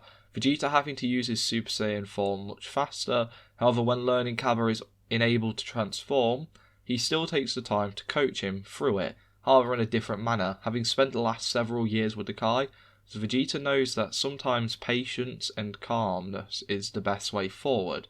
So, instead of violence, he teaches him slowly and methodically, with the fight dragging on for 30 minutes, so Cabba can eventually unlock the form, but it's here where Vegeta leaves Cabba with a lesson. Transforming into the stage beyond Super Saiyan, the Prince ascends to Super Saiyan 2. But from what everyone can tell, Vegeta is actually still weaker, even with him being in the grade above Super Saiyan. But Vegeta doesn't seem worried. Instead, he taunts Cabba to come and get him. The Saiyan, eager to test out his newfound strength, does so. However, before he can hit the Prince, the man disappears, reappearing behind Cabba using the Kai Kai to dodge the attack. Before Cabba can counter, he feels chains wrap around his arms and legs, which are connected to one another. Cabba goes to break the metal, only to learn he doesn't possess the power to do so, as Vegeta in a tauntingly manner admits that he could try for the next 100 years, but he won't be able to break those catchy-catching chains. As Cabba struggles to move, Vegeta walks forward, telling his new student that while power is a very important factor in a fight, the most important weapon in a warrior's arsenal is a good mind and crafty thinking. That will always decide who's stronger. At saying this, Vegeta Kai-Kai's Cabba over the edge of the ring, dropping him out. Goku smiles at seeing this as Vegeta smirks at his victory, looking up to Kakarot with a look that says they'll be fighting soon. Goku smiles at this as finally Hit touches down onto the arena floor, as everyone holds their breath in anticipation to see what this man can do. Goku, Piccolo, Vegeta and Trunks had all been watching him closely, and now are interested to observe what's going to happen. However, the moment the match is called, Vegeta finds himself face down in the dirt, and the match given to Hit. A few seconds passes as Nappa jumps down to help his friend up, and it's in this moment when Vegeta finally wakes up in the spectator ring, where he reports he didn't even see his opponent move. Hearing this, Nappa lifts his hands admitting he has little to no chance winning if Vegeta couldn't even see the guy moving. So Nappa decides to opt out of the fight, leaving the battle to just Trunks, Piccolo and Goku. Trunks is eager to rejoin the fight, jumping down to the arena and warming up a little bit before turning to his Super Saiyan 2 state once more. The boy's eyes stay locked on Hit, wanting to see a single movement, but much like Vegeta in almost a blink of an eye, he is tasting the dirt, but not for no reason, as Goku and Piccolo both think they have ideas on how to counter Hit after seeing him fight just a little bit. But Piccolo, being the first one on the roster, jumps down into the arena, ready to show off everything he's been working towards this last year, ready to show off the path of a destroyer. Breathing in slightly, he takes a passive stance, before a purple-tinted aura lingers on his bodies, and his eyes turn purple as well. Champa and Vados stand at attention as the Namekian not only shows off Godly Ki, but also the power of a destroyer.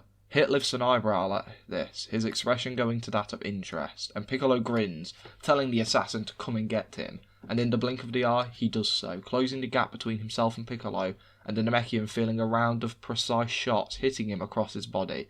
However, unlike the others, Piccolo doesn't fall, instead he hardly flinches, his incredible endurance allowing him to stay on his feet and remain unmoved, the purple aura around him building as each punch had landed, before throwing a punch forward. Hit, not having expected to not only see Piccolo standing but to be attacked, finds himself on the receiving end of a face shot, causing the assassin to trail backwards, slightly shocked. Piccolo presses his advantage, stretching out his arm to try and keep the fast-moving target in one spot, but once more Piccolo finds his opponent moving faster than he can see, as Hit once more closes the gap. This time, the blows delivered are able to push the godly Namekian backwards, but surges his aura once more. Piccolo grins at this, however, as he pulls his arm backwards. With his hand passing by Hit's head, he turns his wrist so his palm is facing towards the assassin's whole body, as an explosion of purple ki erupts from the palms of the Namekian. With a demon explosion wave going off, Hit is caught off guard and knocked off his feet by this attack, feeling a great deal of pain from that one attack. In the second that Hit's knocked off his feet, Piccolo rushes forward, wanting to go for a ring out, but that's when Piccolo feels a fist collide with his heart, causing Piccolo's body to lock up, and the assassin and Namekian to lock eyes. As Hit had realised finally that Piccolo was a Namekian, even with his off-colouring and slightly different attitude, he's 100% a Namekian, meaning he can throw a slightly more serious punch without worry of killing this guy. Their regeneration normally covers all of that. So in an instant, Hit sends off a barrage of deadly blows into Piccolo's currently paralysed body, and soon the shockwaves of the blows are enough to send Piccolo crashing out of the ring. Piccolo is annoyed as he watches the holes in his body heal up thanks to his Namekian biology. However, he can't help but be happy to see his new destroyer powers, even if it's in the early stages, are developing well, and he feels like the gap between himself and Goku are finally closing. He just needs to get used to using transformations more. As Goku helps his friend up to the spectator stand, he soon jumps down into the ring, hopping on the spot to warm up, being the last of the 7 fighters, with Hit's interest in Goku somewhat peaked, since it's clear that himself and the Namekian are likely on level footing, if not this Saiyan might be just above him, as Hit waits for Goku to take on some form of transformation, wanting to have another interesting fight like that one with the Namekian. He watches as the man stays in his base state, taking a fighting stance.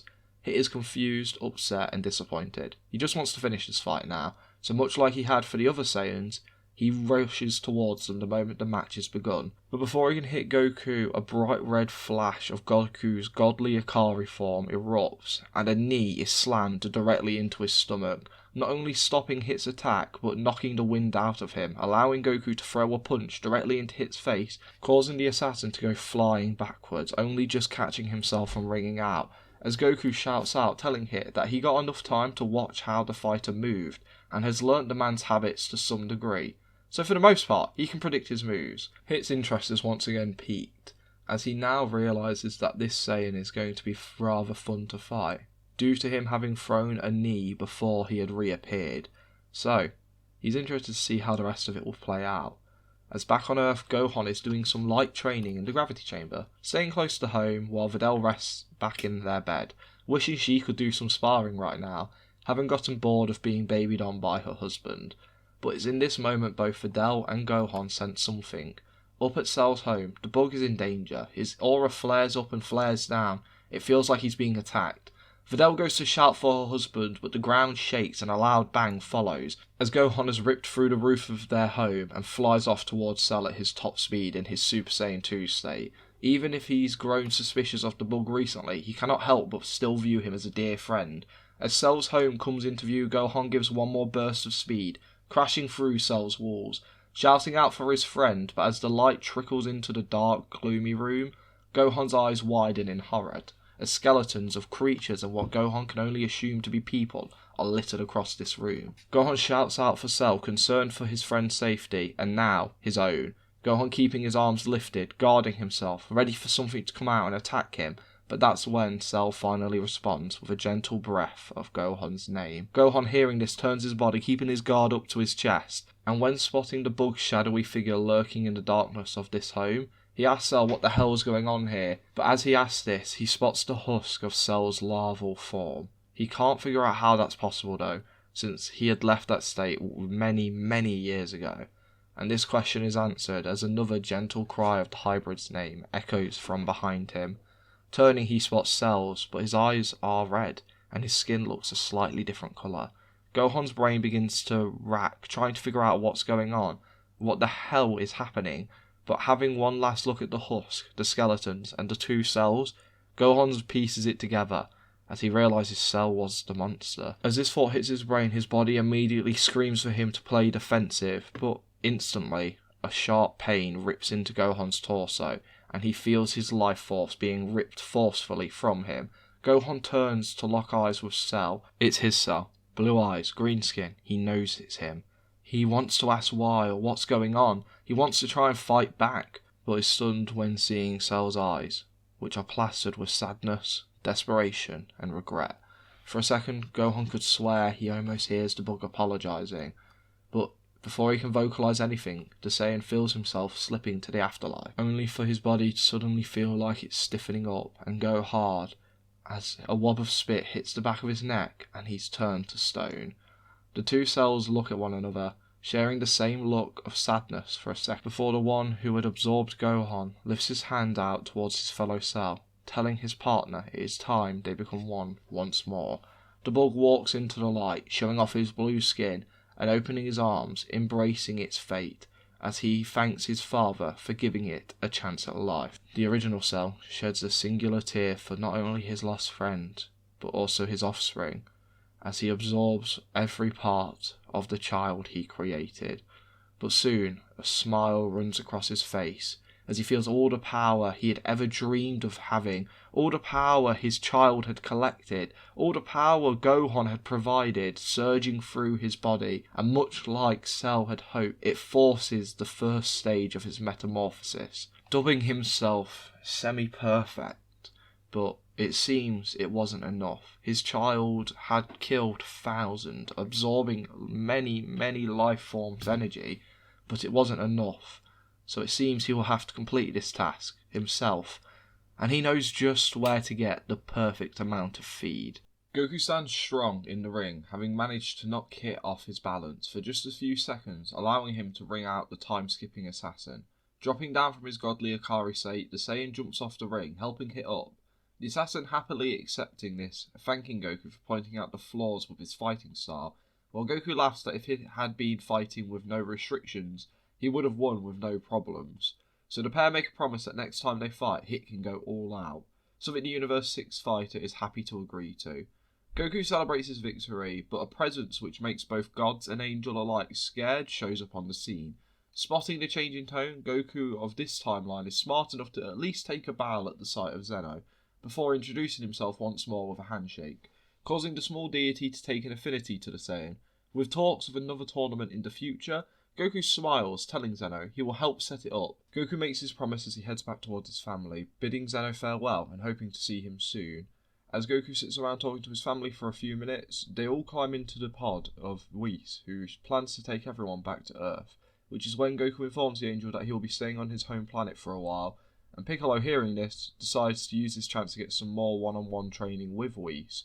the Namekian's smiling at the chance of managing to pull ahead of Goku, but as he begins to smile, a shooting pain rips through his body, causing him to grip at his chest, trying to figure out what it is, but as soon as the pain comes, it goes.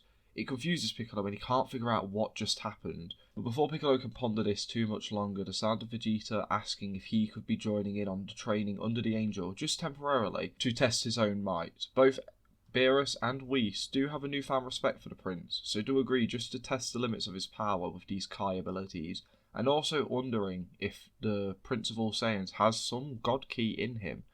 But before they can inquire too much longer, they arrive on Earth, swiftly dropping off all those who want to depart here in Capsule Corp Gardens, with Whis, Beerus, Piccolo and the Kais all heading off back to their respective destinations, leaving just our Z warriors on the planet. As Goku takes a deep breath in, happy to be home, everyone who isn't part of the Brief family shares a look and says that they will all meet up tomorrow to celebrate. For now, they want to leave Goku a chance to catch up with his family in a more personal setting.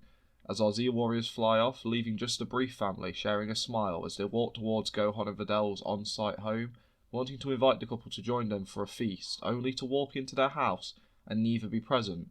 This isn't too weird, however, since it's likely that Gohan's training and Vidal's watching, but as they arrive in the training room, there's no one here, causing a bit of worry to fester in everyone's heart. So Goku begins starting to search for their energy, thinking they must be nearby, or maybe even Vidal had gone into labour and been taken to hospital. But as Goku begins to sense the city, he struggles to find them.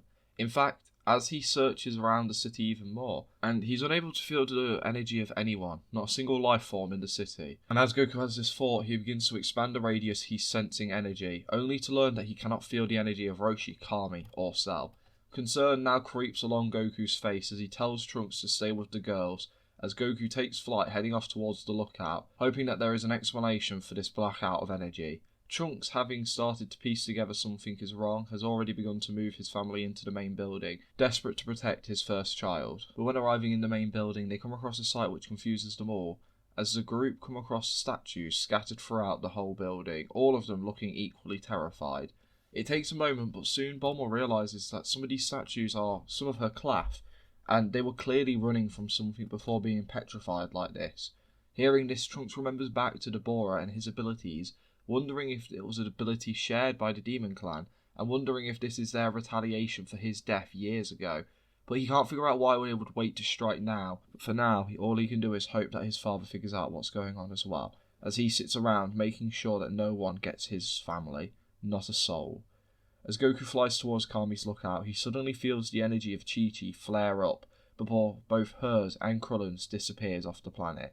In a state of panic, the Saiyan no longer playing games activates his god form, rushing towards Kame House, only to find the island empty, with some statues decorating its shoreline. But upon further inspection, Goku can see these are the statues of his friends, coming to a similar conclusion as Trunks, of this being some sort of Demon Clan rebellion. Goku double times it towards the lookout, Goku's panic causing him to miss the creature lurking in the depths, who, seeing his ultimate goal of power flying away, starts heading towards what he needs to achieve it. Goku lands on the lookout, having made it there in record time, only to find the place in disarray as it had been attacked, with a giant hole punctured through the floor, with Kami and Popo both petrified a couple feet away. Goku understands now why Piccolo didn't disappear, but this gives Goku some good news, because it now means there's two ways to undo the petrification that has been done to his friends. They could use the Dragon Balls, they need to find them, but they could use the Dragon Balls.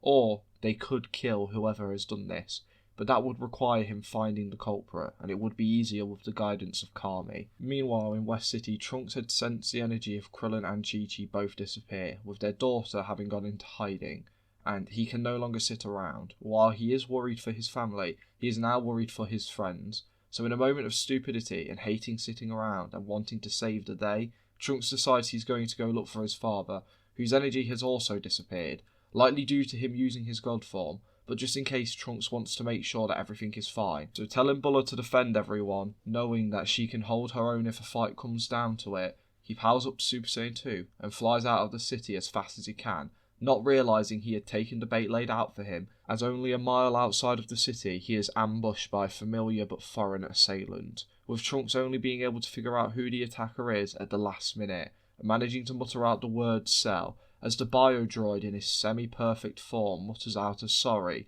while wearing a grin as he drains the life force from Trunks' body. It only takes seconds for the lights of Otherworld to begin to flood Trunks' eyes, but just before death can strike Trunks, just before all of his energy is drained away from him, a wob of spit hitting him in the head causes a familiar feeling to overflow Trunks, as he realises now that Cell is the one responsible for whatever sort of attack has happened today, but cannot figure out why. But before Trunks can ask any questions, he's unknowingly joined his twin in becoming a statue. As the heavy rock begins to plummet towards Earth, destined to smash into a million pieces against the ground, Cell catches it, sighing in relief at this. As his body begins to glow with a white light, he smiles, knowing now that the power of the twins was more than enough for him to achieve his ultimate form, as after a few seconds of his energy surging, he becomes perfect, and his power is mighty. Looking at the solid statue of Trunks, he promises to allow the boy to spend the rest of time by his family's side. Cell, having now achieved his perfect form, has actively given away his location, as Goku bursts onto scene in his godly Akari state, as he finds Cell stood next to the now petrified Trunks. Goku's brain cannot figure out straight away what's gone down, but he can recognise Cell thanks to his key signature, and he asks his friend what the fuck happened here, and who did this to everyone. Cell looks at Goku. The Saiyan's power is incredible, his energy is off the charts, and Cell then realises he can feel the energy of Goku for the first time in years. Cell hasn't been able to do it since Goku had achieved godhood, realising that the combination of his energy, Trunks' energy, and Gohan's must have combined all of the minute amount of God Ki they all had in them, and allowed him to achieve a godly state himself, having never realised how much he needed his perfect state until right now. Cell feels the power of the Saiyan, and he can tell that they are equal for the first time in years. They are truly equal. Cell smiles as Goku looks towards him, concerned on his face, as he repeats his previous question, as Cell responds with the answer Goku feared, announcing how he had done everything. Goku doesn't understand. He cannot figure out why Cell is doing this, but before he can ask any more questions, Cell looks towards Trunks' statue, back at Goku, and turning to look at West City. Goku clenches his fist, shouting out, demanding an explanation, with Cell turning to Goku, asking what he knows of his creation. Goku looks confused. He knows Cell was built up of many different fighters, but Bulma purged Frieza, Raditz, Vegeta and the Ginyu's DNA from Cell, while implementing more of his, their kids, and her own to try outweigh the evil Cell was designed to become. And Cell asks Goku if he is not evil, and if Bulma is not selfish. Goku, still trying to understand, looks more confused, as the book shouts out that while Bulma removed evil beings from his genetic makeup, she left in those who others might consider evil. Cell screams out how Goku's drive to become stronger and have a good fight had put the planet in danger in the past. Goku goes to argue back, but Cell gets to release his true feelings for the first time in years, so it doesn't give the Saiyan a chance to speak, screaming out that he was made up from each member of the Brief family's DNA. He has Goku's desire to become stronger and break his own limits, something that they prevented him from being able to do. Bulma's thirst to discover the unknown and master the very unknown she has just found has left him desiring his perfect form more than ever before. Gohan and Trunks' desperate nature to try and be their own individuals and to make both their mother and father oh so proud has left him yearning for what he is designed to become, and that is perfect. This made Cell so desperate to achieve his perfection, but to do that would require the androids, something they all took away from him, so he was forced to train in hopes that pushing his physical limits would be enough to awaken the power hidden in his genetic code. However, the more he trained, the further it felt like he got, and he desired it so desperately. So when training didn't work, he had to turn to his intellect, something Bulma was so generous to lend him, and theorise how he could achieve this power, and that's when it hit him. Maybe, if he consumed enough energy, maybe he could break the limits pre-programmed into his DNA, and he could achieve perfection. So from that day, he began fattening up the Saiyans like pigs to slaughter, in hopes that one day they will reach the level of power high enough to break his programmed limits. Cell admits that a day did come before this day. He thought they were all powerful enough to help him achieve his perfection, but on that day it was the day he absorbed the Bora, and after taking more than 50% of that demon's life force, a demon who was so strong it was taking all 4 of them to hold him back, nothing He absorbed that demon for everything he had, and he didn't even achieve the next level of power. So he knew he had to wait. He had to keep playing this game with them, keep making sure they're getting stronger and stronger, and that's when that damn cat showed up. The godly forms that Goku acquired was the signal he needs to begin to plan how to take their energy. So using a combination of the Demon King's Piccolo's ability to make spawn of himself and the multi-form technique, he made a minion who was so observant and so different from him that no one would realise they are the same, and he sent that creature out to collect energy from people of Earth, slowly absorbing them one by one. However, as the Z fighters slowly started to zoom in on this creature, he knew he had to pull out, especially when Gohan started to grow suspicious, is when he decided to change up his tack. He told everyone that he was doing a soul-searching mission, when in reality, all he was doing was buying his time, allowing his minion to continue striking but in less frequent patterns, and taking much stronger people. People Goku had fought at former Tenkaichi Budokais, and over time his minion grew very strong, and soon it was time for him to strike. Faking a dangerous battle, causing Gohan to come bursting onto the scene to try and save him. However, the moment Gohan showed up, his energy was already his, as Cell absorbed both his minions and Gohan's abilities to gain the second stage to perfection, and with Trunks' given help, he accessed the final. So all that's left from the Son family boys is Goku, the final step to him truly becoming the ultimate being, something that the god of destruction Beerus couldn't even stop. Goku is stunned silent. He struggles to believe it. Why is Cell turning people to stone? He doesn't get it. But being able to read his former training partner's mind, he gives a not-so-cocky smile, as Cell admits that his time on Earth hasn't all been bad. Even if he was trapped in his imperfect shell, he still came to care for the people of this planet, and more importantly, Goku and his family. They became like his own family, and as much as he desires to train all of their energy, he cannot kill them. His body will not allow him, his heart won't let him, so instead he will capture them all in statues, moments before their death, meaning they will be alive in both physical and spiritual form, as their statues will spend the rest of eternity together at Capsule Corp, while their energy will remain in him for the rest of time, long after he has conquered this universe and the next. However, he doesn't want to end his time on this planet without one good fight, so he planned for his final bout on this planet to be with the man he had come to call a close friend, who he was designed to kill, as he looks Goku in the eyes, announcing that the way to free his sons and his friends is to kill him. But if Goku's to lose, not only will he be joining his sons as statues as an energy source for Cell, but both his daughter and wife will be as well. Goku, hearing this, feels the energy of Bulma, Eraser, and Cargo. They're all in the city.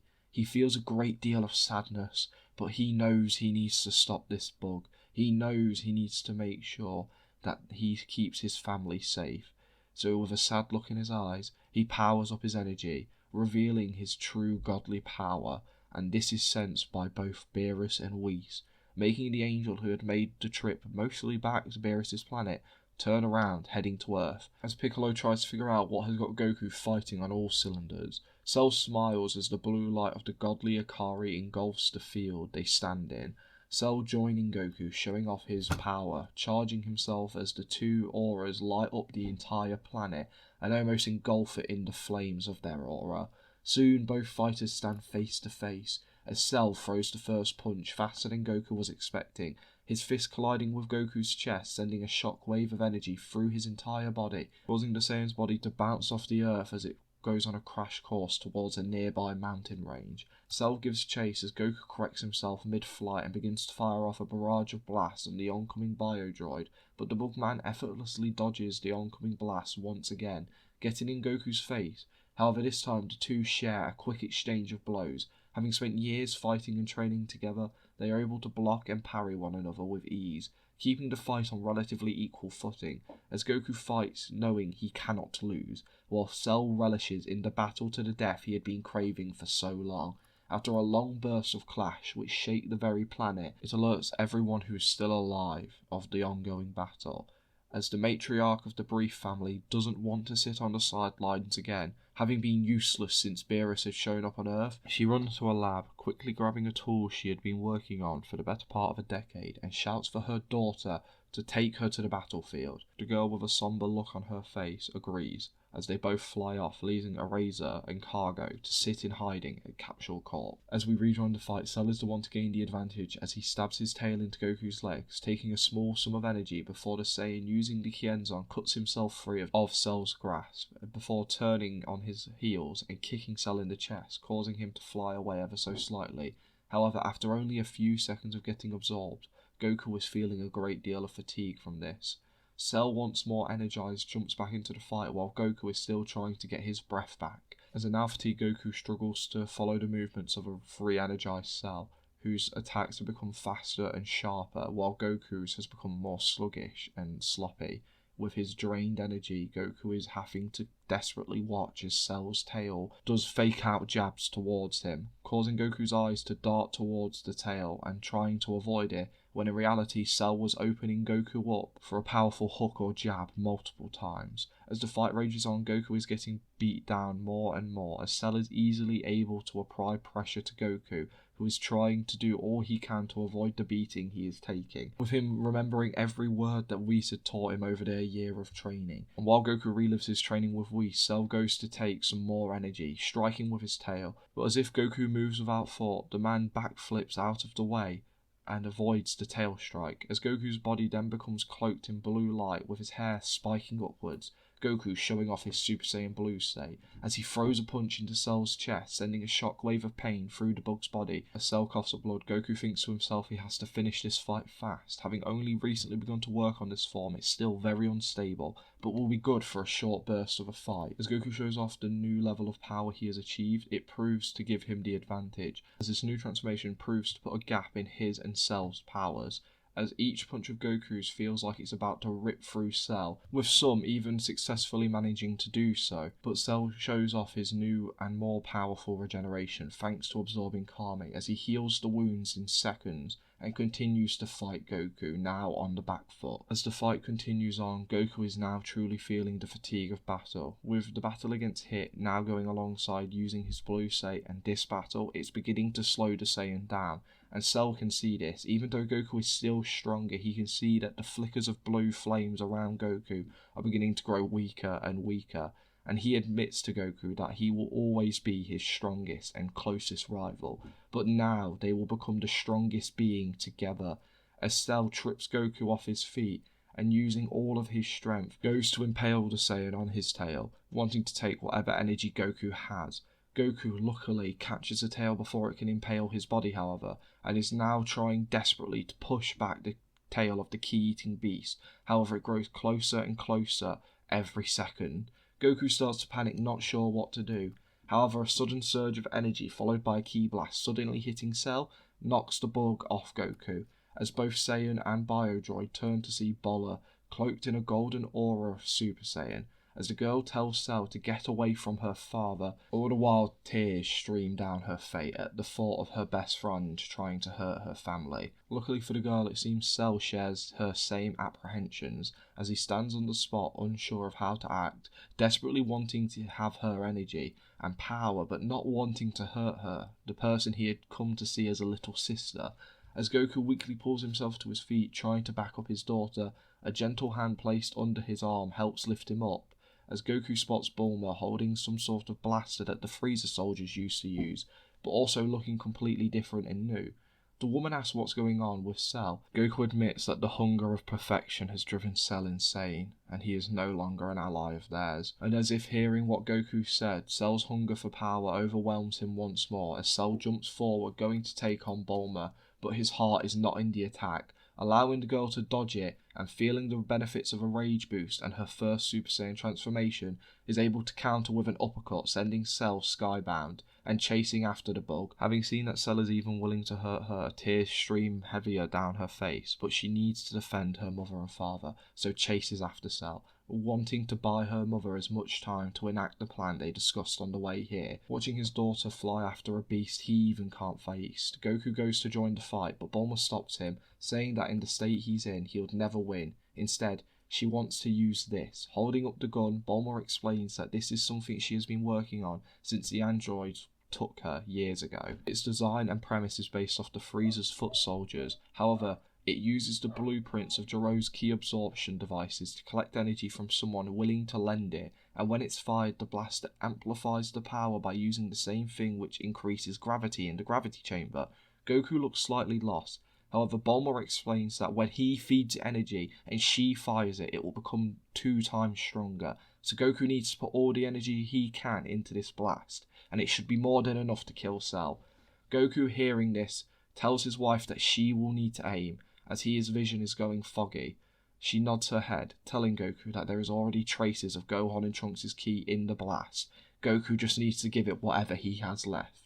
The Saiyan, hearing this, places his palm on the gem sitting on the back of the gun, wrapping his arm around Bulma's waist to make sure she doesn't fly off as he begins to charge his energy. At first, a white aura of his base form begins to cloak the pair, and then, as the aura grows more powerful and wider, it turns green at the power of his Ikari state. Bulma can feel the energy of each form of Goku's, working his way up slowly. Super Saiyan, the Super Ikari, the God form, Godly Ikari, Blue, and Goku, seeing his family on the line, watching his daughter desperately fighting off Cell in a losing battle, as the bug gets more and more comfortable at attacking the little girl, and soon is getting ready to strike. Goku lets out a scream, combining everything this family has ever given him, as he uses the power of his God, Super Saiyan, and Ikari state to create something new, the very thing he has been working on creating since he had arrived on Beerus' planet, as his blue aura of Super Saiyan Blue flickers with green jolts of energy thanks to his Ikari state.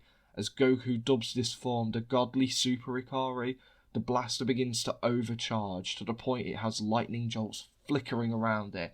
With Goku feeding more and more energy into the device, he tells his wife to take the shot whenever she can. As she begins to wind up the blast, Bulma is still locked in combat with Cell.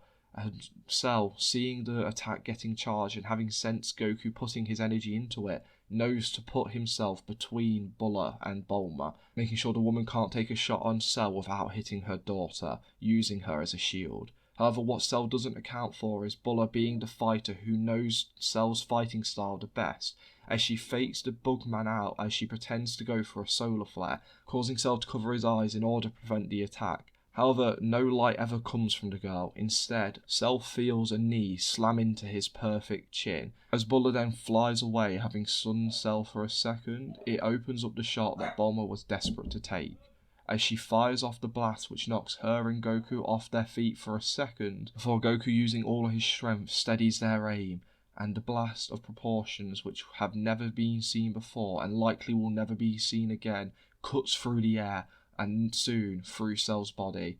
As the blast begins to push Cell into deep space, he can feel his body desperately trying to hold together with its regeneration. However, as he flies further and further into space, his body is being destroyed more and more down to the atom, and in his final moments of life, he thanked the Sun family for giving him the battle he craved oh so dearly, before becoming nothing, not even a speck of dust. Immediately, Goku and Bulma run to their daughter, who cries hysterically on the floor at the sight of Cell's destruction. Even after knowing all the horrible things he had done, they were still best friends. As the family of 3 embrace themselves, they are soon joined by a weak Gohan and Trunks. Both, having been unpetrified, followed the crazy energy coming from this area. As the Brief/Sun family embrace one another, they make a vow eternally to always be there to support one another and take on any threat as a family, like they have been, with tournaments against other universes, old wizards, and even alien Avengers not being enough to stop the family. Goku races through the sky, pushing himself to his top speed, checking where the sun sits in the sky, panicking, knowing he's going to be late home. Racing past the city, he finds himself in the mountains he grew up in, slowing down as he descends down to the ground outside of his home in the mountainside of Mount Paozu. Rushing inside, he apologises profusely, saying that he and Pan got super caught up in their training. Bulma turns to her husband, taking her eyes off the food she is currently cooking before scolding Goku for not being only late, but coming in covered in muck, grime and bruises, saying that her husband is an absolute idiot. With a second of silence lingering in the room, the pair share a laugh, ever so slightly. Bulma telling Goku she knew he would be late, so she has only just started cooking the food, telling Goku to jump in the bath and get ready. Saying this, Bulma comes in close, giving Goku a hug tightly, asking him how Pan's training's going. Goku's face lights up, telling his wife that she has begun to master the Super Ikari form, and once she's got that mastered, he's going to start helping her hone her God Ki, since the next step would be the God forms. Bulma smiles, telling Goku that's great. Goku then asks how Cargo is doing, since he sensed that the boy was here earlier. Bulma giggles, saying that the kid has asked if she wouldn't mind helping him come up with a spaceship idea, since it seems the boy wants to explore space when he's older, alongside his cousin Pan. Goku hearing this laughs as well, asking if that's why Bulma has only just started cooking, since she got caught up planning out a design and the mathematics of this so-called spaceship. Bulma blushes, telling her husband to shut up. As they lock eyes, Bulma pinches Goku's cheeks, saying it isn't fair that he won't show any signs of aging for another 20 or so years. Goku apologises, but tells Bulma she's still gorgeous. The couple kiss before thinking back on all of the years they've spent together, from their first meeting to the years they spent travelling the world, slowly falling for one another, to Goku's proposal, their wedding, and the first time they held their sons, to this very moment, where they got to spend time with their grandkids. And now, with another one on the way thanks to Bulla falling pregnant, they can't help but wait and feel excited to see what the rest of their life will be like. Grateful that every night and every day they get to spend besides the person they love. All of the fights, all of the tears, every moment they spent with one another is so precious to them. As they pull apart from the kiss, Goku's nose sniffs out that the food is getting close to being done. He offers to help Bulma out, however the woman pushes him into the bathroom, telling him he stinks, and truthfully, she doesn't want to sit down and eat next to him while he's like this, rushing him to have a bath while she finishes setting up the table. After a few seconds of fussing around, the pair sit down, facing one another, on opposite sides of the table. Just them, their own kids having long since moved out of their home, leading their own lives, starting their own families. Both of them couldn't be prouder of their children. And now they find themselves alone. While it feels like it should be sad, the two just stare at one another, smiling, enjoying their meal, unable to think of spending their life with anyone but the person in front of them. I hope everyone enjoyed this movie. If you're still here and you want to listen to me for a few seconds, that's great. If not, leave a comment in the bottom, like and subscribe, all of that stuff I should say as a YouTuber. And if you are still here, leave a comment on what your favourite part of this story was. I'm just going to rant for a second. This story has its ups and downs, and I will be the first one to admit that. I changed the direction I wanted to take it halfway through, and looking back with the ideas I have now, I should have never taken this story into Super. After the Boo Saga, I should have done the 10-year time skip, and I really should have just covered GT. GT was the correct way to take this story. The power creep in Super is too much, and it made it so I couldn't use Bulma how I wanted to use her. Whereas going into GT, I could have had her play a part, and I could have had some fun with going on Super Ikari, a form which Goku had only really mastered near the end of the series. But this all being said, I hope everyone enjoys this story. I hope everyone who's listening has a great day or a good night, and hopefully you'll come back and see what else I've done. So for now, have a great day or a good night, and hopefully I'll see you next time. Bye for now, guys.